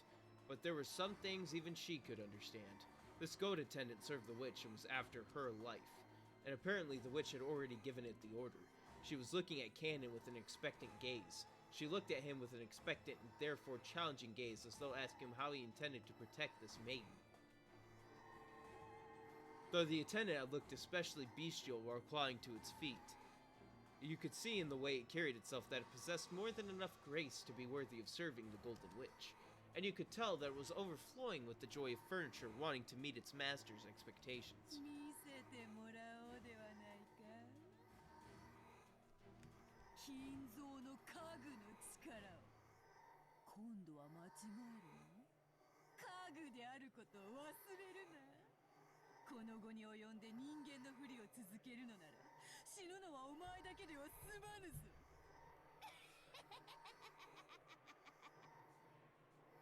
The goat attendant made what seemed to be a silent, respectful bow. Was it directed at its master, or was it offered to Cannon, its opponent? Then, on the attendant's hand, a blade of wicked malice appeared. Yo, this is Halo now? What game am I playing?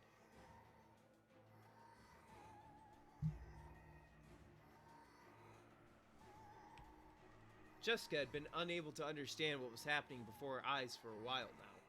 All she understood was that this glow in front of her existed for the purpose of ending her life. And right now, that was enough. Cannon spoke quietly to Jessica, who was hiding behind his back. 壁に下がっていてください。背中は決して壁から離さないように。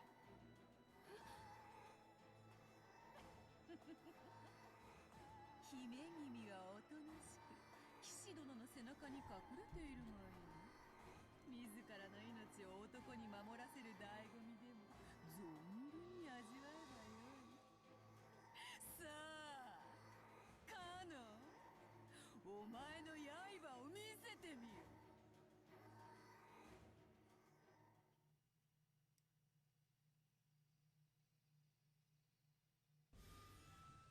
What the fuck? He's got one too? 美しい。金蔵は家具を生み出すことに関してだけはわらわの足元に及ぶやもしれない。What the shit is... What the fuck is going on? We got 2 Master Chiefs. What the fuck?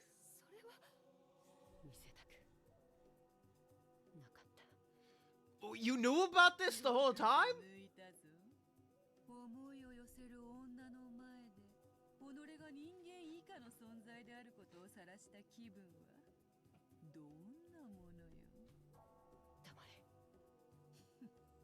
憤怒で己を焦がしているくせに冷静を装うか。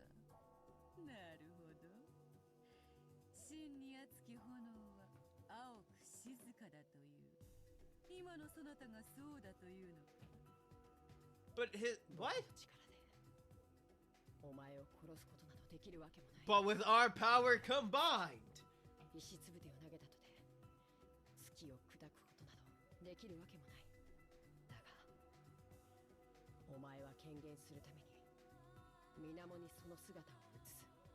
水面に石つぶてを投じれば一時月を乱すこともできるかもしれない。しかし月を砕くことなど至らない。だから僕はこの命尽きるまでお前 Why did it go away? What? The fuck is wrong with them? It went away and then came back. 始めろ、家具ども。 She's gone. Alright, hi.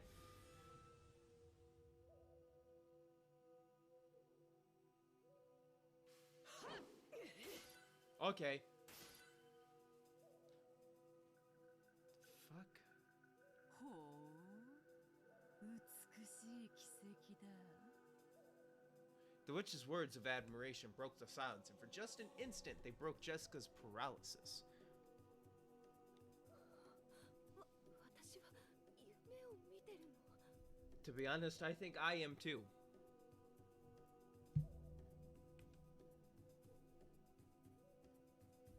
来い、魔女の家具め。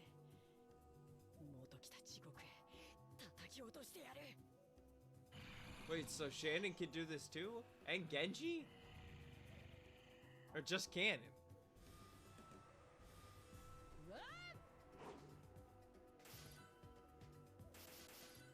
Oh, multiple hits. Oh, yeah. Hit him some more.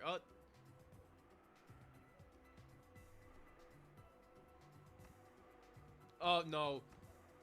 A strand of red had been left on Cannon's cheek. The witch saw this and grinned broadly. Cackle, cackle, cackle, cackle, cackle, cackle. 勘が戻らぬことを言い訳につぶやいてもよいぞ。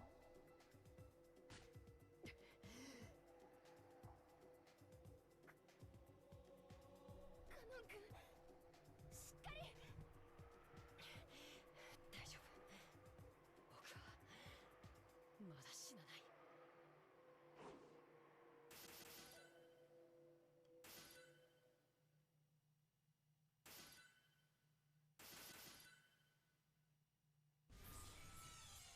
Oh, that was the finishing blow. He's dead.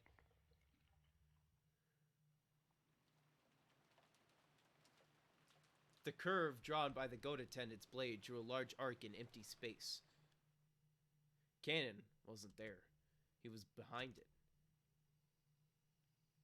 Wait, he fucking teleported? He did the fucking anime shit!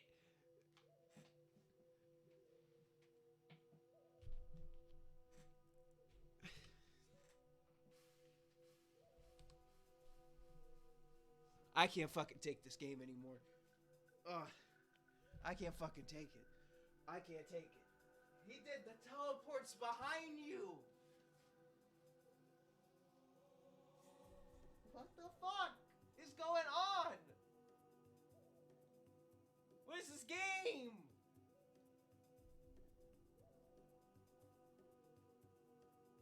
Ugh.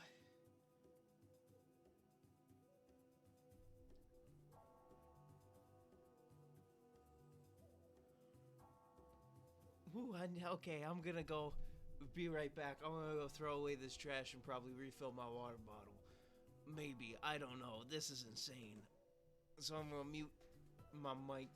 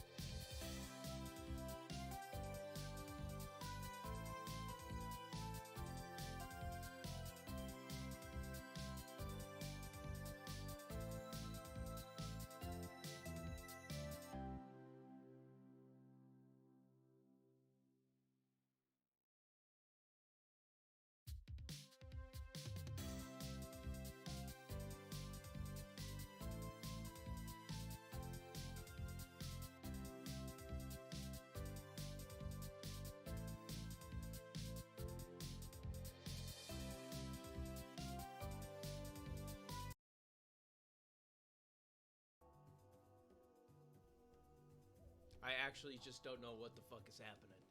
You can't let Beatrice trick you so easily, man. I don't know if this is counting as me getting tricked. Cause I don't know. I don't know. I just don't know. As you can see, my whiteboard has left the scene only because I could not get to stand up on that chair anymore because I bumped into it, so now it's back upstairs. If I need it, I'll just run back up and grab it.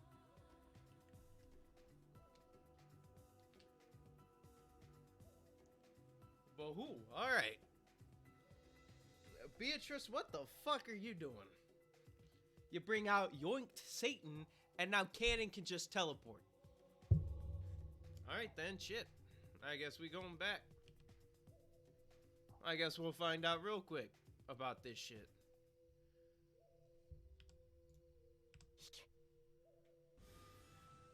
Oh, he does the backstab? That's like an automatic kill in Halo. With this battle, drawing sparkling curves was chess. The cannon coming from behind was check. And press and press and press and press. Use 7 moves and make it mate. Perhaps the goat attendant hadn't even been granted the ability to go into death throes. As it kneels, buckled, and fell over, it broke into a bunch of gold butterflies with a pop. So there was no sound of it hitting the ground. Even though I was unable to understand this battle, would surely realize that Canon had been magnificent. ハンドメイドには勝てぬか。そこまで見下げたものではないらしい。次はお前だ。ベアトリーチェー!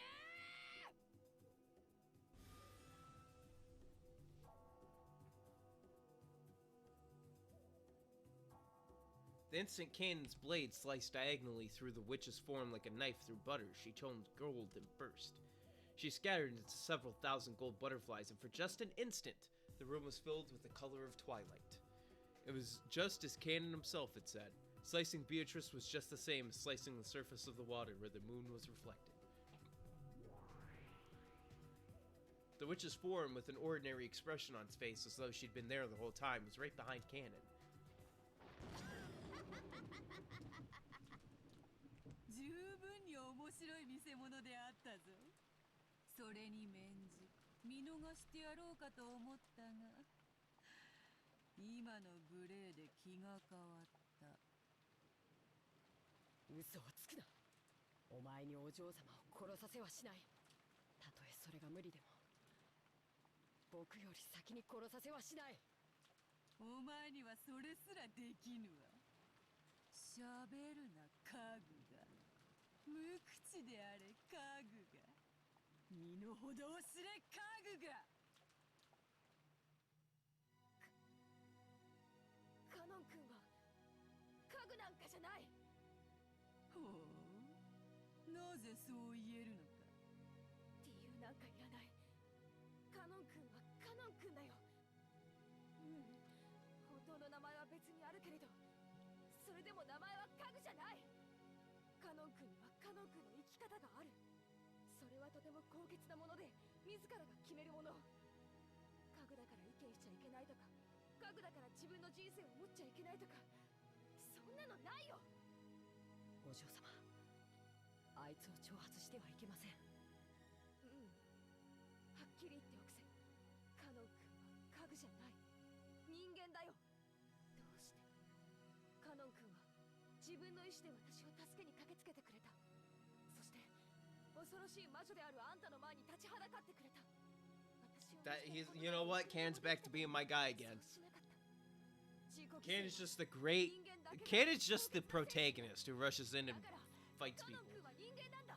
He might die, but I guess then well, I don't know. I don't know what I'm trying to say anymore.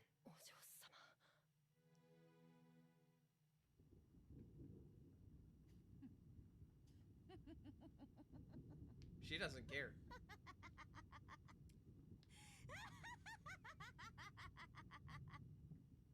語るな人間が。とっとと終わらせよう。何しろまだまだ第2の番。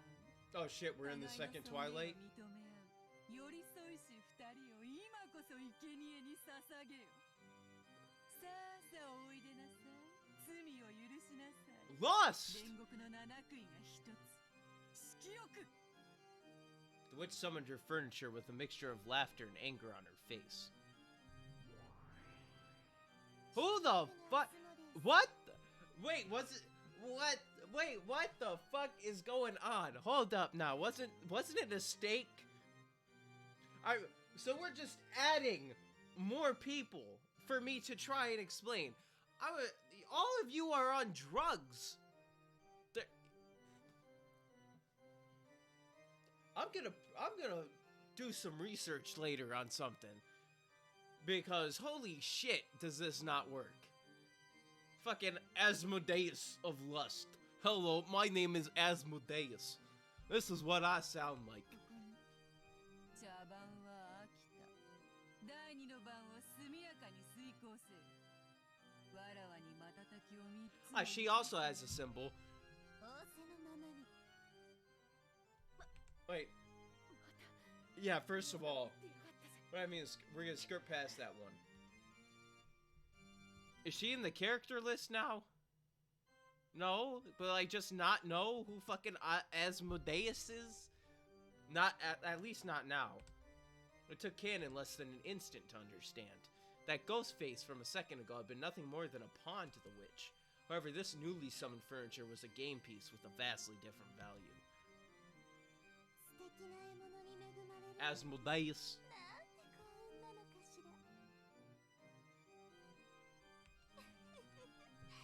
I'm not. You look like you're 12.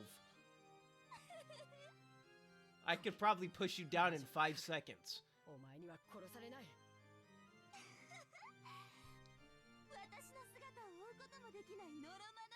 When Asmodeus meets Pillman 9mm, I'ma send his ass straight to hell.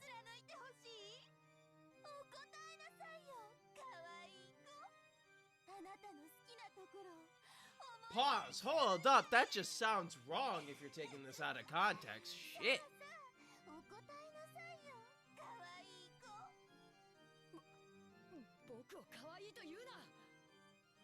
Don't call me cute. Only Jessica could call me cute. Ah!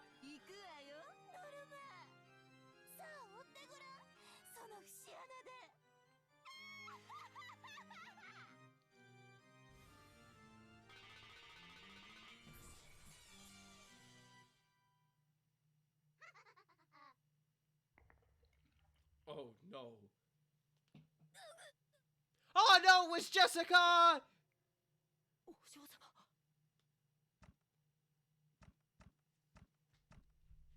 Canon. My boy! No!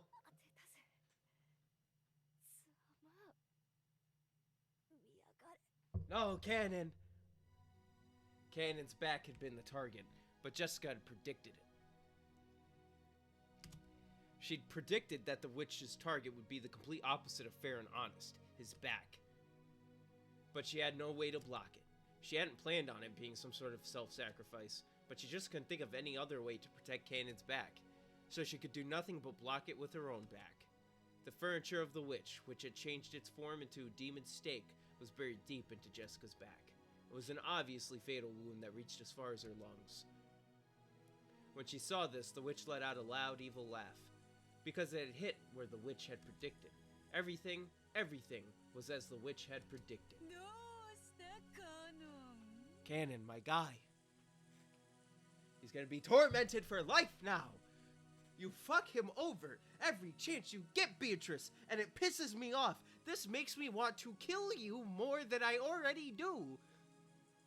I'm gonna go insane playing this game. You're gonna get a deep dive into fucking madness because of this piece of shit looking at me from the screen.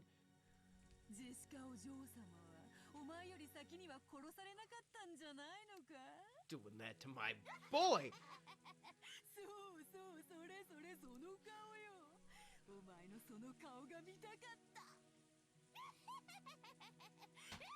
I can't take it. I just wanna fucking kill.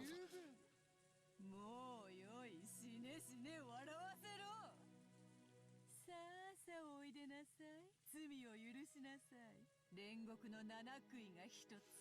フンド。Rat. フンドのサタン、ここに。その獲物は That's like Satan of Wrath? 今すぐ食らって、こやつの舞台に幕を下ろす。 Satan of Wrath, right here. Alright. 人ならば交番とも言おうが、家具のお前の場合は大道具係が舞台裏に運び出すといったところか。 Damn straight cannon. 二度と疑わない。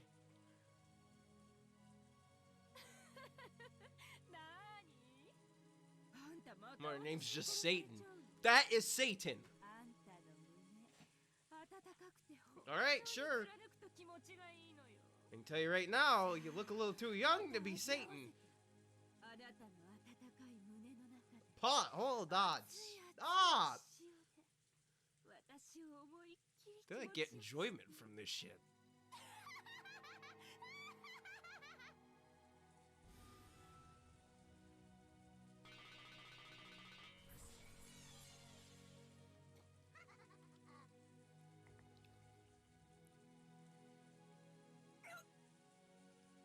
There's no way to block it.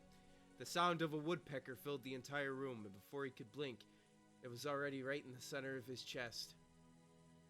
When you take a piece in chess, the rules say that's impossible for your opponent's piece to defend itself. So this was an obvious result in accordance with the rules. Cannon landed on his knees, and he apologized. Not to the witch, and not to Milady. He apologized to Jessica.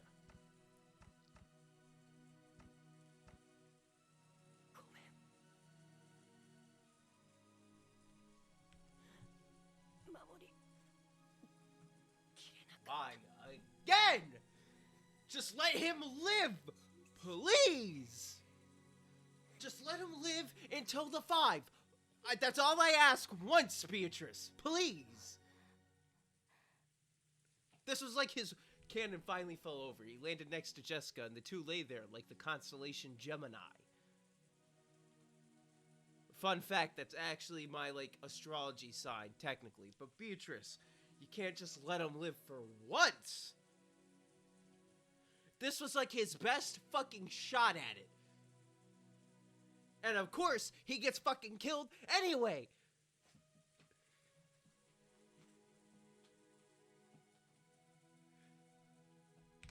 Fuck, I didn't mean to hit auto. Turn off auto.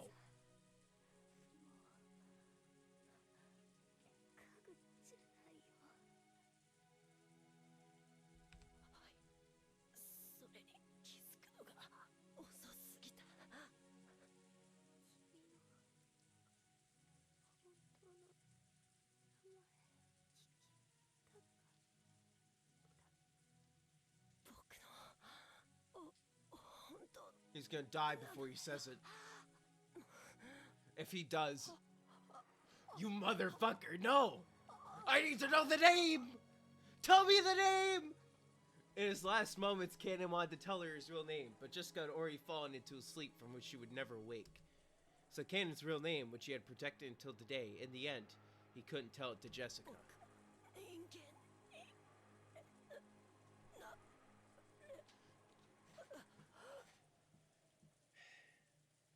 I don't know if I can do this again. Those were the last words Cannon left behind.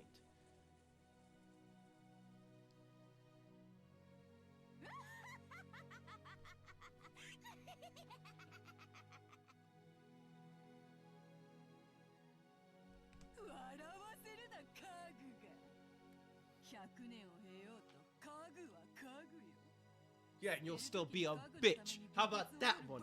Huh? Kill my guy again? I will burn you alive. Oh no, I'm not reasoning with her now. I'm just kicking her ass. Cause I'm a straight up burner at the stake. 1600 style, motherfucker. I'm mad now. I'm pronouncing the R's. The next step is to just say the N-word full R. After taking a puff from her pipe, the witch breathed the smoke at Cannon's corpse. You son of a bitch. You disrespecting him even more. When she did, Cannon's corpse softly floated up into the air and disappeared as though it had been eaten by a mouth in empty space. The witch played dirty until the very end. The corpses of the pair who managed to understand each other in the end were not even permitted to be close. I had this inkling in my mind that it wouldn't be Shannon and George, that the second Twilight would be Cannon and Jessica, and of course it was them. Of course it couldn't have just been the easy one. Of course it had to be that one. If someone had been watching, they would probably say mournfully, so this is what you mean by disgracing the dead. Oh, trust me. However, Beatrice was far crueler than that. The reason for that would soon become apparent.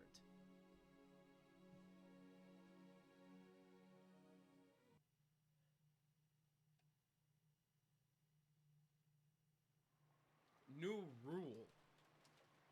What do you mean, new rule?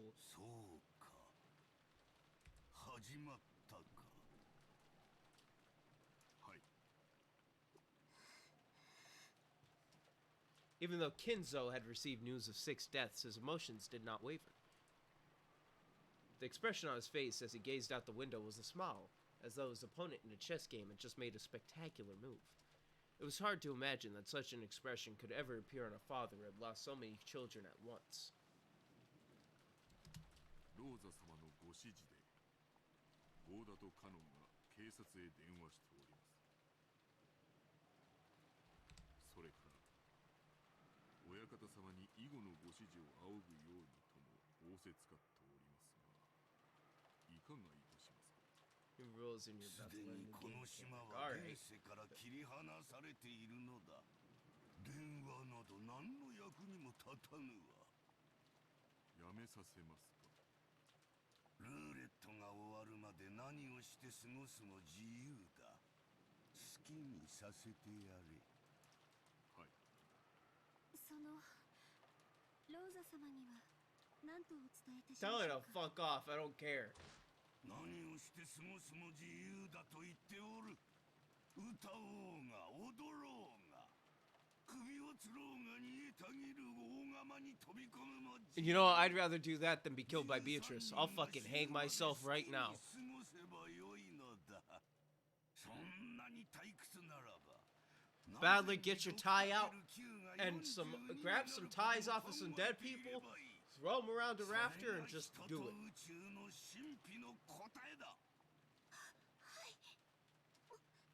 By the way, I'm not endorsing suicide. That's not cool. Shannon cowered in fright at the sudden rage. Genji made a gesture as though telling her not to speak out of turn. Shannon couldn't help but regret saying too much.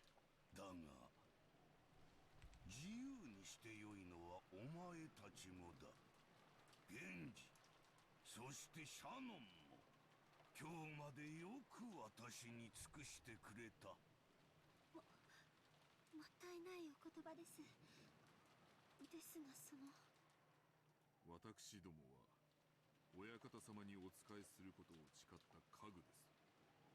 いついかなる時でもおそばに控えております。最後のその時まで。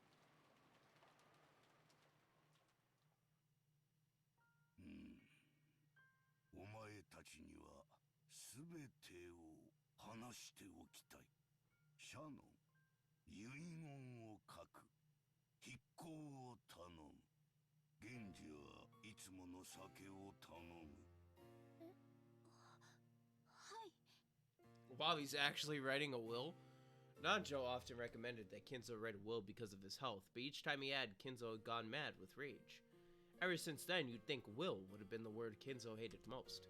After hearing such a word come from his lips, Shannon couldn't help doubting her ears for an instant. Shannon hurriedly prepared the side table and some writing paper. Genji followed his orders and began preparing that usual green evil drink. 準備が整いました。何から語るか。我が生涯を語るもよいか。思い出深い対局を棋譜に残すのは楽しいことだ。100年以上も昔の棋譜を読み、対局者たちの思いを探る思考の旅も実に楽しい。ならば我が生涯の棋譜も後世の者によって我が思いを探る旅への誘いとなるのだろうか。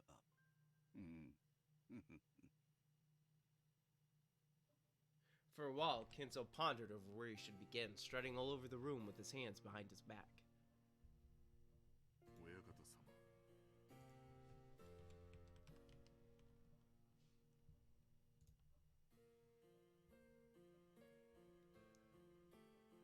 I'm looking up Asmodeus, just so I know. Asmodeus, or Asmodai, is the king of demons, mostly known from the...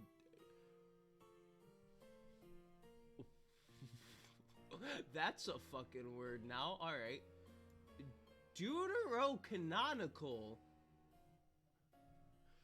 Book of Tobit, in which he is the primary antagonist. This merit is also mentioned in some Talmudic legends. For instance, there's a story of the construction of the Temple of Solomon.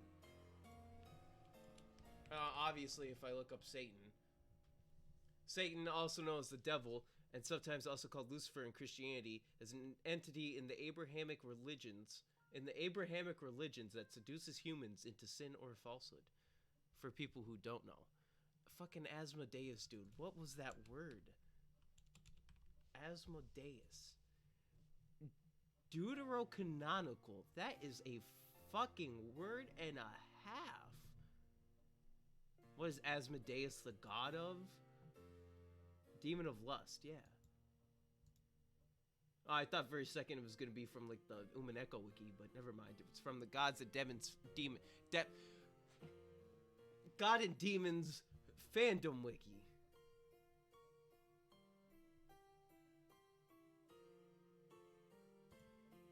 And so Satan is wrath. All right. すまんな、我が友よ。さて、我が生涯を語るには、あの魔女との出会いから記さねばなるまい。シャノン、筆記せよ。私がベアトリーチェに初めて出会ったのは、だいぶ以前に遡る。あれは昭和の何年だったか。確か終戦の。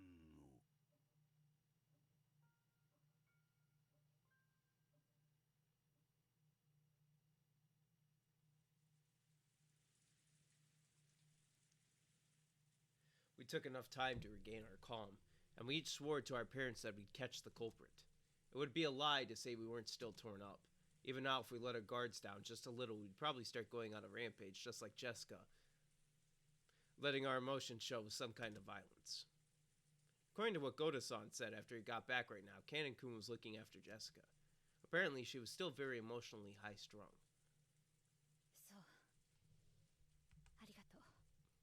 Yeah, I don't know how that one worked out.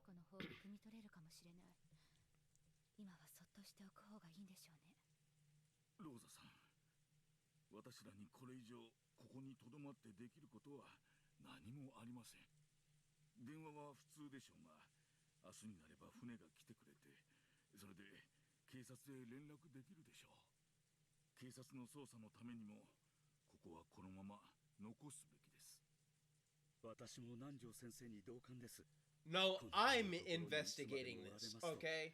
お体に触ります。戻り、紅茶をお入れしましょう。そうね。 If I know anything from the Ace Attorney games, is I get to investigate every crime scene without even being remotely near police. 警察が来た時のためにも、ここはこのまま残しておいた方がいいわ。そうですね。バトラ君、大丈夫かい？ああ、流せる涙は流し尽くしたぜ。もう大丈夫さ。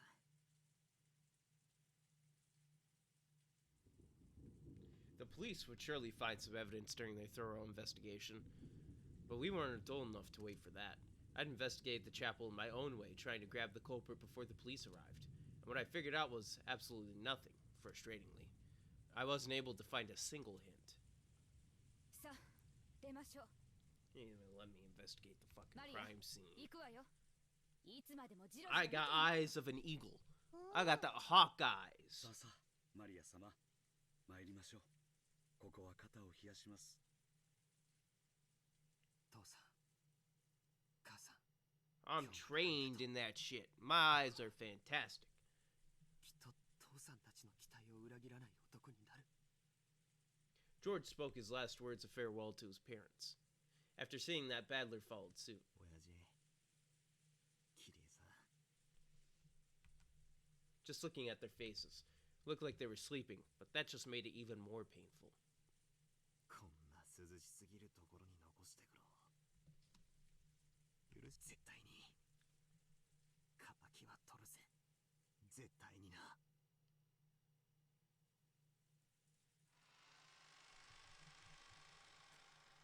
Don't show me this fucking symbol again. これは何？気色の悪い落書きだね。Maria? Get your ass in here. Tell us what it is.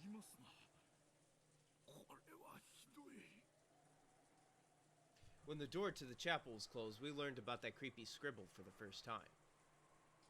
私たちが見つけた最初からもう書かれておりました。おそらく犯人が書いたものに違いないでしょう。犯人は魔女だから。こりゃ悪魔を呼び出す魔法陣か何かだってのか。これは太陽の7の魔法陣だよ。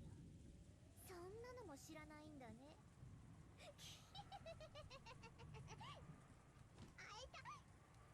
こら、その気持ち悪い笑いをやめなさいといつも言ってるでしょ。マリア、続けろ。何の意味があるんだ。肉体的あるいは精神的な束縛から逃れるための魔法陣だよ。そして演習部に書かれているヘブライ語は、主は私の枷を解かれました。私はあなたに感謝の生贄を捧げ、主の皆を呼ぶでしょう。感謝の生贄？父さんたちが殺されたのはこの魔法陣のための生贄だっていうのか。心を落ち着けてジョージ君。 Man, I didn't know Thanksgiving needed sacrifices. どうせ意味なんてないわ。考えるだけ心に毒よ。そして英語も書いてあるな。ハッピーハロウィン for マリア。なるほどな。それでここを開ける鍵がマリアに渡されてたと。そういうわけか。ここは礼拝堂だしね。マリアちゃんのマリアじゃなく聖母マリアの方の意味かもしれないよ。だとすればハロウィンの名を語った神への冒涜とも。 No, it means Maria. 悪魔と契約した魔女たちは神の名を常に汚し続けることを誓うという、そういうセンスから言えばこれは実に魔女的な犯行だね。詳しいのね。マリアの受け売り？ええ、そんなとこです。礼拝堂か。礼拝堂にわざわざ呼んで殺した。ローザおばさん、この礼拝堂には何か特別な意味とかあったんすか？特別な意味ってどういう意味？いや、その人間6人の死体をはるばるここに運び込んで、こんな凝ったデコレーションをした。ここに6人を呼んでから殺したのか、6人を殺してからここに運び込んだのかは断定できないが、どちらにしても大きな手間がかかる。犯人にはここで6人に死んでほしいどんな理由があったってんだ。そうですな。あんな凝ったことをすれば警察が来た時不利な証拠を見つけられる可能性が非常に高いでしょう。それを犯人が見越さなかったはずもない。なら犯人はどうしてわざわざそんな手間をかけてまでこんなことをしたのだろうということになりますな。だとしたらここで出てくる疑問は一つ。6人の死体発見場所になるここにどんな意味があるのかってことだ。Only person who would know is Kinzo. ここはお父様の大切な礼拝堂だったの。私が子供の頃からここに立ち入ってはいけないと厳しく言われていたわ。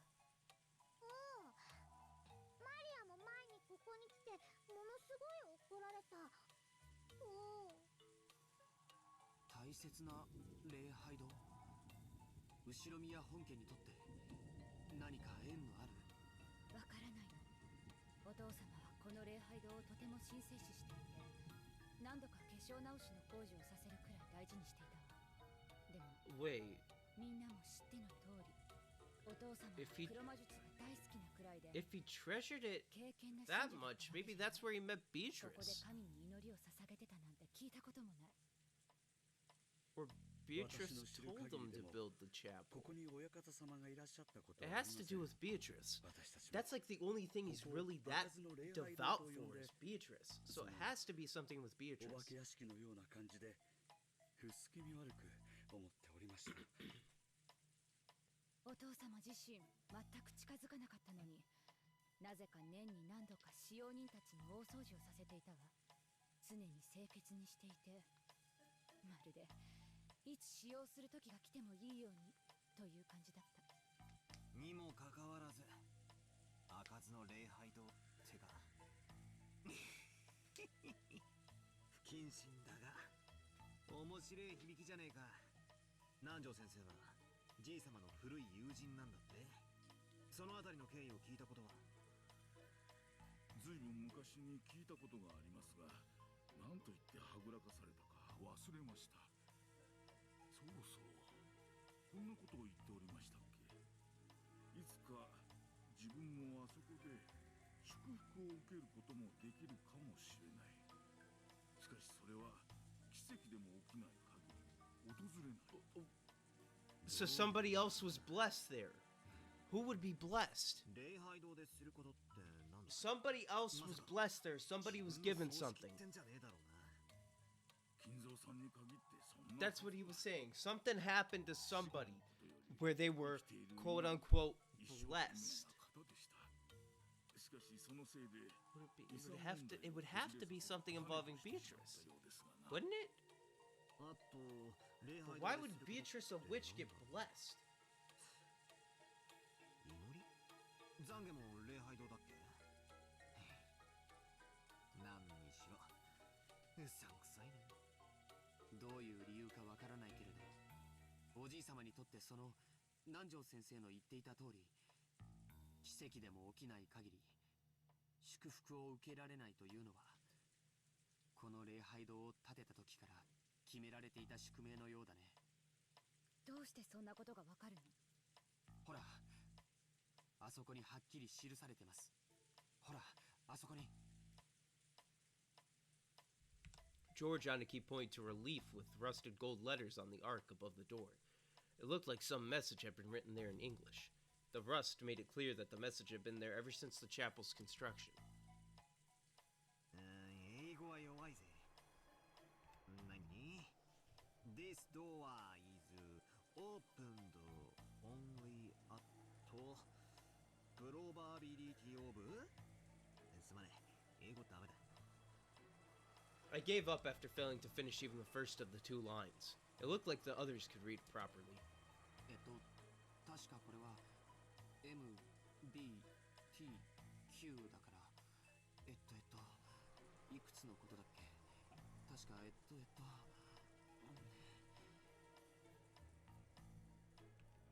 とにかくこれはすごいよ。両手の指じゃとても足りない。確かに奇跡でも起こらないとダメだね。What the fuck are you talking about? 何事も博打的に例えたがった昔の金蔵さんらしい言い方です。なんだなんだ、みんな読めたのかよ。誰か俺にも意味を教えてくれ。英語くらい勉強しなよ。この程度読めないでよく高校に入れたね。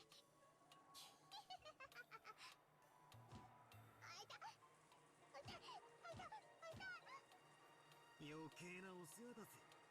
それでなんて書いてあるんだ。ざっと Just read it out word for word. この扉は奇跡が起きない限り開かれない。 Tell me what it actually just says. 限り祝福されない。おじいさまの魔術は天文学的低確率を基礎とする。つまりこの扉が開かれる奇跡はおそらくものすごい膨大な魔力を必要とするに違いないよ。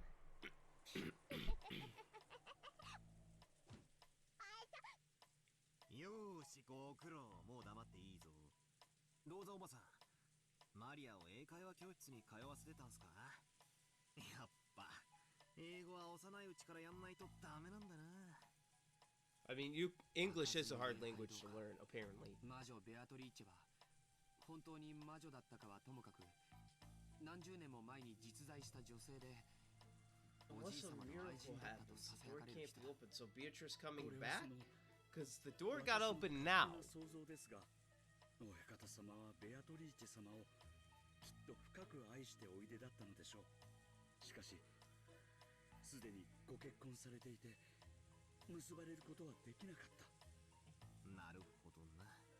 死んだベアトリーチェが奇跡の魔法で蘇れたなら、ばあ様が死んでる今、大手を振って結婚できるわけだ。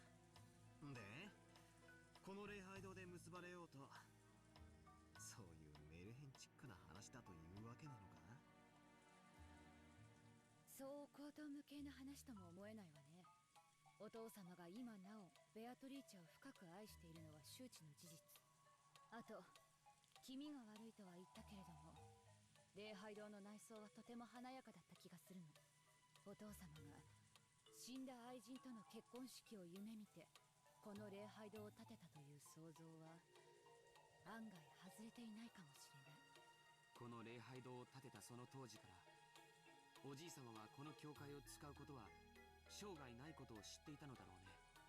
でも何かの奇跡で魔女が蘇ることを祈った。そしてもしもその奇跡が起こったなら、ここで結ばれようと思った。なるほど。そう考えると、確かにここはベアトリーチェ様にとっても大変意味のある場所ということになりますね。決して開かれぬ礼拝堂と知りつつ、悲しい恋の話です。 Even though Goda-san was even bigger than me, his words were touching. Everyone was silent, but it seemed that they agreed with that view. 開かぬ礼拝堂と知りながら、それでもなお奇跡の日を夢見ていたのでしょうな。金蔵さんは若い日にはとてもロマンチストな方だった。わかる気がします。どうだろうな。でも年に4回みんなで入って掃除してたんだろ。何が開かずだ。俺たちだって現にこうして出入りしてる。それは奇跡なんかじゃねえ。鍵を持ってきてカチャリとやって入った。ただそれだけの話だぜ。バカバカしい。で、どういうこと？どういうことって？何が？ Rosa, what's up? As far as I could tell, I'd just been joking around, finding myself a bit irritated by the sob story this was turning into. But then Aunt Rosa suddenly jumped on me with a really serious face. Aunt Rosa's face grew increasingly pale. She looked at that magic circle on the door and then at her hand, back and forth, back and forth. Rosa, what the fuck is going on with you? ねえゴーダさん、この礼拝堂の鍵、これ源氏さん言ってなかった。一本しかないって。And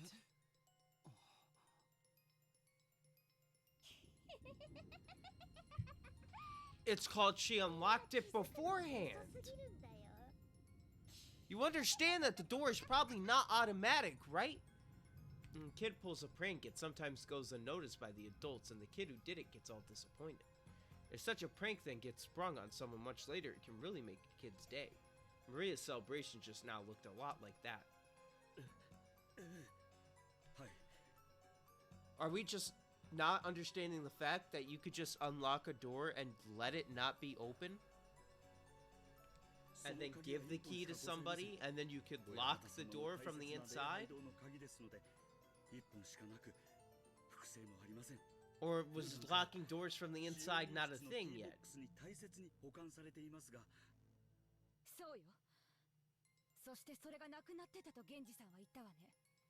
何者かがそれを奪い、封筒に入れてマリアに手渡したのよ。それも昨日。Yeah, it's fucking easy to explain that. ってことはつまりおかしいじゃねえかよ。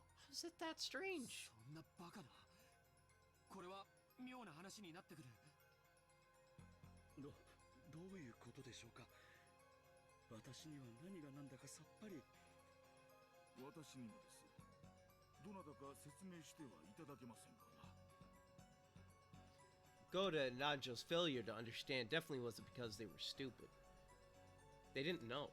They didn't know how long the only key to the chapel had been in Maria's possession. 間違いない。閉まってた。私が開けたのよ。間違いなく。 And Rosa kept closing the door, locking it, pulling on it to check the lock and opening it again. Her face was becoming pale again.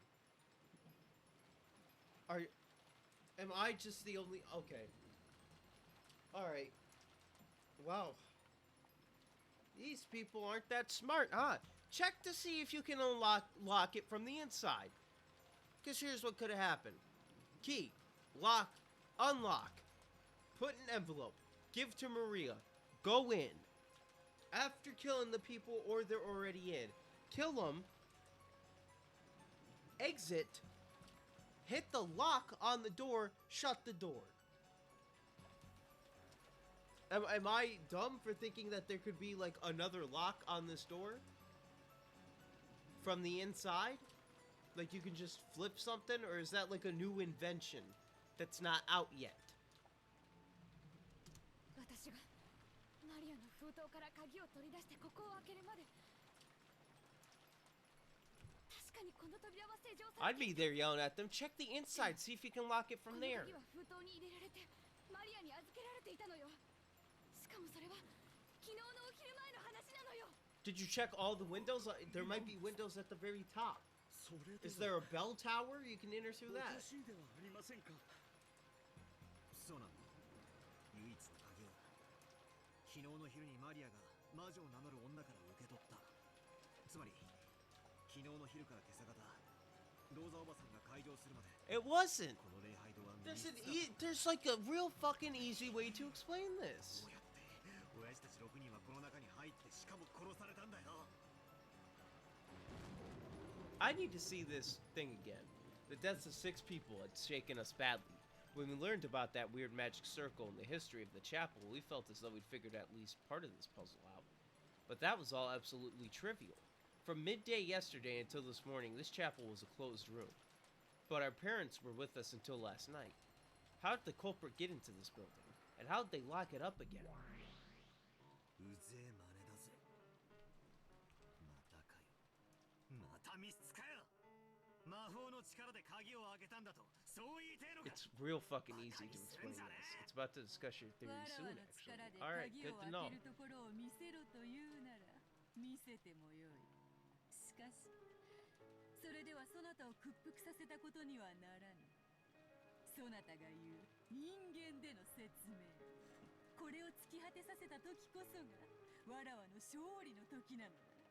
さあさあ、どう崩してみせる？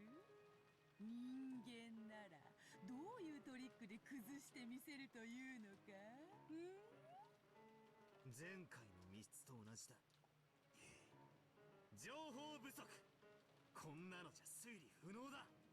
何の言い訳でもできるぜ。どんな手品だって通じる。推理なんてしようがねえ。またそれか。情報が足りないから様子見。不確定情報があるから推理不能。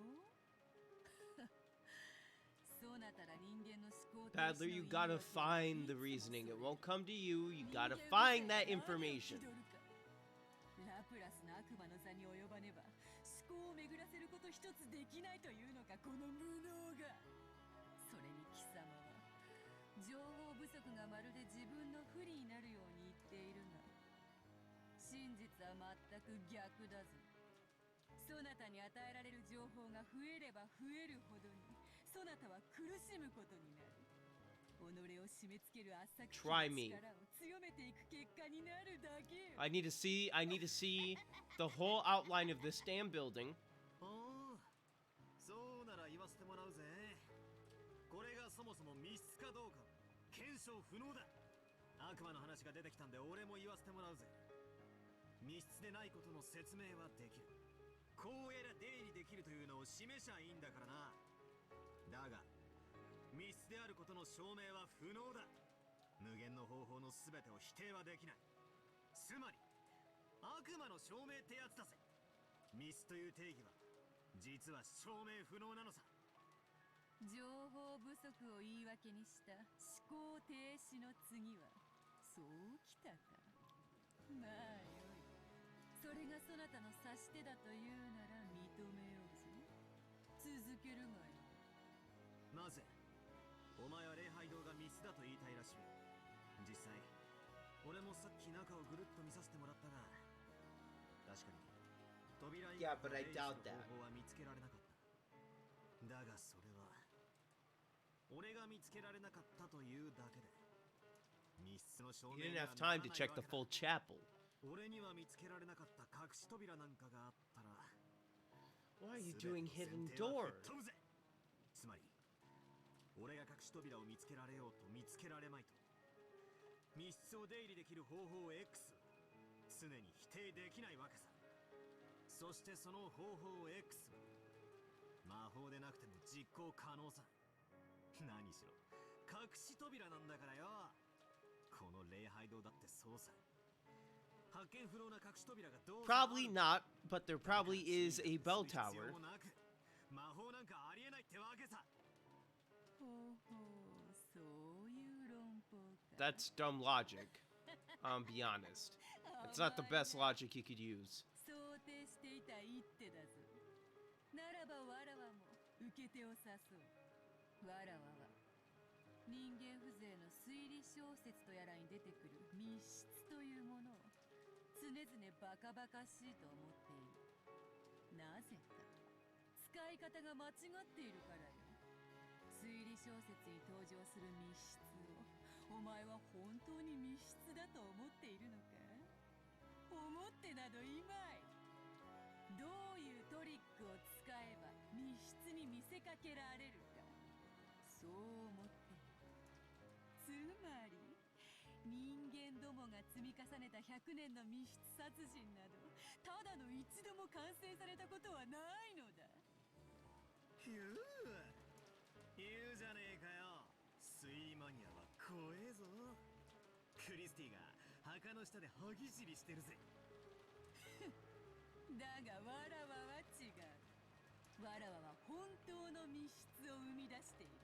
Then show me it, cause this isn't it. This isn't it, Chief. なぜか。わらわは魔女だからよ。悪魔の証明は悪魔を連れてくれば証明できるのだったな。ならば好都合。魔女にとって悪魔は良き友よ。いくらでも連れてきてやる。上等だぜ。親父たちは隠し扉を使って礼拝堂に入った、あるいは運び込まれた。この一手をお前はどうかわしてみせるってんだよ。こうだ。生死は捨ておく。6人は確かに扉から入った。はあ？ How？ バカ野郎。鍵がかかってんだぞ。どうやって？わらわが魔法で開けて中へいざなった。そんなわけねえだろ。 You can't show me proof that you did it. You can't just say that. お前は嘘をついている。あの扉は何か You can't just be like, oh yeah, I opened it with magic. What are you, like 6 playing a fucking roleplay game?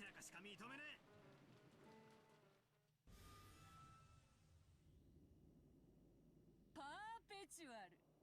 チェスでは千日手をこう呼ぶ。互いが相手の根拠を否定し合い、議論が進まないのも。わらわたちのゲームでは千日手。 You need to show me proof. I will deny things without proof. これを引き分けに定めるが。これでは今日をそがれること。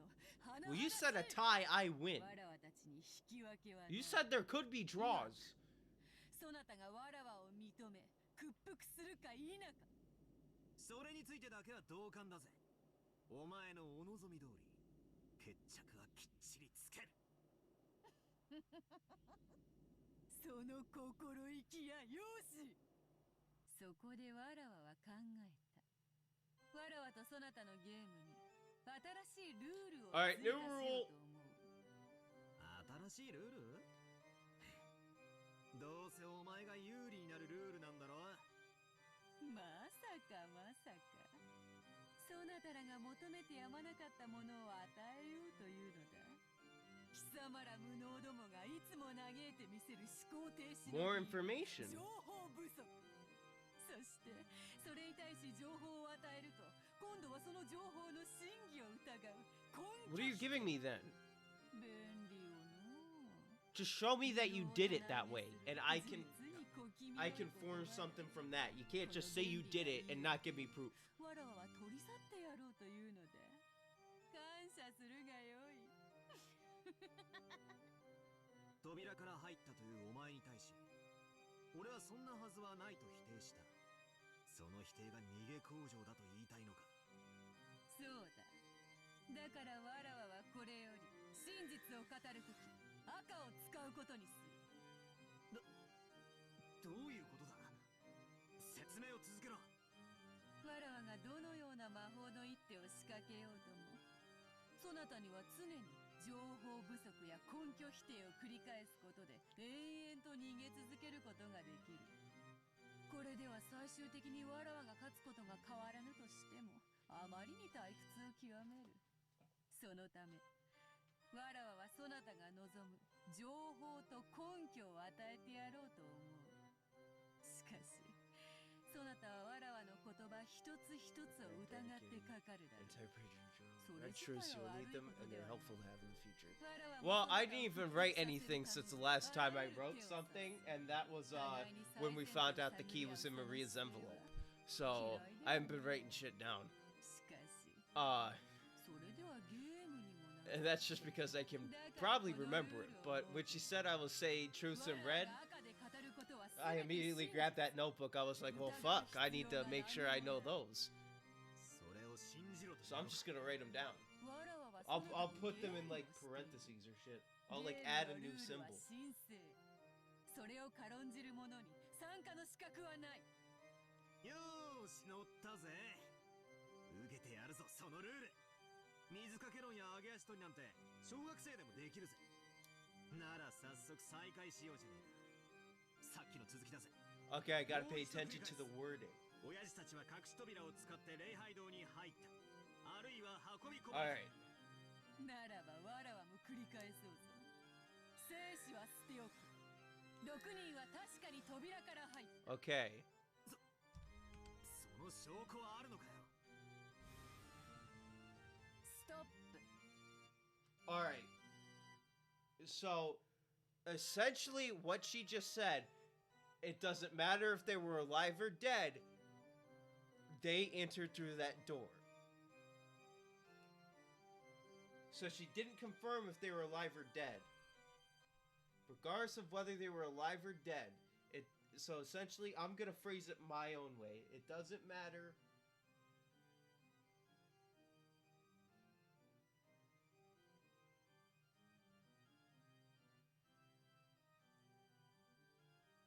If they were alive or dead.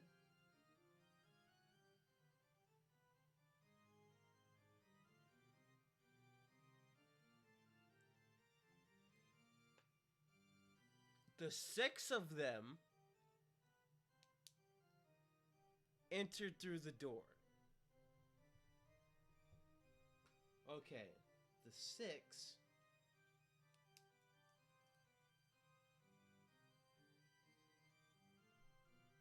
The 6, 100% entered through the door.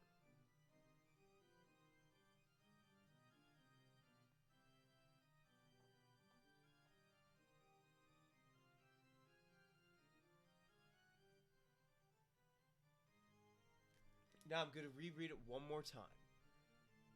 Regardless of whether they were alive or dead, the 6 definitely entered through the door. So her saying definitely means that it's like 100%.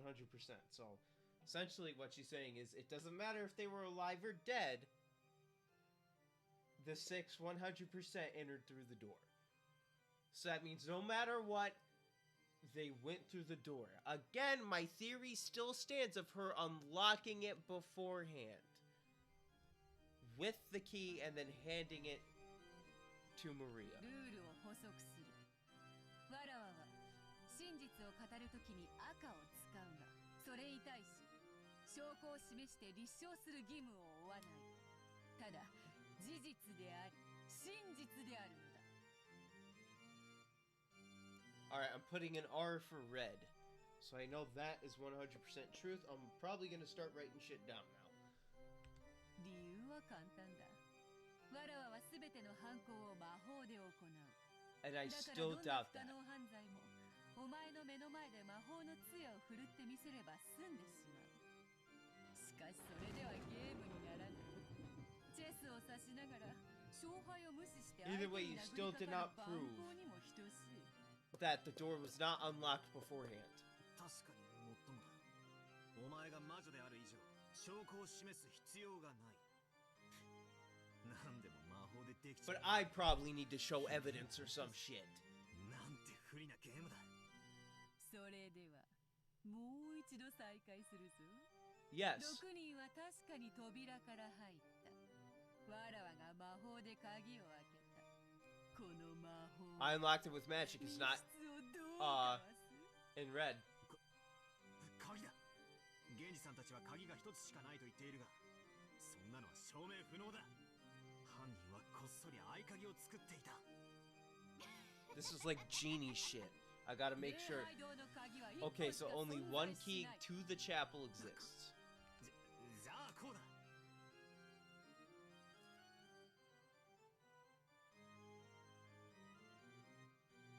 Let me look at it again. Only one key to the chapel exists. So there's only one key to the chapel. That's fairly straightforward.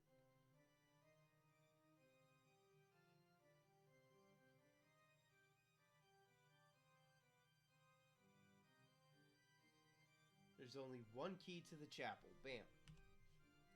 I wish I could just hit H and it'll close again. 犯人は正規の鍵以外のものを使って開けたんだ。何かわからないが、例えば針金とかキーピックの道具だ。なんだなんだその甘い察しては。礼拝堂の施錠は礼拝堂の鍵以外では解錠不可能。もっとも魔法の力では開けられるがな。 So, it's impossible to unlock the lock to the chapel with anything but the chapel's key. So the chapel can only be unlocked using the key. It is impossible to unlock the lock. But it's not impossible to open the door with anything else. You just it is impossible to unlock the lock.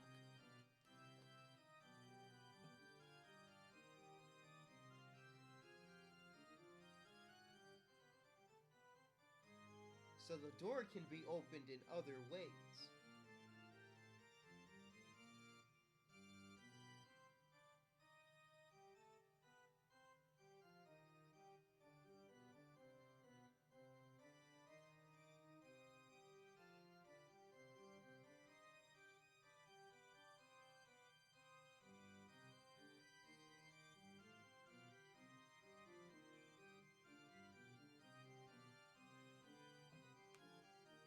Chapel door.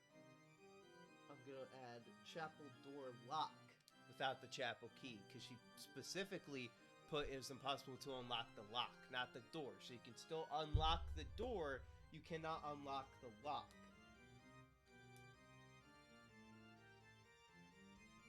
じゃあこうだ。扉自体がおかしかったんだ。施錠された状態のままでも通行できる仕掛けがあった。それが何かはいろいろ考えられる。お城の大扉に小さい入り口がついているように、さらにもう一つ扉があったとか。蝶つがいを外して扉を丸ごと外して入ったなんてのもあり得る。それが人間どもの100年の英知なのか、バートラー。礼拝堂の扉は施錠時にはいかなる方法での出入りも拒む。魔法が使えない限りな。When the door to the chapel is locked, it prevents any and all methods of entry and exit. So when the door is locked, you cannot enter or exit through the door.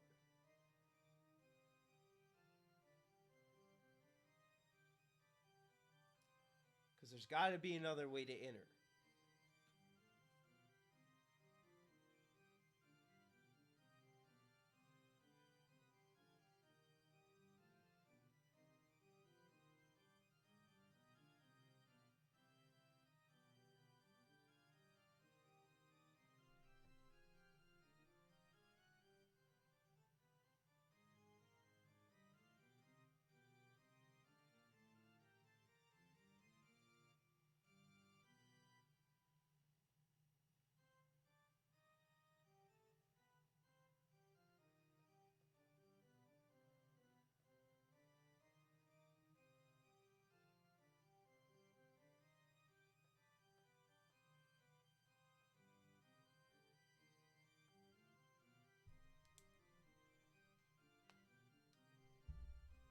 Alright, let's continue. Let's go.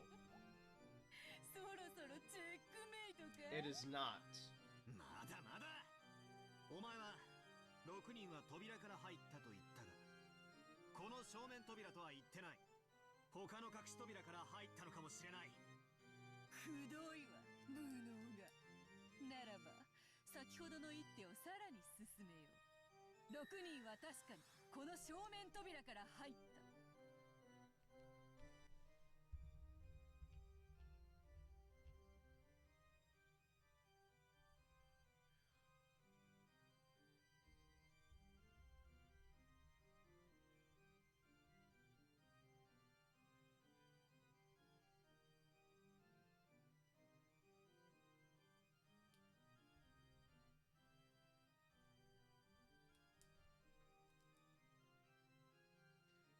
Then specifically she's not talking about a lock to the door.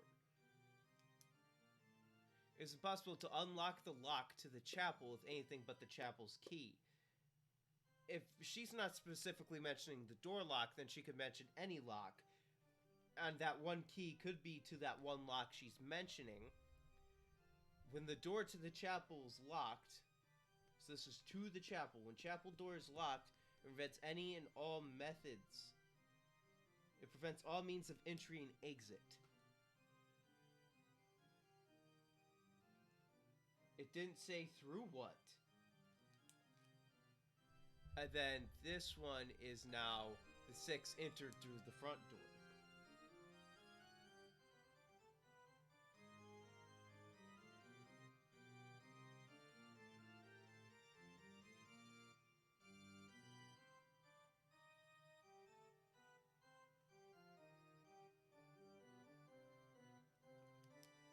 Alright. めちゃくちゃだ。鍵は閉まってる。そして1本しかない鍵以外では解錠不能で。 She didn't say what lock it would open though. 6人が出入りした。どうやってだよ。魔法だってか。くそくそくそくそくそくそ。早くも人間の限界が露呈したか。ならば叫べデザイン。 Never! 投了者はそう叫びキングを倒すのが習わしよ。さあ降参か。ならば屈服を宣言せよ。そしてキングを倒すようにひざまずけ。そしてわらわの靴にキスをするがいい。お前のような男に靴を舐めさせるのに勝る喜びはないわ。 I'm not a toe sucker like Cannon.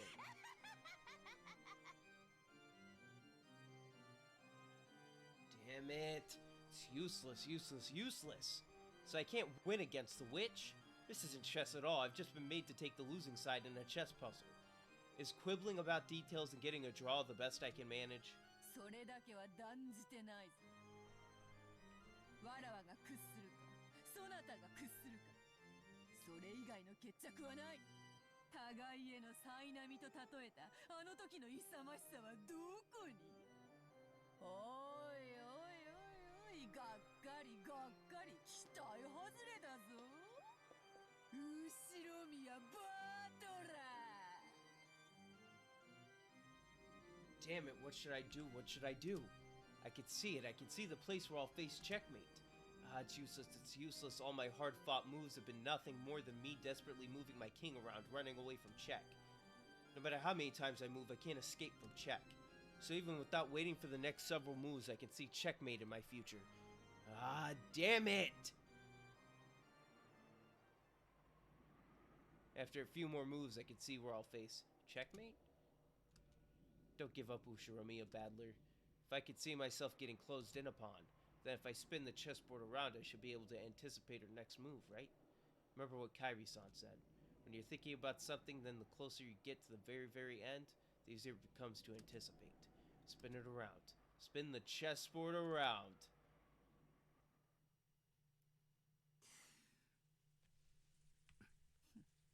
どうした？急に黙り込んだな。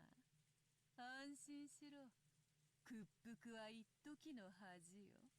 後に待つは身を委ねる喜びだけよ。I'm the master of myself and puppets. 叫ぶがよい。聞こえんぞ。大きい声ではっきりと言えい。寝ぼけるな。お前が聞こうとしていないだけだぜ。ならもう一度言う。投了はない。続行だ。ゲームを再開するぞ。ほう。よかろう。そなたの手番からだぞ。Do I get to ask questions? 俺はお前の武器だと勘違いしてた。Because I have one. Does the chapel only have one lock? Because you didn't mention what lock to the door, if it was the lock to the door. 俺はずっと密室の礼拝堂にどうやったら入れるかで頭が凝り固まっていた。その考え方じゃダメだ。But if there's another lock, that key could also go to that lock. And that key can just unlock multiple things. 思考の向きが逆だったんだ。本当の考え方はこうさ。もともと密室じゃない礼拝堂をどうやって密室に見せたかだ。来たな。人間どもの生み出した100年の思考術か。試してみるがよいぞ。赤で語ってもらうぜ。無理ならば拒否しろ。行くぜ。Does this mean intend to reverse his defensive posture? Impudence. 礼拝堂に入るにはこの扉しかなく、そして鍵はたった一つってのも分かった。だが待ちな。その鍵が本当に昨日の昼前からマリアの手に渡っていたのかどうかだ。長いな。かいつまむがよい。こういうことさ。俺たちは鍵が昨日の昼から使用不能だと思い込んでいる。だから昨日の昼から今朝まで密室だと思い込んでる。それを思い込みじゃなく、あんたにはっきり事実だと宣言してもらいたいのさ。面白い。扉ではなく鍵を論点にしたか。マリアは昨日お前から封筒をもらってる。マリアは開封しなかったが、手触りで鍵が入っていたことを知ったかもしれない。だが間違いなく礼拝堂の鍵だと確認できたわけじゃない。つまりこういうことさ。マリアに渡した封筒の中身は偽物だったんだ。何を言い出すかと思えばバカバカしい。ローザは今朝確かにマリアの手提げの中から封筒を取り出し、そこから正真正銘の礼拝堂の鍵を手に入れたぞ。Yes, but you didn't Okay, so was that the next question should be, was that the envelope that you handed Maria yesterday? I don't care. Yes, I know it had the key to the chapel, but is it the same envelope?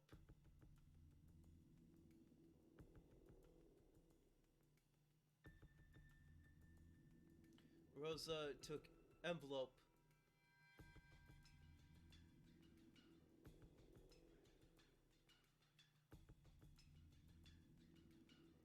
Out of Maria's bag.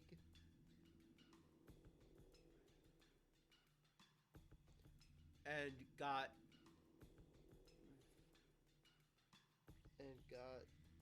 the real key to the chapel.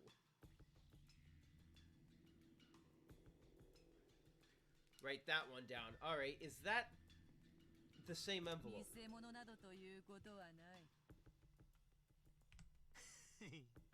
そんなことは分かってるさ。続けるぜ。なら、マリアが封筒を受け取ったとき、その中身は間違いなく同じ礼拝堂の鍵だったのか？ stumped you now, huh? こういうことさ。お前は昨日の昼、マリアに鍵の封筒を渡した。You didn't really answer that one fast, did ya?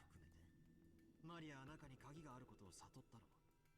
そして後に、ローザおばさんがその中身で礼拝堂の扉を開けたため、それは礼拝堂の鍵だったということになった。疑わしいのはここさ。こう言いたいわけか。Yes. わらわがマリアに鍵を預けた時点では、その鍵は偽物だったと。そして、ローザが鍵を手にするまでの間に、本物と Fair assumption, I would think. ああ、そうだ。どうした？ You're definitely not coming up with the truth faster than what you've been doing with. 親しい者はベアトと呼ぶこともある。ベアトでよい。ベアトの手番だぜ。ターンオブザゴールデンウィッチ。かわしてみせろ。よかろう。わらわがマリアに預けた封筒の中身は確かに礼拝堂の鍵だった。追うぜ。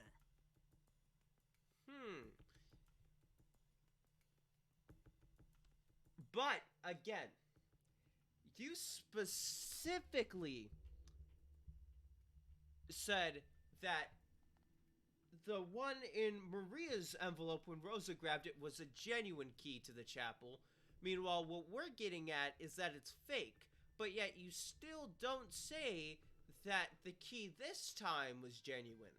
So I still don't know if that key was genuine or not. It could be a fake key to the chapel. Henceforth, it's still a key to the chapel.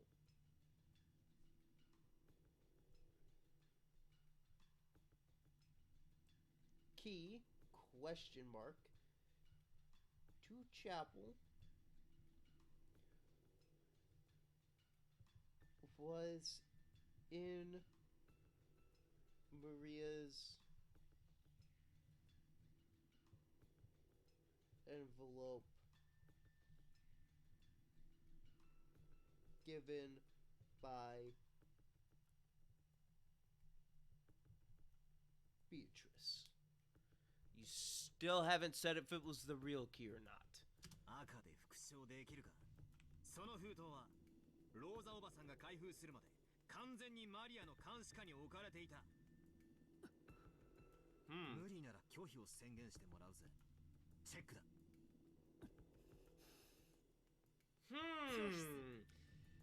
So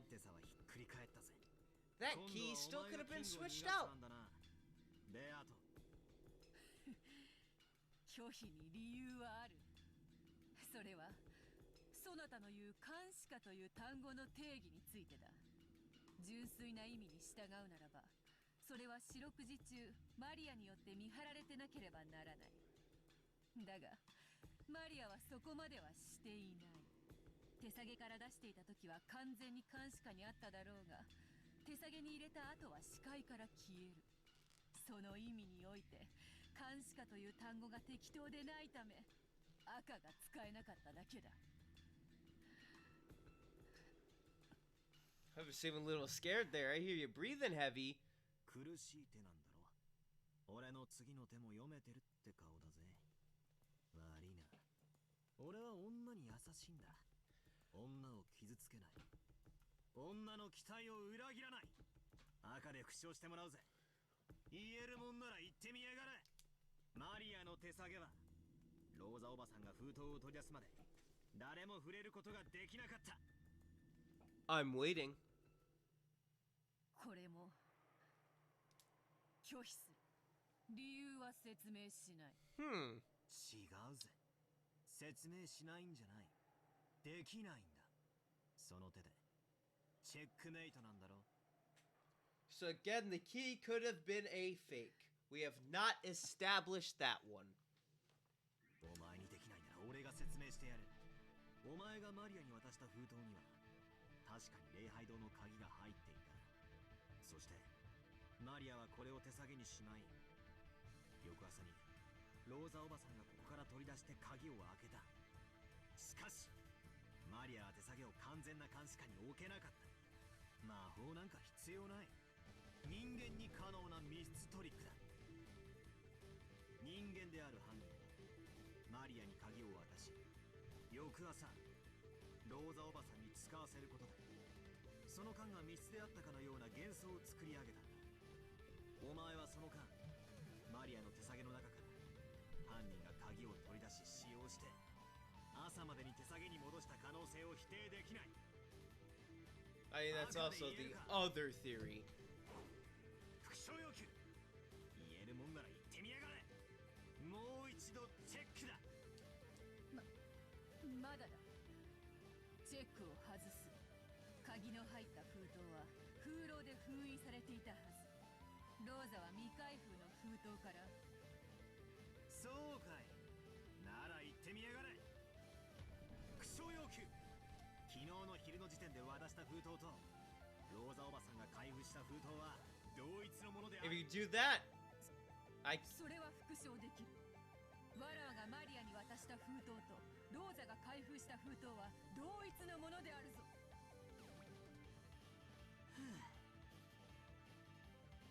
But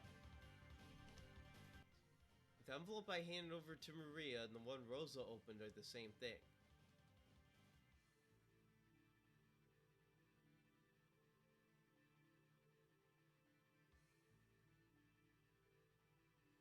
Yeah. But are they the same exact envelope? Because yes, the envelopes are the same. But are they exactly the same?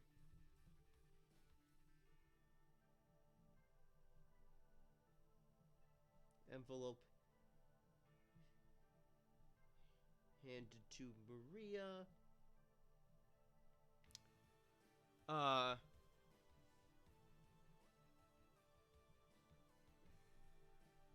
And the one Rosa opened are the same. With how descriptive you get, Beatrice, you should really start forming more things. Are they the exact same envelope? That is my next question.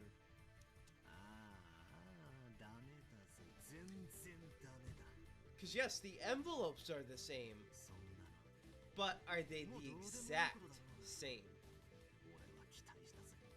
ここで降参したなら少しは読めてるやつだと思った。だからがっかりだ。あんた俺の期待を裏切ったぜ。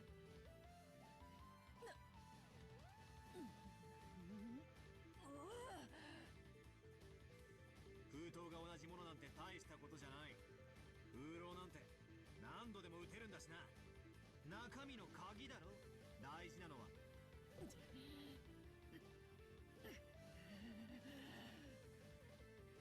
これで今度こそしまいだぜ。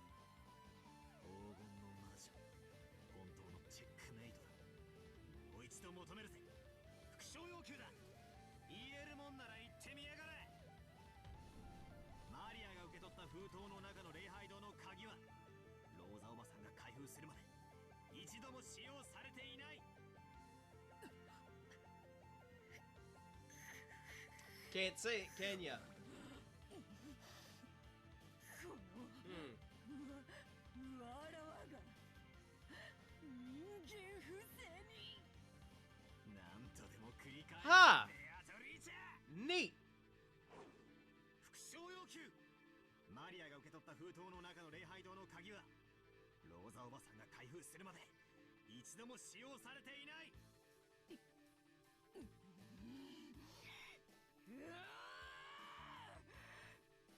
吠えるならば口にしろ。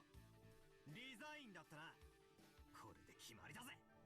これが真相だ。マリアの鍵はローザおばさんが今朝手に入れるまでの間に一度何者かの手に渡ったんだ。 It's not the conclusion I came up with. Either way, my conclusion was similar. That the key was used and then given either back or to Maria. Either way, somebody used the key to open the door. So similar logic, different way of getting there. 答えてみせろ。お前が今度は復唱してみせろ。そうだな。お前にばかり復唱させた。たまには俺が答えなきゃならないだろうぜ。だが拒否する。俺の勝利条件は魔女の存在を否定する。Yeah, it's not to prove who did it. 貴様の魔法による不可能犯罪を人間の手でも可能であることを証明するところまで。俺はお前の密室を Because you can't prove that a human didn't do it now. Devil's proof, bitch.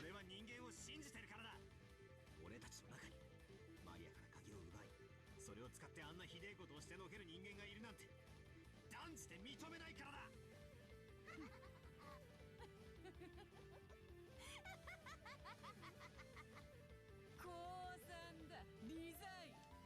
この盤面についてだけは一度降参しよう。だがやはりお前は甘いな、バトラー。捨て台詞は敗者の特権だぜ。好きに楽しめよ。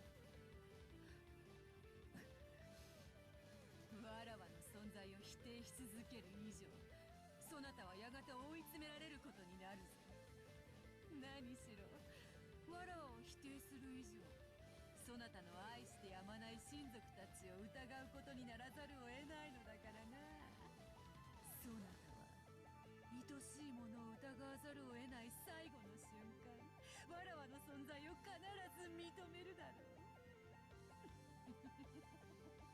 確かにこの盤面だけはそなたに取られる。しかしその差し筋の甘さは必ず身を滅ぼすぞ。お前はやはりわらわには勝てぬのだ、後ろ宮バトラー。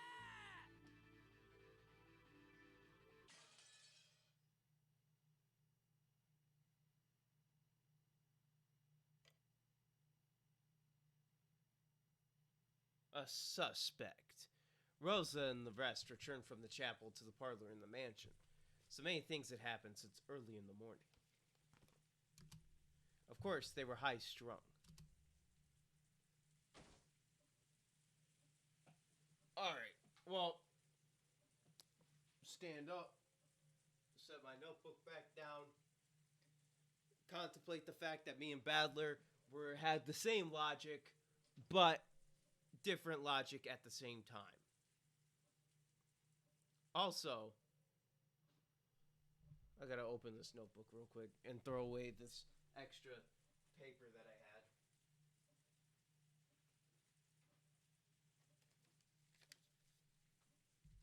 The stream is ending soon.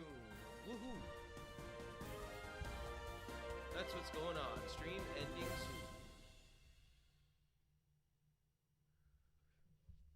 So I'm gonna be done. We just ended a chapter. So, and it's 5 minutes before I get off anyway. So it's at this point the best place I'm gonna have to stop before anything else happens. Chapter just ended. We're on a suspect now. So anyway, I'm going to let you know about something that's going to happen with this new video scheme I'm cooking up. So, with my stream highlights of just, so far they've been just Umineko. But, I'm going to change it up a bit. I'm going to do some extra things with them. Because from now on, they're going to be stream highlights from this stream. And other highlights, we shall put it. There is something I need to look up to confirm a theory that I may or may not have about this game and about certain things that have happened. And then when I just play the random game that I play on Tuesday when it's my free time, I'll also record that for any stupid funny stuff. Anything that I record that's like a funny bit, I'll also include in the other highlights. So essentially, from now on, the stream highlights will still be Umineko Episode 6, but it'll also include other things after this stream highlight. So it's essentially like the week highlight for Saberleaf, for the Saberleaf Network, and Sean Tyler, me. Being that said, I've been your host, Sean Tyler. This has been Umineko. Very interesting so far. I'm on chapter 12 of episode 2. Don't Google anything, give you potential spoilers. If you have a question, I can probably answer it spoiler free. It's not, unless somehow I would get a spoiler from looking up a specific thing about hallucinations, then I would probably ask you, but I don't think I will, especially if I don't put Umineko in the title, because I'm gonna try to avoid spoilers as much as I can, but I want to look up something specific involving hallucinations, because that'll prove a theory that I have for this that'll really help with me denying Beatrice just in general. Or that she is a witch in general. So it doesn't involve spoilers. And plus, it'll be a part of the video anyway, so you'll figure out what I'm recording anyway. It'll be after this stupid stream. Highlights and stuff. By the way, like I said, I've been your host, Sean Tyler. This has been the Saberleaf Network. Follow me on Twitch. Subscribe to me on Twitch. Donate to me on Twitch. Do all the other things on Twitch. Make sure that you, if this never makes it on YouTube, so I don't even know why I say this. So, screw it. Stay golden, pony boys. And because I'm not a furry, I'm pretty sure I'm not, it's not an MLP reference. I'm not into those ponies, okay? I'm not into the ponies. I'm out.